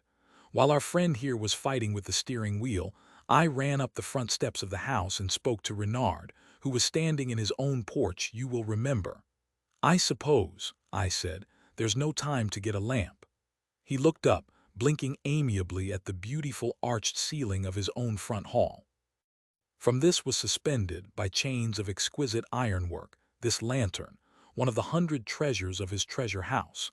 By sheer force he tore the lamp out of his own ceiling, shattering the painted panels and bringing down 2 blue vases with his violence. Then he handed me the iron lantern, and I put it in the car. Was I not right when I said that Dr. Renard was worth knowing?" "You were," said Syme seriously, and hung the heavy lantern over the front. There was a certain allegory of their whole position in the contrast between the modern automobile and its strange ecclesiastical lamp. Hitherto they had passed through the quietest part of the town, meeting at most 1 or 2 pedestrians, who could give them no hint of the peace or the hostility of the place. Now, however, the windows in the houses began one by one to be lit up, giving a greater sense of habitation and humanity. Dr. Bull turned to the new detective who had led their flight, and permitted himself one of his natural and friendly smiles. "These lights make one feel more cheerful." Inspector Ratcliffe drew his brows together. "There is only one set of lights that make me more cheerful," he said, "and they are those lights of the police station which I can see beyond the town. Please God we may be there in 10 minutes. Then all Bull's boiling good sense and optimism broke suddenly out of him. "Oh, this is all raving nonsense," he cried. "If you really think that ordinary people in ordinary houses are anarchists, you must be madder than an anarchist yourself. If we turned and fought these fellows, the whole town would fight for us." "No," said the other with an immovable simplicity, "the whole town would fight for them. We shall see." While they were speaking, the professor had leant forward with sudden excitement. "What is that noise?" he said. "Oh, the horses behind us, I suppose," said the colonel. "I thought we had got clear of them." "The horses behind us. No," said the professor, "it is not horses and it is not behind us." Almost as he spoke, across the end of the street before them 2 shining and rattling shapes shot past. They were gone almost in a flash, but everyone could see that they were motor cars, and the professor stood up with a pale face and swore that they were the other 2 motor cars from Dr. Renard's garage. "I tell you they were his," he repeated with wild eyes, "and they were full of men in masks." "Absurd," said the colonel angrily. "Dr. Renard would never give them his cars." "He may have been forced," said Ratcliffe quietly. "The whole town is on their side." "You still believe that?" asked the colonel incredulously. "You will all believe it soon," said the other with a hopeless calm. There was a puzzled pause for some little time, and then the colonel began again abruptly. "No, I can't believe it. The thing is nonsense. The plain people of a peaceable French town—" He was cut short by a bang and a blaze of light, which seemed close to his eyes. As the car sped on, it left a floating patch of white smoke behind it, and Syme had heard a shot shriek past his ear. "My God," said the colonel, "someone has shot at us." "It need not interrupt conversation," said the gloomy Ratcliffe. "Pray resume your remarks, colonel. You were talking, I think, about the plain people of a peaceable French town." The staring colonel was long past minding satire. He rolled his eyes all round the street. "It is extraordinary," he said, "most extraordinary." "A fastidious person," said Syme, "might even call it unpleasant. However, I suppose those lights out in the field beyond this street are the gendarmerie. We shall soon get there." "No," said Inspector Ratcliffe, "we shall never get there." He had been standing up and looking keenly ahead of him. Now he sat down and smoothed his sleek hair with a weary gesture. "What do you mean?" asked Bull sharply. "I mean that we shall never get there," said the pessimist placidly. "They have 2 rows of armed men across the road already. I can see them from here. The town is in arms, as I said it was.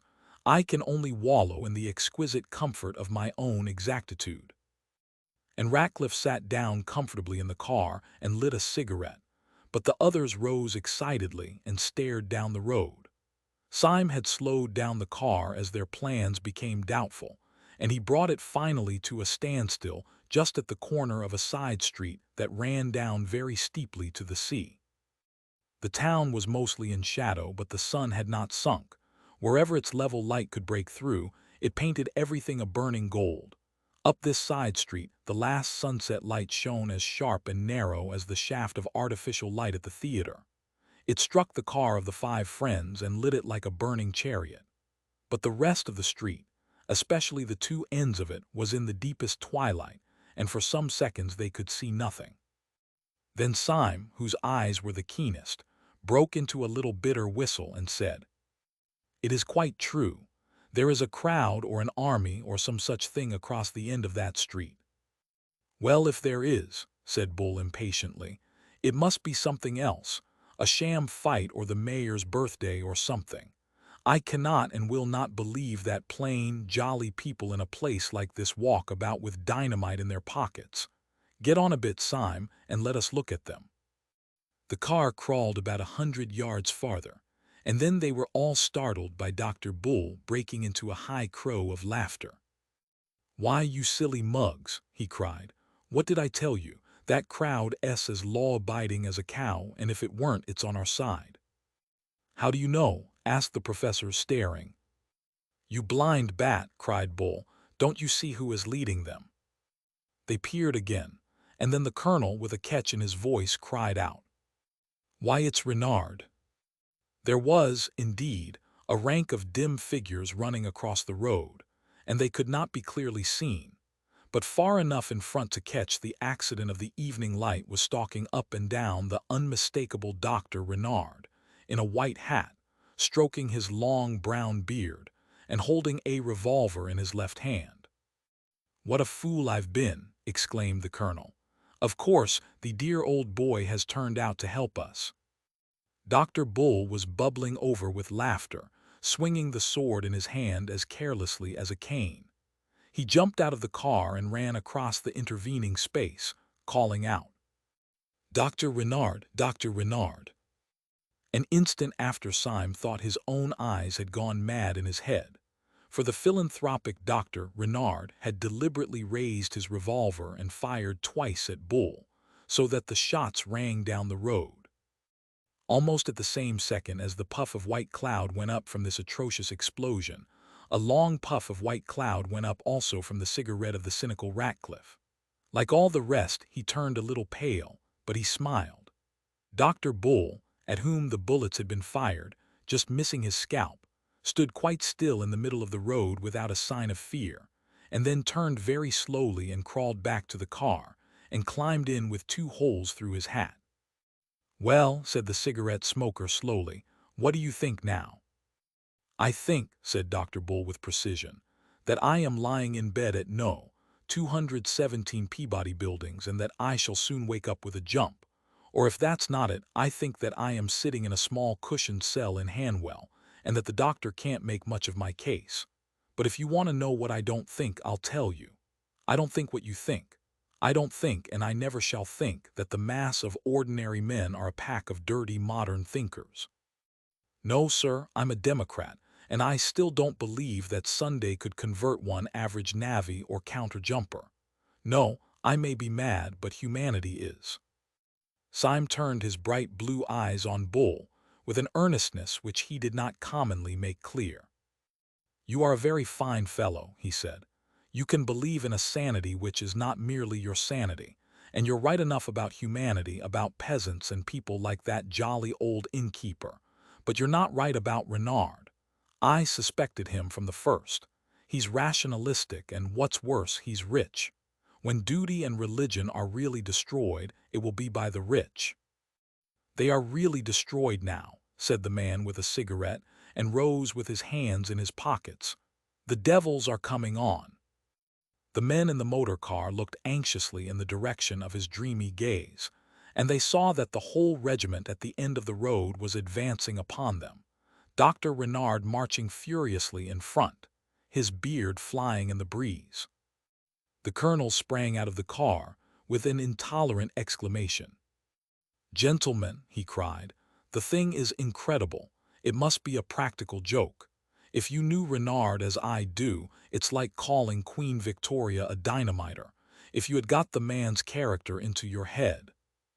"Dr. Bull," said Syme sardonically, "has at least got it into his hat." "I tell you it can't be," cried the colonel, stamping. "Renard shall explain it. He shall explain it to me," and he strode forward. "Don't be in such a hurry," drawled the smoker. "He will very soon explain it to all of us." But the impatient colonel was already out of earshot, advancing towards the advancing enemy. The excited Dr. Renard lifted his pistol again, but perceiving his opponent, hesitated, and the colonel came face to face with him with frantic gestures of remonstrance. "It is no good," said Syme. "He will never get anything out of that old heathen. I vote we drive bang through the thick of them, bang as the bullets went through Bull's hat. We may all be killed, but we must kill a tidy number of them." "I won't ave it," said Dr. Bull, growing more vulgar in the sincerity of his virtue. "The poor chaps may be making a mistake. Give the colonel a chance." "Shall we go back then?" asked the professor. "No," said Ratcliffe in a cold voice. "The street behind us is held too. In fact, I seem to see there another friend of yours, Syme." Syme spun round smartly and stared backwards at the track which they had traveled. He saw an irregular body of horsemen gathering and galloping towards them in the gloom. He saw above the foremost saddle the silver gleam of a sword, and then as it grew nearer the silver gleam of an old man's hair. The next moment, with shattering violence, he had swung the motor round and sent it dashing down the steep side street to the sea, like a man that desired only to die. "What the devil is up?" cried the professor, seizing his arm. "The morning star has fallen," said Syme, as his own car went down the darkness like a falling star. The others did not understand his words, but when they looked back at the street above they saw the hostile cavalry coming round the corner and down the slopes after them, and foremost of all rode the good innkeeper, flushed with the fiery innocence of the evening light. "The world is insane," said the professor, and buried his face in his hands. "No," said Dr. Bull in adamantine humility, "it is I." "What are we going to do?" asked the professor.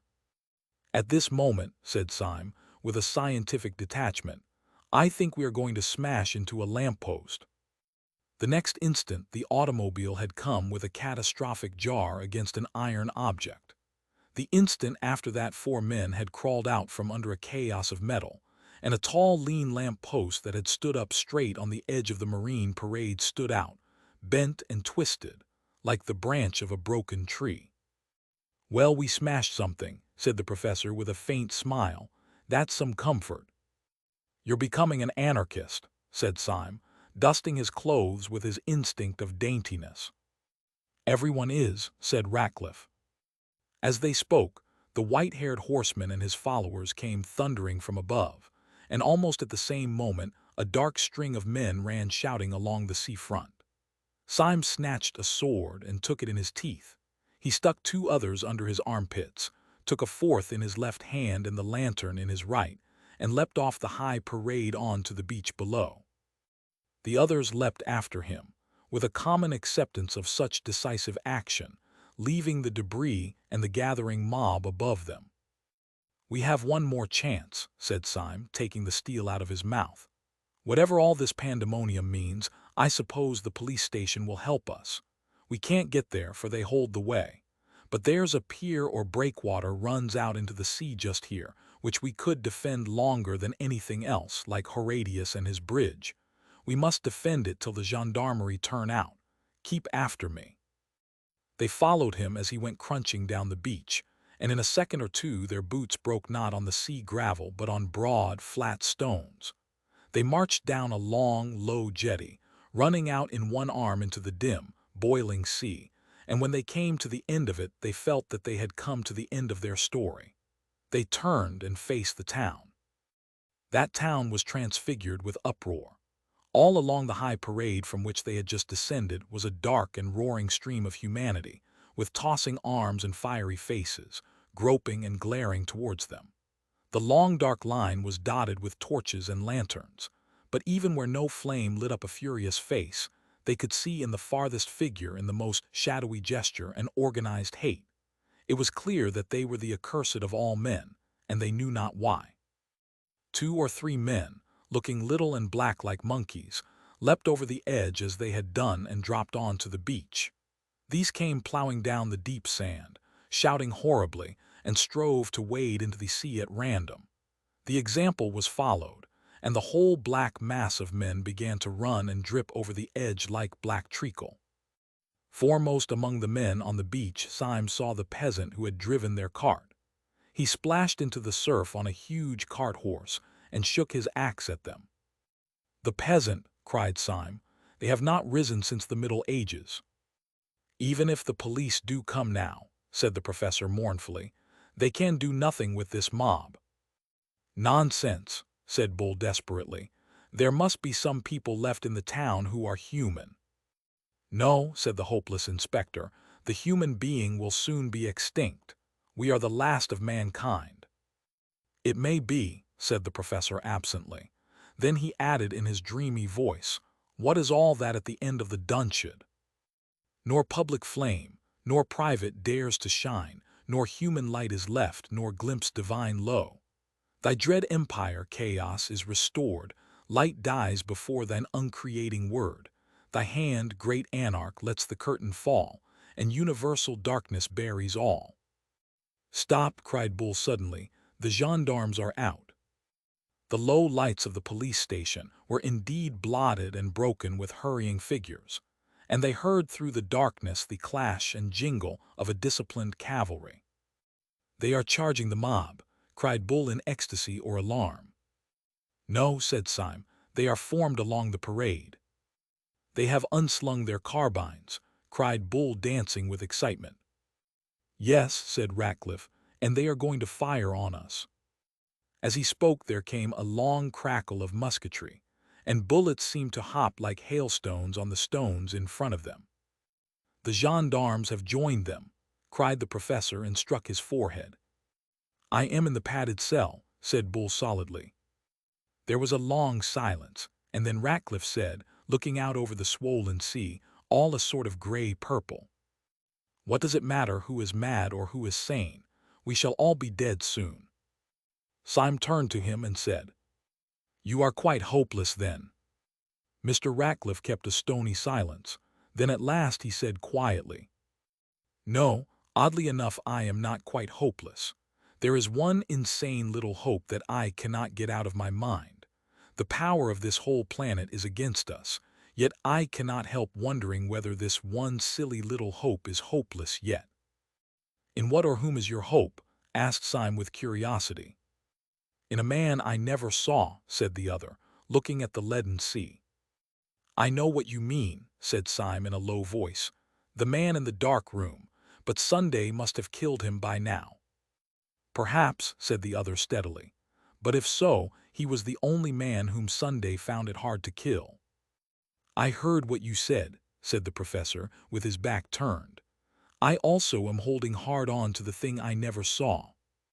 All of a sudden Syme, who was standing as if blind with introspective thought, swung round and cried out, like a man waking from sleep, "Where is the colonel? I thought he was with us." "The colonel, yes," cried Bull. "Where on earth is the colonel?" "He went to speak to Renard," said the professor. "We cannot leave him among all those beasts," cried Syme. "Let us die like gentlemen if—" "Do not pity the colonel," said Ratcliffe with a pale sneer. "He is extremely comfortable, he is." "No, no, no," cried Syme in a kind of frenzy, "not the colonel too. I will never believe it." "Will you believe your eyes?" asked the other and pointed to the beach. Many of their pursuers had waded into the water shaking their fists, but the sea was rough, and they could not reach the pier. 2 or 3 figures, however, stood on the beginning of the stone footway, and seemed to be cautiously advancing down it.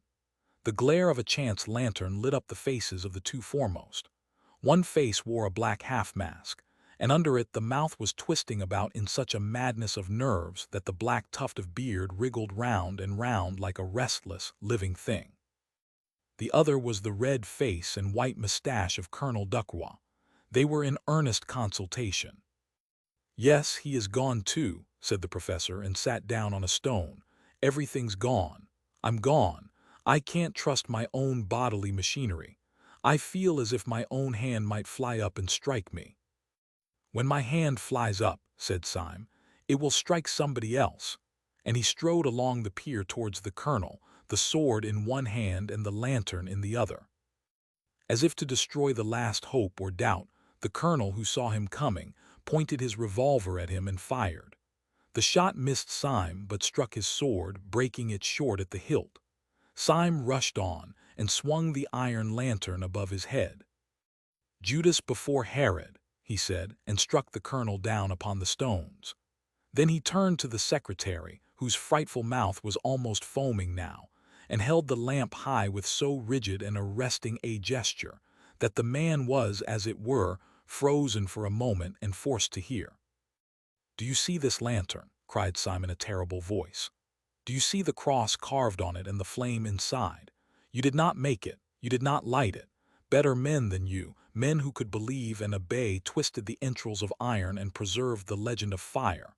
There is not a street you walk on, there is not a thread you wear, that was not made as this lantern was. By denying your philosophy of dirt and rats, you can make nothing. You can only destroy. You will destroy mankind. You will destroy the world. Let that suffice you. Yet this one old Christian lantern you shall not destroy. It shall go where your empire of apes will never have the wit to find it."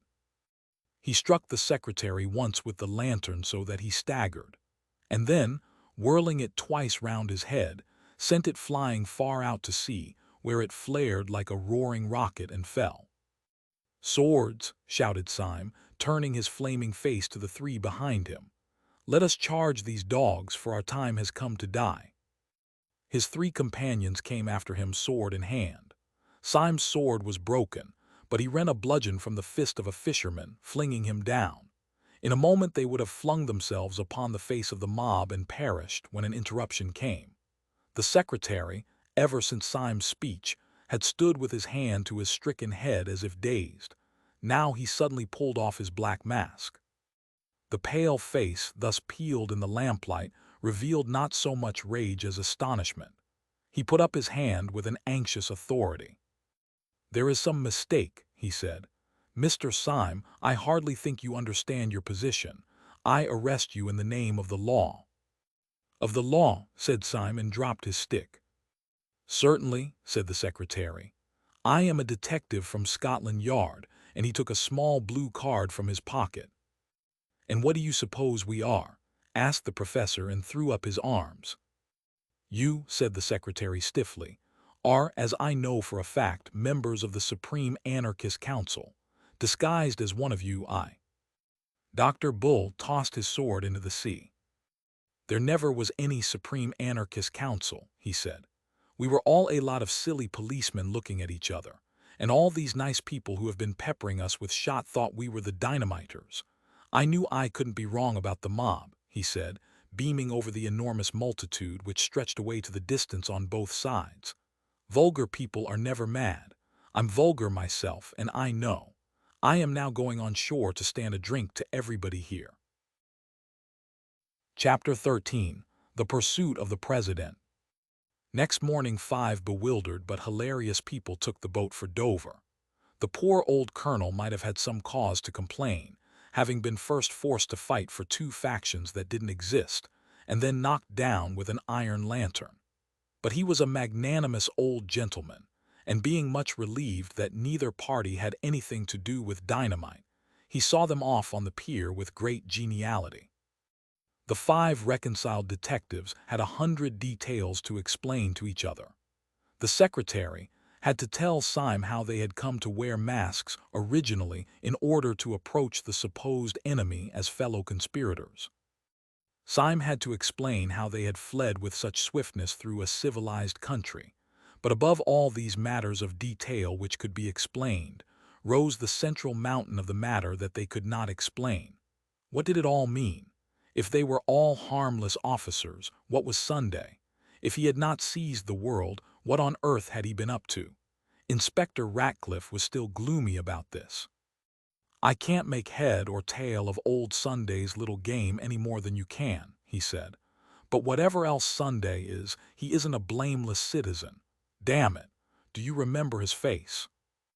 "I grant you," answered Syme, "that I have never been able to forget it." "Well," said the secretary, "I suppose we can find out soon, for tomorrow we have our next general meeting. You will excuse me," he said, with a rather ghastly smile, "for being well acquainted with my secretarial duties." "I suppose you are right," said the professor reflectively. "I suppose we might find it out from him, but I confess that I should feel a bit afraid of asking Sunday who he really is." "Why?" asked the secretary. "For fear of bombs." "No," said the professor, "for fear he might tell me." "Let us have some drinks," said Dr. Bull after a silence. Throughout their whole journey by boat and train they were highly convivial, but they instinctively kept together. Dr. Bull, who had always been the optimist of the party, endeavored to persuade the other four that the whole company could take the same hansom cab from Victoria, but this was overruled, and they went in a four-wheeler with Dr. Bull on the box, singing. They finished their journey at an hotel in Piccadilly Circus, so as to be close to the early breakfast next morning in Leicester Square. Yet even then the adventures of the day were not entirely over. Dr. Bull, discontented with the general proposal to go to bed, had strolled out of the hotel at about 11 to see and taste some of the beauties of London. 20 minutes afterwards, however, he came back and made quite a clamor in the hall. Syme, who tried at first to soothe him, was forced at last to listen to his communication with quite new attention. "I tell you I've seen him," said Dr. Bull with thick emphasis. "Whom?" asked Syme quickly. "Not the president." "Not so bad as that," said Dr. Bull with unnecessary laughter. "Not so bad as that. I've got him here." "Got whom here?" asked Syme impatiently. "Harry Mann," said the other lucidly. "Man that used to be Harry Mann, Gogol. Here he is." And he pulled forward by a reluctant elbow the identical young man who 5 days before had marched out of the council with thin red hair and a pale face, the first of all the sham anarchists who had been exposed. "Why do you worry with me?" he cried. "You have expelled me as a spy." "We are all spies," whispered Syme. "We're all spies," shouted Dr. Bull. "Come and have a drink." Next morning the battalion of the reunited Six marched stolidly towards the hotel in Leicester Square. "This is more cheerful," said Dr. Bull. "We are 6 men going to ask one man what he means." "I think it is a bit queerer than that," said Syme. "I think it is 6 men going to ask one man what they mean." They turned in silence into the square, and though the hotel was in the opposite corner, they saw at once the little balcony and a figure that looked too big for it. He was sitting alone with bent head, poring over a newspaper. But all his councillors, who had come to vote him down, crossed that square as if they were watched out of heaven by 100 eyes. They had disputed much upon their policy, about whether they should leave the unmasked Gogol without and begin diplomatically, or whether they should bring him in and blow up the gunpowder at once. The influence of Syme and Bull prevailed for the latter course, though the secretary to the last asked them why they attacked Sunday so rashly. "My reason is quite simple," said Syme. "I attack him rashly because I am afraid of him." They followed Syme up the dark stair in silence, and they all came out simultaneously into the broad sunlight of the morning and the broad sunlight of Sunday's smile. "Delightful," he said. "So pleased to see you all. What an exquisite day it is. Is the Tsar dead?" The secretary, who happened to be foremost, drew himself together for a dignified outburst. "No, sir," he said sternly, "there has been no massacre. I bring you news of no such disgusting spectacles." "Disgusting spectacles," repeated the president with a bright, inquiring smile. You mean Dr. Bull's spectacles? The secretary choked for a moment, and the president went on with a sort of smooth appeal. Of course, we all have our opinions and even our eyes, but really to call them disgusting before the man himself. Dr. Bull tore off his spectacles and broke them on the table. My spectacles are blackguardly, he said, but I'm not, look at my face. I dare say it's the sort of face that grows on one, said the president. In fact, it grows on you. And who am I to quarrel with the wild fruits upon the tree of life? I dare say it will grow on me some day. We have no time for tomfoolery, said the secretary, breaking in savagely. We have come to know what all this means. Who are you? What are you? Why did you get us all here? Do you know who and what we are? Are you a half-witted man playing the conspirator, or are you a clever man playing the fool? Answer me, I tell you. Candidates, murmured Sunday, are only required to answer 8 out of the 17 questions on the paper.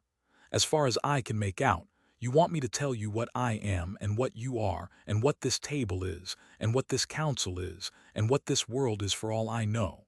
Well, I will go so far as to rend the veil of one mystery. If you want to know what you are a set of highly well-intentioned young jackasses. And you, said Syme, leaning forward, what are you? What am I? Roared the president, and he rose slowly to an incredible height, like some enormous wave about to arch above them and break. You want to know what I am, do you? Bull, you are a man of science. Grub in the roots of those trees and find out the truth about them. Syme, you are a poet. Stare at those morning clouds. But I tell you this, that you will have found out the truth of the last tree and the topmost cloud before the truth about me. You will understand the sea, and I shall be still a riddle. You shall know what the stars are and not know what I am. Since the beginning of the world all men have hunted me like a wolf, kings and sages and poets and lawgivers, all the churches and all the philosophies. But I have never been caught yet, and the skies will fall in the time I turn to bay. I have given them a good run for their money, and I will now. Before one of them could move, the monstrous man had swung himself like some huge orangutan over the balustrade of the balcony. Yet before he dropped he pulled himself up again as on a horizontal bar, and thrusting his great chin over the edge of the balcony, said solemnly, "There's one thing I'll tell you, though, about who I am. I am the man in the dark room who made you all policemen." With that he fell from the balcony, bouncing on the stones below like a great ball of India rubber, and went bounding off towards the corner of the Alhambra, where he hailed a hansom cab and sprang inside it. The 6 detectives had been standing thunderstruck and livid in the light of his last assertion. But when he disappeared into the cab, Syme's practical senses returned to him, and leaping over the balcony so recklessly as almost to break his legs, he called another cab. He and Bull sprang into the cab together, the professor and the inspector into another, while the secretary and the late Gogol scrambled into a third just in time to pursue the flying Syme, who was pursuing the flying president. Sunday led them a wild chase towards the northwest, his cabman, evidently under the influence of more than common inducements, urging the horse at breakneck speed. But Syme was in no mood for delicacies, and he stood up in his own cab shouting, "Stop thief!" until crowds ran along beside his cab, and policemen began to stop and ask questions. All this had its influence upon the president's cabman, who began to look dubious and to slow down to a trot. He opened the trap to talk reasonably to his fare, and in so doing let the long whip droop over the front of the cab. Sunday leant forward, seized it, and jerked it violently out of the man's hand. Then, standing up in front of the cab himself, he lashed the horse and roared aloud, so that they went down the streets like a flying storm. Through street after street and square after square went whirling this preposterous vehicle, in which the fare was urging the horse, and the driver trying desperately to stop it. The other 3 cabs came after it, if the phrase be permissible of a cab, like panting hounds. Shops and streets shot by like rattling arrows. At the highest ecstasy of speed, Sunday turned round on the splashboard where he stood, and sticking his great grinning head out of the cab with white hair whistling in the wind, he made a horrible face at his pursuers like some colossal urchin. Then, raising his right hand swiftly, He flung a ball of paper in Syme's face and vanished. Syme caught the thing while instinctively warding it off, and discovered that it consisted of two crumpled papers. One was addressed to himself, and the other to Dr. Bull, with a very long, and it is to be feared partly ironical, string of letters after his name. Dr. Bull's address was, at any rate, considerably longer than his communication, for the communication consisted entirely of the words. "What about Martin Tupper now?" "What does the old maniac mean?" asked Bull, staring at the words. "What does yours say, Syme?" Syme's message was, at any rate, longer and ran as follows. "No one would regret anything in the nature of an interference by the Archdeacon more than I trust it will not come to that. But, for the last time, where are your galoshes? The thing is too bad, especially after what Uncle said." The president's cabman seemed to be regaining some control over his horse, and the pursuers gained a little as they swept round into the Edgware Road. And here there occurred what seemed to the Allies a providential stoppage. Traffic of every kind was swerving to right or left or stopping, for down the long road was coming the unmistakable roar announcing the fire engine, which in a few seconds went by like a brazen thunderbolt. But quick as it went by, Sunday had bounded out of his cab, sprung at the fire engine, caught it, slung himself onto it, and was seen as he disappeared in the noisy distance talking to the astonished fireman with explanatory gestures. "After him," howled Syme. "He can't go astray now. There's no mistaking a fire engine." The three cabmen, who had been stunned for a moment, whipped up their horses and slightly decreased the distance between themselves and their disappearing prey. The president acknowledged this proximity by coming to the back of the car, bowing repeatedly, kissing his hand, and finally flinging a neatly folded note into the bosom of Inspector Ratcliffe. When that gentleman opened it, not without impatience, he found it contained the words, "Fly at once. The truth about your trouser stretchers is known, a friend." The fire engine had struck still farther to the north, into a region that they did not recognize, and as it ran by a line of high railings shadowed with trees, the six friends were startled, but somewhat relieved, to see the president leap from the fire engine, though whether through another whim or the increasing protest of his entertainers they could not see. Before the three cabs, however, could reach up to the spot, he had gone up the high railings like a huge gray cat, tossed himself over, and vanished in a darkness of leaves. Syme, with a furious gesture, stopped his cab, jumped out, and sprang also to the escalade. When he had one leg over the fence and his friends were following, he turned a face on them which shone quite pale in the shadow. "What place can this be?" he asked. "Can it be the old devil's house? I've heard he has a house in North London." "All the better," said the secretary grimly, planting a foot in a foothold.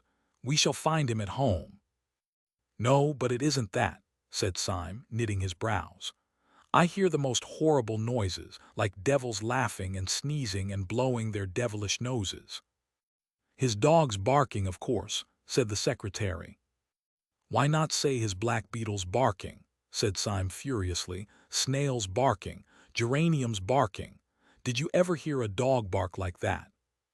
He held up his hand, and there came out of the thicket a long growling roar that seemed to get under the skin and freeze the flesh, a low thrilling roar that made a throbbing in the air all about them.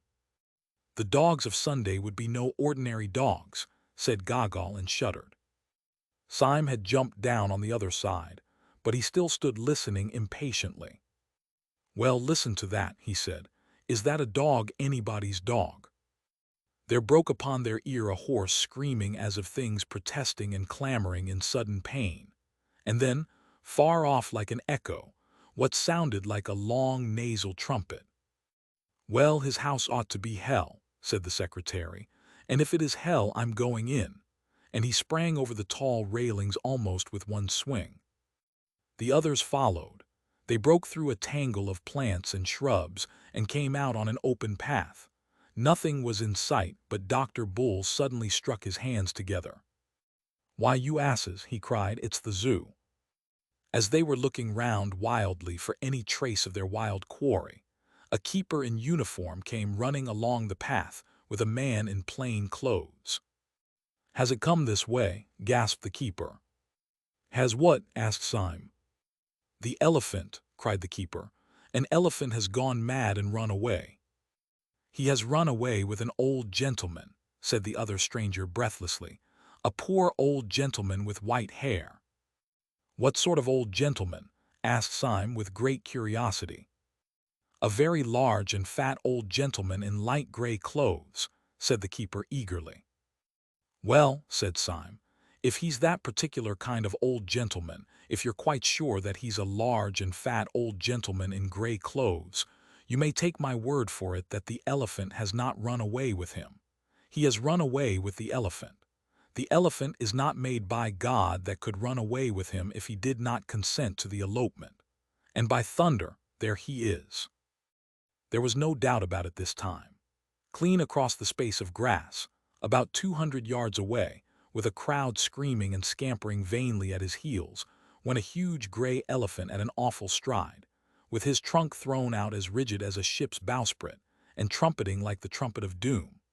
On the back of the bellowing and plunging animal sat President Sunday with all the placidity of a sultan, but goading the animal to a furious speed with some sharp object in his hand. "Stop him!" screamed the populace. "He'll be out of the gate." "Stop a landslide," said the keeper. "He is out of the gate." And even as he spoke, a final crash and roar of terror announced that the great gray elephant had broken out of the gates of the zoological gardens and was careening down Albany Street like a new and swift sort of omnibus. "Great Lord!" cried Bull. "I never knew an elephant could go so fast. Well, it must be hansom cabs again if we are to keep him in sight." As they raced along to the gate out of which the elephant had vanished, Syme felt a glaring panorama of the strange animals in the cages which they passed. Afterwards he thought it queer that he should have seen them so clearly. He remembered especially seeing pelicans, with their preposterous, pendant throats. He wondered why the pelican was the symbol of charity, except it was that it wanted a good deal of charity to admire a pelican. He remembered a hornbill, which was simply a huge yellow beak with a small bird tied on behind it. The whole gave him a sensation, the vividness of which he could not explain, that nature was always making quite mysterious jokes. Sunday had told them that they would understand him when they had understood the stars. He wondered whether even the archangels understood the hornbill. The 6 unhappy detectives flung themselves into cabs and followed the elephant, sharing the terror which he spread through the long stretch of the streets. This time Sunday did not turn round, but offered them the solid stretch of his unconscious back, which maddened them, if possible, more than his previous mockeries. Just before they came to Baker Street, however, he was seen to throw something far up into the air, as a boy does a ball meaning to catch it again. But at their rate of racing it fell far behind, just by the cab containing Gogol, and in faint hope of a clue or for some impulse unexplainable, he stopped his cab so as to pick it up. It was addressed to himself, and was quite a bulky parcel. On examination, however, its bulk was found to consist of 33 pieces of paper of no value wrapped one round the other. When the last covering was torn away, it reduced itself to a small slip of paper, on which was written, "The word, I fancy, should be pink."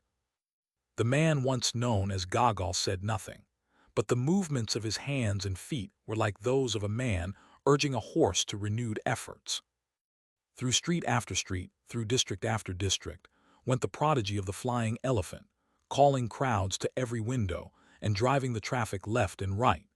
And still through all this insane publicity, the 3 cabs twirled after it, until they came to be regarded as part of a procession, and perhaps the advertisement of a circus. They went at such a rate that distances were shortened beyond belief, and Syme saw the Albert Hall in Kensington when he thought that he was still in Paddington. The animal's pace was even more fast and free through the empty, aristocratic streets of South Kensington, and he finally headed towards that part of the skyline where the enormous wheel of Earl's Court stood up in the sky. The wheel grew larger and larger, till till it filled heaven like the wheel of stars. The beast outstripped the cabs. They lost him round several corners, and when they came to one of the gates of the Earl's Court Exhibition, they found themselves finally blocked.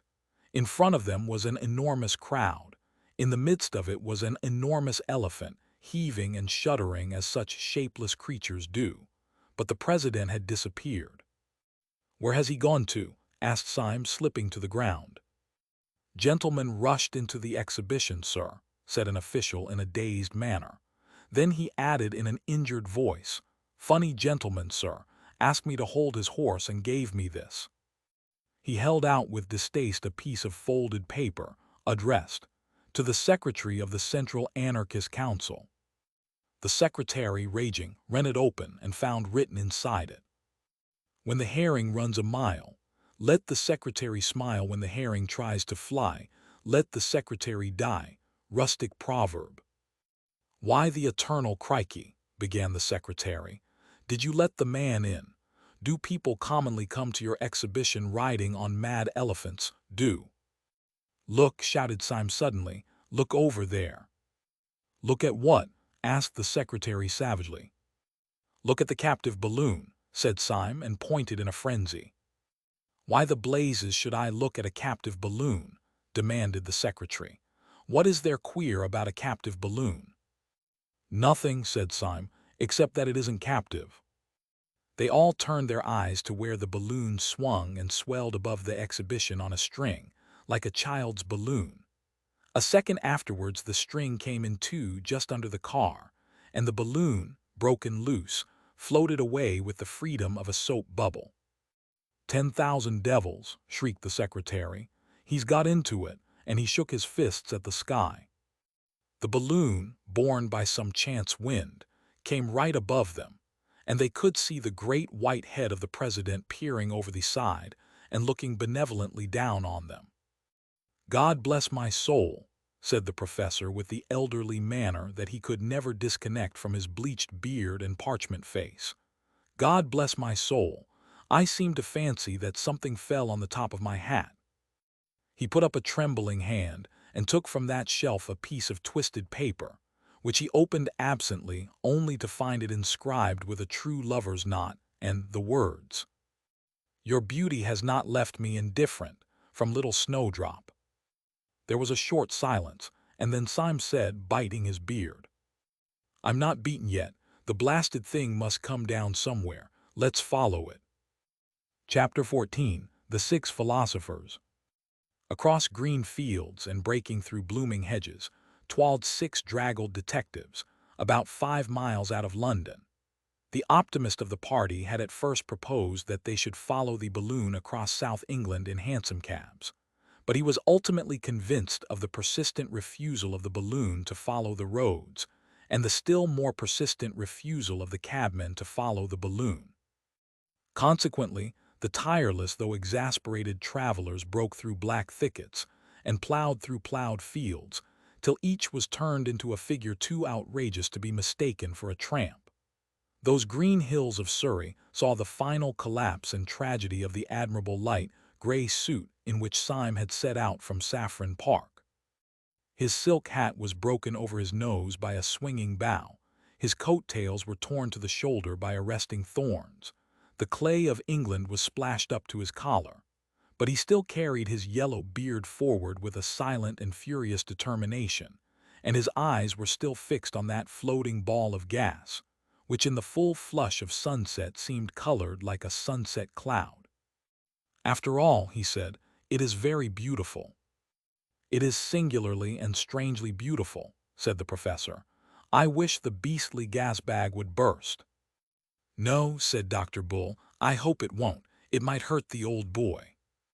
"Hurt him," said the vindictive professor, "hurt him. Not as much as I'd hurt him if I could get up with him. Little Snowdrop." "I don't want him hurt somehow," said Dr. Bull. "What?" cried the secretary bitterly. "Do you believe all that tale about his being our man in the dark room? Sunday would say he was anybody." "I don't know whether I believe it or not," said Dr. Bull, "but it isn't that I mean. I can't wish old Sunday's balloon to burst because—" Well, said Syme impatiently, because. Well, because he's so jolly like a balloon himself, said Dr. Bull desperately. I don't understand a word of all that idea of his being the same man who gave us all our blue cards. It seems to make everything nonsense. But I don't care who knows it.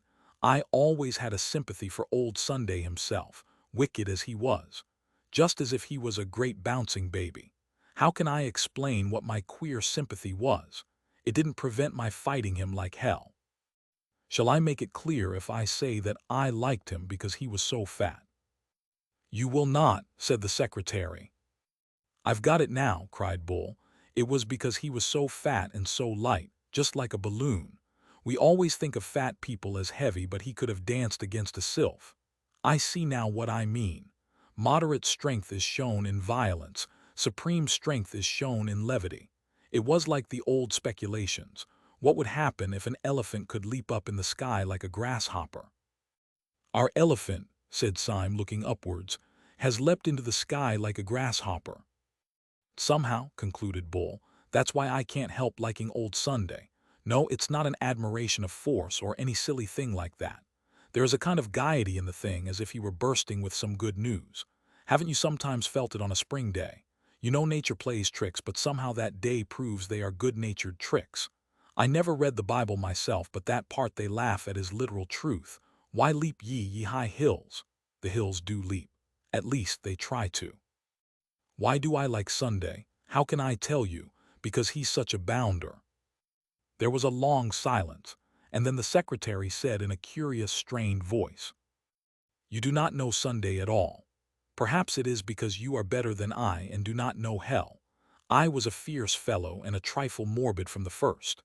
The man who sits in darkness and who chose us all chose me because I had all the crazy look of a conspirator, because my smile went crooked and my eyes were gloomy, even when I smiled. But there must have been something in me that answered to the nerves in all these anarchic men.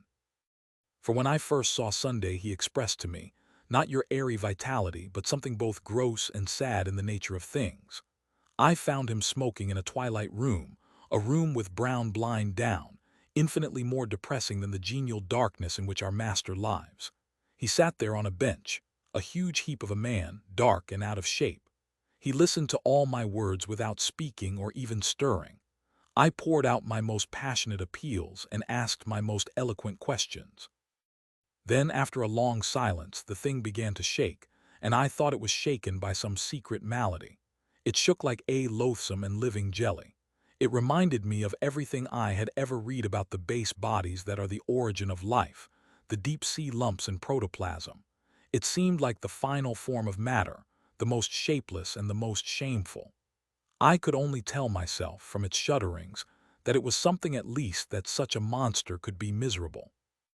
And then it broke upon me that the bestial mountain was shaking with a lonely laughter, and the laughter was at me. Do you ask me to forgive him that? It is no small thing to be laughed at by something at once lower and stronger than oneself. Surely you fellows are exaggerating wildly, cut in the clear voice of Inspector Ratcliffe. President Sunday is a terrible fellow for one's intellect, but he is not such a Barnum's freak physically as you make out. He received me in an ordinary office in a gray check coat in broad daylight. He talked to me in an ordinary way, but I'll tell you what is a trifle creepy about Sunday. His room is neat, his clothes are neat, everything seems in order, but he's absent-minded. Sometimes his great bright eyes go quite blind. For hours he forgets that you are there. Now absent-mindedness is just a bit too awful in a bad man. We think of a wicked man as vigilant. We can't think of a wicked man who is honestly and sincerely dreamy, because we daren't think of a wicked man alone with himself. An absent-minded man means a good-natured man. It means a man who, if he happens to see you, will apologize. But how will you bear an absent-minded man who, if he happens to see you, will kill you? That is what tries the nerves, abstraction combined with cruelty. Men have felt it sometimes when they went through wild forests, and felt that the animals there were at once innocent and pitiless. They might ignore or slay. How would you like to pass 10 mortal hours in a parlor with an absent-minded tiger? And what do you think of Sunday Gogol, asked Syme. I don't think of Sunday on principle, said Gogol simply, any more than I stare at the sun at noonday. Well, that is a point of view, said Syme thoughtfully. What do you say, Professor? The professor was walking with bent head and trailing stick, and he did not answer at all. Wake up, Professor, said Syme genially. Tell us what you think of Sunday. The professor spoke at last very slowly.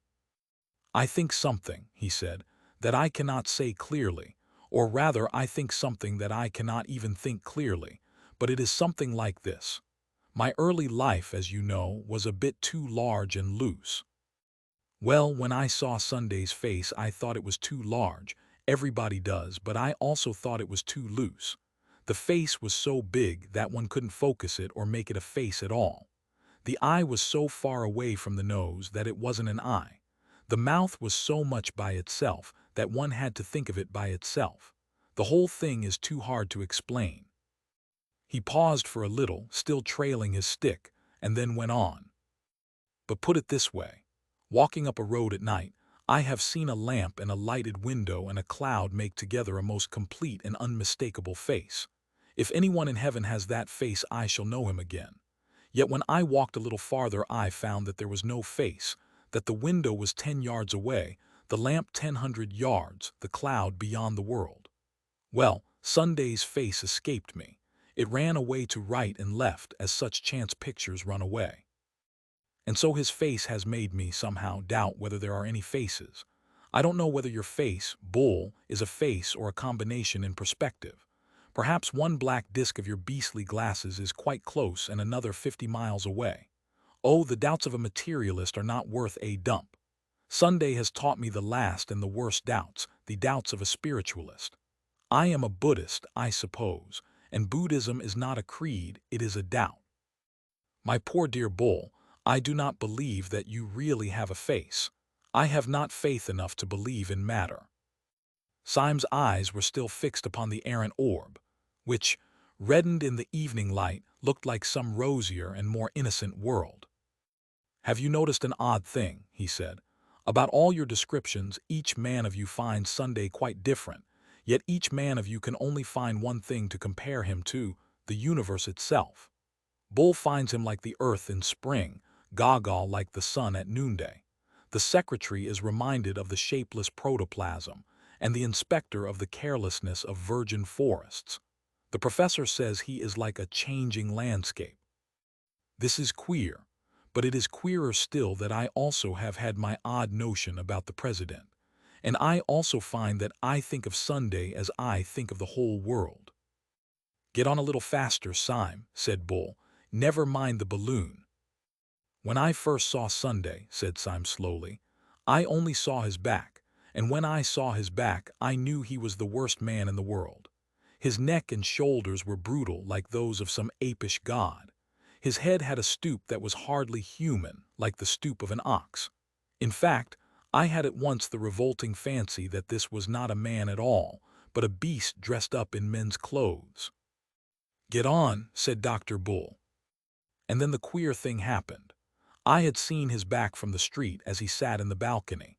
Then I entered the hotel and coming round the other side of him, saw his face in the sunlight. His face frightened me as it did everyone, but not because it was brutal, not because it was evil. On the contrary, it frightened me because it was so beautiful, because it was so good. Syme, exclaimed the secretary, are you ill? It was like the face of some ancient archangel, judging justly after heroic wars. There was laughter in the eyes, and in the mouth honor and sorrow. There was the same white hair, the same great, gray-clad shoulders that I had seen from behind. But when I saw him from behind, I was certain he was an animal, and when I saw him in front, I knew he was a god. Pan, said the professor dreamily, was a god and an animal. Then and again and always, went on Syme like a man talking to himself, that has been for me the mystery of Sunday, and it is also the mystery of the world. When I see the horrible back, I am sure the noble face is but a mask. When I see the face but for an instant, I know the back is only a jest. Bad is so bad that we cannot but think good an accident. Good is so good that we feel certain that evil could be explained. But the whole came to a kind of crest yesterday when I raced Sunday for the cab, and was just behind him all the way. "Had you time for thinking then?" asked Ratcliffe. "Time," replied Syme, "for one outrageous thought.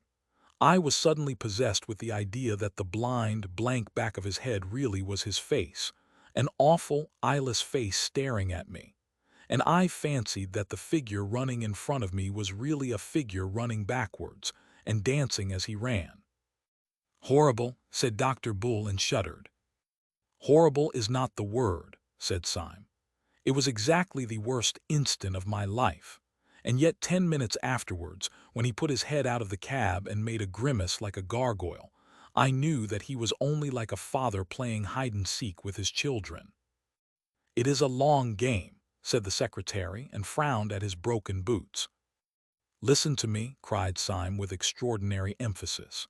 "Shall I tell you the secret of the whole world? It is that we have only known the back of the world. We see everything from behind, and it looks brutal. That is not a tree, but the back of a tree. That is not a cloud, but the back of a cloud. Cannot you see that everything is stooping and hiding a face, if we could only get round in front?" "Look," cried out Bull clamorously, "the balloon is coming down." There was no need to cry out to Syme, who had never taken his eyes off it. He saw the great luminous globe suddenly stagger in the sky, right itself, and then sink slowly behind the trees like a setting sun. The man called Gagal, who had hardly spoken through all their weary travels, suddenly threw up his hands like a lost spirit. "He is dead," he cried, "and now I know he was my friend in the dark." "Dead?" snorted the secretary. "You will not find him dead easily. If he has been tipped out of the car, we shall find him rolling as a colt rolls in a field, kicking his legs for fun." "Clashing his hoofs," said the professor. "The colts do, and so did Pan." "Pan again," said Dr. Bull irritably. "You seem to think Pan is everything." "So he is," said the professor. "In Greek, he means everything." "Don't forget," said the secretary, looking down, "that he also means panic." Syme had stood without hearing any of the exclamations. "It fell over there," he said shortly. "Let us follow it." Then he added with an indescribable gesture, "Oh, if he has cheated us all by getting killed, it would be like one of his larks." He strode off towards the distant trees with a new energy, his rags and ribbons fluttering in the wind. The others followed him in a more footsore and dubious manner, and almost at the same moment all 6 men realized that they were not alone in the little field. Across the square of turf a tall man was advancing towards them, leaning on a strange long staff like a scepter. He was clad in a fine but old-fashioned suit with knee breeches. Its color was that shade between blue, violet, and gray which can be seen in certain shadows of the woodland. His hair was whitish-gray, and at the first glance, taken along with his knee breeches, looked as if it was powdered. His advance was very quiet, but for the silver frost upon his head, he might have been one to the shadows of the wood. "Gentlemen," he said, "my master has a carriage waiting for you in the road just by." "Who is your master?" asked Syme, standing quite still. "I was told you knew his name," said the man respectfully. There was a silence, and then the secretary said, "Where is this carriage?" "It has been waiting only a few moments," said the stranger. "My master has only just come home." Syme looked left and right upon the patch of green field in which he found himself. The hedges were ordinary hedges, the trees seemed ordinary trees, yet he felt like a man entrapped in fairyland. He looked the mysterious ambassador up and down, but he could discover nothing except that the man's coat was the exact color of the purple shadows, and that the man's face was the exact color of the red and brown and golden sky. "Show us the place," Syme said briefly, and without a word the man in the violet coat turned his back and walked towards a gap in the hedge, which let in suddenly the light of a white road. As the 6 wanderers broke out upon this thoroughfare, they saw the white road blocked by what looked like a long row of carriages. such a row of carriages as might close the approach to some house in Park Lane. Along the side of these carriages stood a rank of splendid servants, all dressed in the gray-blue uniform, and all having a certain quality of stateliness and freedom which would not commonly belong to the servants of a gentleman, but rather to the officials and ambassadors of a great king. There were no less than 6 carriages waiting, one for each of the tattered and miserable band. All the attendants, as if in court dress, wore swords, and as each man crawled into his carriage they drew them, and saluted with a sudden blaze of steel. "What can it all mean?" asked Bull of Syme as they separated. "Is this another joke of Sundays?" "I don't know," said Syme as he sank wearily back in the cushions of his carriage. "But if it is, it's one of the jokes you talk about. It's a good-natured one." The 6 adventurers had passed through many adventures, but not one had carried them so utterly off their feet as this last adventure of comfort. They had all become inured to things going roughly, but things suddenly going smoothly swamped them. They could not even feebly imagine what the carriages were. It was enough for them to know that they were carriages, and carriages with cushions. They could not conceive who the old man was who had led them, but it was quite enough that he had certainly led them to the carriages. Syme drove through a drifting darkness of trees in utter abandonment. It was typical of him that, while he had carried his bearded chin forward fiercely so long as anything could be done, when the whole business was taken out of his hands, he fell back on the cushions in a frank collapse. Very gradually and very vaguely he realized into what rich roads the carriage was carrying him. He saw that they passed the stone gates of what might have been a park, that they began gradually to climb a hill which, while wooded on both sides, was somewhat more orderly than a forest. Then there began to grow upon him, as upon a man slowly waking from a healthy sleep, a pleasure in everything. He felt that the hedges were what hedges should be, living walls, that a hedge is like a human army disciplined, but all the more alive. He saw high elms behind the hedges and vaguely thought how happy boys would be climbing there. Then his carriage took a turn of the path, and he saw suddenly and quietly, like a long, low sunset cloud, a long, low house, mellow in the mild light of sunset. All the 6 friends compared notes afterwards and quarreled, but they all agreed that in some unaccountable way the place reminded them of their boyhood. It was either this elm top or that crooked path. It was either this scrap of orchard or that shape of a window. But each man of them declared that he could remember this place before he could remember his mother. When the carriages eventually rolled up to a large, low, cavernous gateway, another man in the same uniform, but wearing a silver star on the gray breast of his coat, came out to meet them. This impressive person said to the bewildered Syme, "Refreshments are provided for you in your room." Syme, under the influence of the same mesmeric sleep of amazement, went up the large oaken stairs after the respectful attendant. He entered a splendid suite of apartments that seemed to be designed specially for him. He walked up to a long mirror with the ordinary instinct of his class, to pull his tie straight or to smooth his hair. And there he saw the frightful figure that he was, blood running down his face from where the bough had struck him, his hair standing out like yellow rags of rank grass, his clothes torn into long, wavering tatters. At once the whole enigma sprang up, simply as the question of how he had got there, and how he was to get out again. Exactly at the same moment, a man in blue, who had been appointed as his valet, said very solemnly, "I have put out your clothes, sir." "Clothes?" said Syme sardonically. "I have no clothes except these," and he lifted 2 long strips of his frock coat in fascinating festoons, and made a movement as if to twirl like a ballet girl. "My master asks me to say," said the attendant, "that there is a fancy dress ball tonight, and that he desires you to put on the costume that I have laid out. Meanwhile, sir, there is a bottle of Burgundy and some cold pheasant, which he hopes you will not refuse, as it is some hours before supper." "Cold pheasant is a good thing," said Syme reflectively, "and Burgundy is a spanking good thing. But really I do not want either of them so much as I want to know what the devil all this means, and what sort of costume you have got laid out for me. Where is it?" The servant lifted off a kind of ottoman, a long peacock-blue drapery, rather of the nature of a domino, on the front of which was emblazoned a large golden sun, and which was splashed here and there with flaming stars and crescents. "You're to be dressed as Thursday, sir," said the valet somewhat affably. "Dressed as Thursday," said Syme in meditation. "It doesn't sound a warm costume." "Oh, yes, sir," said the other eagerly. "The Thursday costume is quite warm, sir. It fastens up to the chin." "Well, I don't understand anything," said Syme, sighing. "I have been used so long to uncomfortable adventures that comfortable adventures knock me out.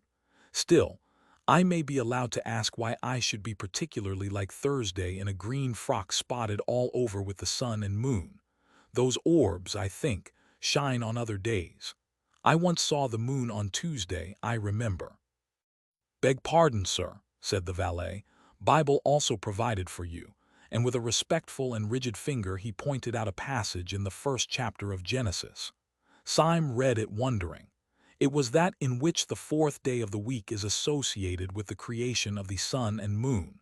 Here, however, they reckoned from a Christian Sunday.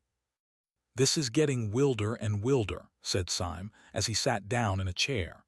"Who are these people who provide cold pheasant and burgundy and green clothes and Bibles? Do they provide everything?" "Yes, sir, everything," said the attendant gravely. "Shall I help you on with your costume?" "Oh, hitch the bally thing on," said Syme impatiently.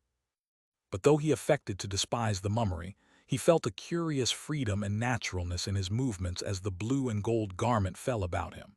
And when he found that he had to wear a sword, it stirred a boyish dream. As he passed out of the room, he flung the folds across his shoulder with a gesture. His sword stood out at an angle, and he had all the swagger of a troubadour. For these disguises did not disguise, but reveal. Chapter 15. The Accuser. As Syme strode along the corridor, he saw the secretary standing at the top of a great flight of stairs. The man had never looked so noble. He was draped in a long robe of starless black, down the center of which fell a band or broad stripe of pure white, like a single shaft of light. The whole looked like some very severe ecclesiastical vestment. There was no need for Syme to search his memory or the Bible in order to remember that the first day of creation marked the mere creation of light out of darkness. The vestment itself would alone have suggested the symbol, and Syme felt also how perfectly this pattern of pure white and black expressed the soul of the pale and austere secretary, with his inhuman veracity and his cold frenzy, which made him so easily make war on the anarchists, and yet so easily pass for one of them. Syme was scarcely surprised to notice that, amid all the ease and hospitality of their new surroundings, this man's eyes were still stern. No smell of ale or orchards could make the secretary cease to ask a reasonable question. If Syme had been able to see himself, he would have realized that he, too, seemed to be for the first time himself and no one else. For if the secretary stood for that philosopher who loves the original and formless light, Syme was a type of the poet who seeks always to make the light in special shapes, to split it up into sun and star. The philosopher may sometimes love the infinite. The poet always loves the finite. For him, the great moment is not the creation of light, but the creation of the sun and moon. As they descended the broad stairs together, they overtook Ratcliffe, who was clad in spring green like a huntsman, and the pattern upon whose garment was a green tangle of trees.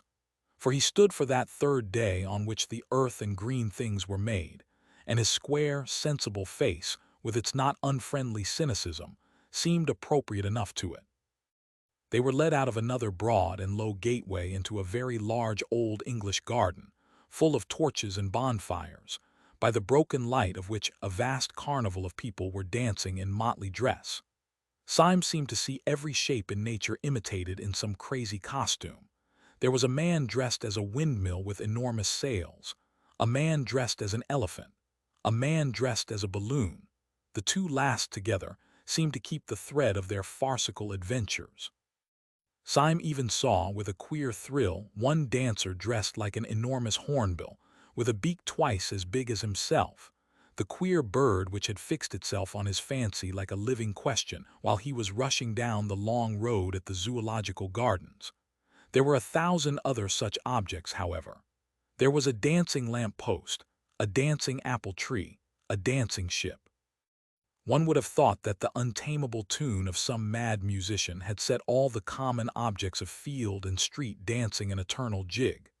And long afterwards, when Syme was middle-aged and at rest, he could never see one of those particular objects, a lamp-post, or an apple tree, or a windmill, without thinking that it was a strayed reveler from that revel of masquerade. On one side of this lawn, alive with dancers, was a sort of green bank, like the terrace in such old-fashioned gardens. Along this, in a kind of crescent, stood 7 great chairs, the thrones of the 7 days. Gogol and Dr. Bull were already in their seats. The professor was just mounting to his. Gogol, or Tuesday, had his simplicity well symbolized by a dress designed upon the division of the waters, a dress that separated upon his forehead and fell to his feet, gray and silver, like a sheet of rain. The professor, whose day was that on which the birds and fishes, the ruder forms of life, were created, had a dress of dim purple, over which sprawled goggle-eyed fishes and outrageous tropical birds, the union in him of unfathomable fancy and of doubt. Dr. Bull, the last day of creation, wore a coat covered with heraldic animals in red and gold, and on his crest a man rampant. He lay back in his chair with a broad smile, the picture of an optimist in his element. One by one, the wanderers ascended the bank and sat in their strange seats. As each of them sat down, a roar of enthusiasm rose from the carnival, such as that with which crowds receive kings. Cups were clashed and torches shaken, and feathered hats flung in the air. The men for whom these thrones were reserved were men crowned with some extraordinary laurels, but the central chair was empty. Syme was on the left hand of it, and the secretary on the right. The secretary looked across the empty throne at Syme and said, compressing his lips, "We do not know yet that he is not dead in a field." Almost as Syme heard the words, he saw on the sea of human faces in front of him a frightful and beautiful alteration, as if heaven had opened behind his head. But Sunday had only passed silently along the front like a shadow, and had sat in the central seat. He was draped plainly, in a pure and terrible white, and his hair was like a silver flame on his forehead. For a long time, it seemed for hours, that huge masquerade of mankind swayed and stamped in front of them to marching and exultant music. Every couple dancing seemed a separate romance. It might be a fairy dancing with a pillar box or a peasant girl dancing with the moon, but in each case it was, somehow, as absurd as Alice in Wonderland, yet as grave and kind as a love story. At last, however, the thick crowd began to thin itself. Couples strolled away into the garden walks, or began to drift towards that end of the building where stood smoking, in huge pots like fish kettles, some hot and scented mixtures of old ale or wine. Above all these, upon a sort of black framework on the roof of the house, roared in its iron basket a gigantic bonfire, which lit up the land for miles. It flung the homely effect of firelight over the face of vast forests of gray or brown, and it seemed to fill with warmth even the emptiness of upper night. Yet this also, after a time, was allowed to grow fainter. The dim groups gathered more and more round the great cauldrons, or passed, laughing and clattering, into the inner passages of that ancient house. Soon there were only some 10 loiterers in the garden, soon only 4. Finally, the last stray merrymaker ran into the house whooping to his companions. The fire faded, and the slow, strong stars came out, and the 7 strange men were left alone, like 7 stone statues on their chairs of stone. Not one of them had spoken a word. They seemed in no haste to do so, but heard in silence the hum of insects and the distant song of one bird. Then Sunday spoke, but so dreamily that he might have been continuing a conversation rather than beginning one. "We will eat and drink later," he said. "Let us remain together a little, we who have loved each other so sadly and have fought so long. I seem to remember only centuries of heroic war in which you were always heroes, epic on epic, Iliad on Iliad, and you always brothers in arms. Whether it was but recently, for time is nothing, or at the beginning of the world, I sent you out to war. I sat in the darkness, where there is not any created thing, and to you I was only a voice commanding valor and an unnatural virtue. You heard the voice in the dark, and you never heard it again. The sun in heaven denied it, the earth and sky denied it, all human wisdom denied it. And when I met you in the daylight, I denied it myself. Syme stirred sharply in his seat, but otherwise there was silence, and the incomprehensible went on. But you were men. You did not forget your secret honor, though the whole cosmos turned an engine of torture to tear it out of you. I knew how near you were to hell.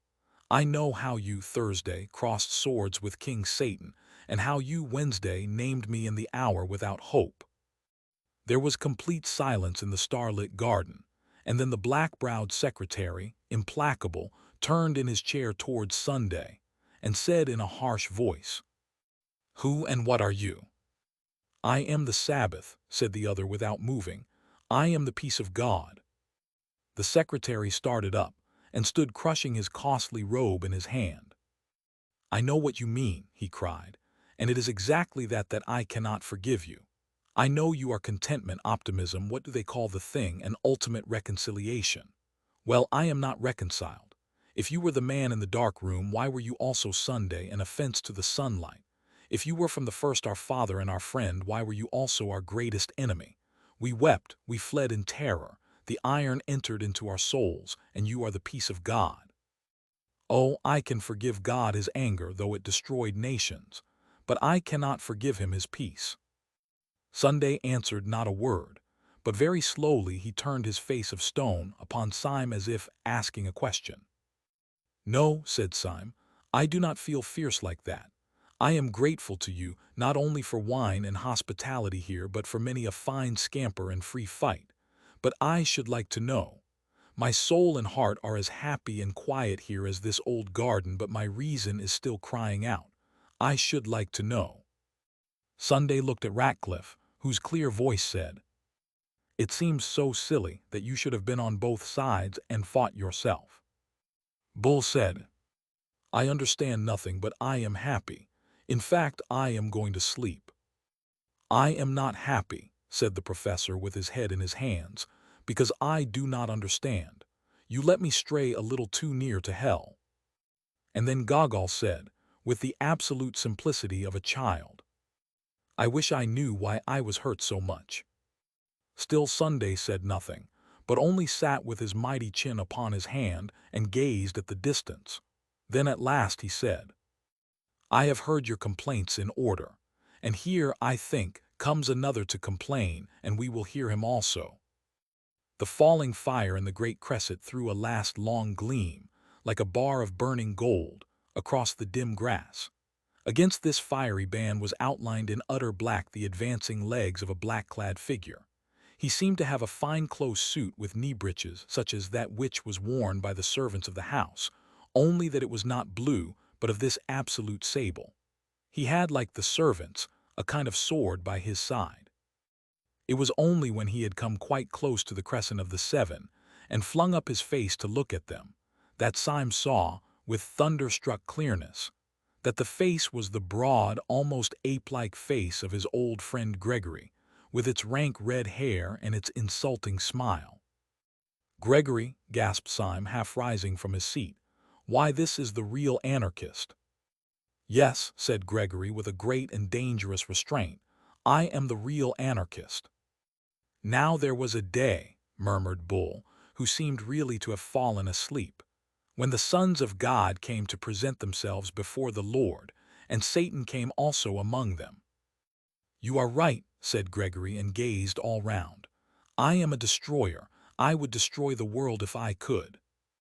A sense of a pathos far under the earth stirred up in Syme, and he spoke brokenly and without sequence. "O most unhappy man," he cried, "try to be happy. You have red hair like your sister." "My red hair, like red flames, shall burn up the world," said Gregory. I thought I hated everything more than common men can hate anything, but I find that I do not hate everything so much as I hate you." "I never hated you," said Syme very sadly. Then out of this unintelligible creature, the last thunders broke. "You," he cried, "you never hated because you never lived. I know what you are, all of you, from first to last. You are the people in power.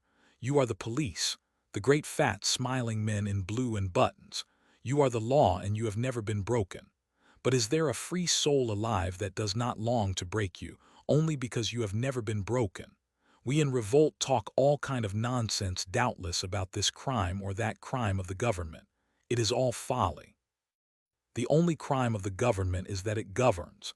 The unpardonable sin of the supreme power is that it is supreme. I do not curse you for being cruel. I do not curse you, though I might, for being kind. I curse you for being safe. You sit in your chairs of stone and have never come down from them. You are the 7 angels of heaven, and you have had no troubles. Oh, I could forgive you everything, you that rule all mankind, if I could feel for once that you had suffered for 1 hour a real agony such as I." Syme sprang to his feet, shaking from head to foot. "I see everything," he cried, "everything that there is. Why does each thing on the earth war against each other thing?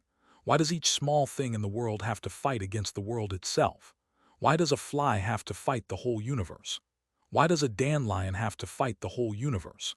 For the same reason that I had to be alone in the dreadful council of the days, so that each thing that obeys law may have the glory and isolation of the anarchist, so that each man fighting for order may be as brave and good a man as the dynamiter, so that the real lie of Satan may be flung back in the face of this blasphemer, so that by tears and torture we may earn the right to say to this man, 'You lie.' No agonies can be too great to buy the right to say to this accuser, 'We also have suffered.' It is not true that we have never been broken. We have been broken upon the wheel. It is not true that we have never descended from these thrones. We have descended into hell. We were complaining of unforgettable miseries even at the very moment when this man entered insolently to accuse us of happiness. I repel the slander. We have not been happy. I can answer for every one of the great guards of law whom he has accused, at least." He had turned his eyes so as to see suddenly the great face of Sunday, which wore a strange smile. "Have you," he cried in a dreadful voice, "have you ever suffered?" As he gazed, the great face grew to an awful size, grew larger than the colossal mask of Memnon, which had made him scream as a child.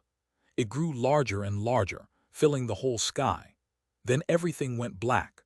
Only in the blackness before it entirely destroyed his brain, he seemed to hear a distant voice saying a commonplace text that he had heard somewhere.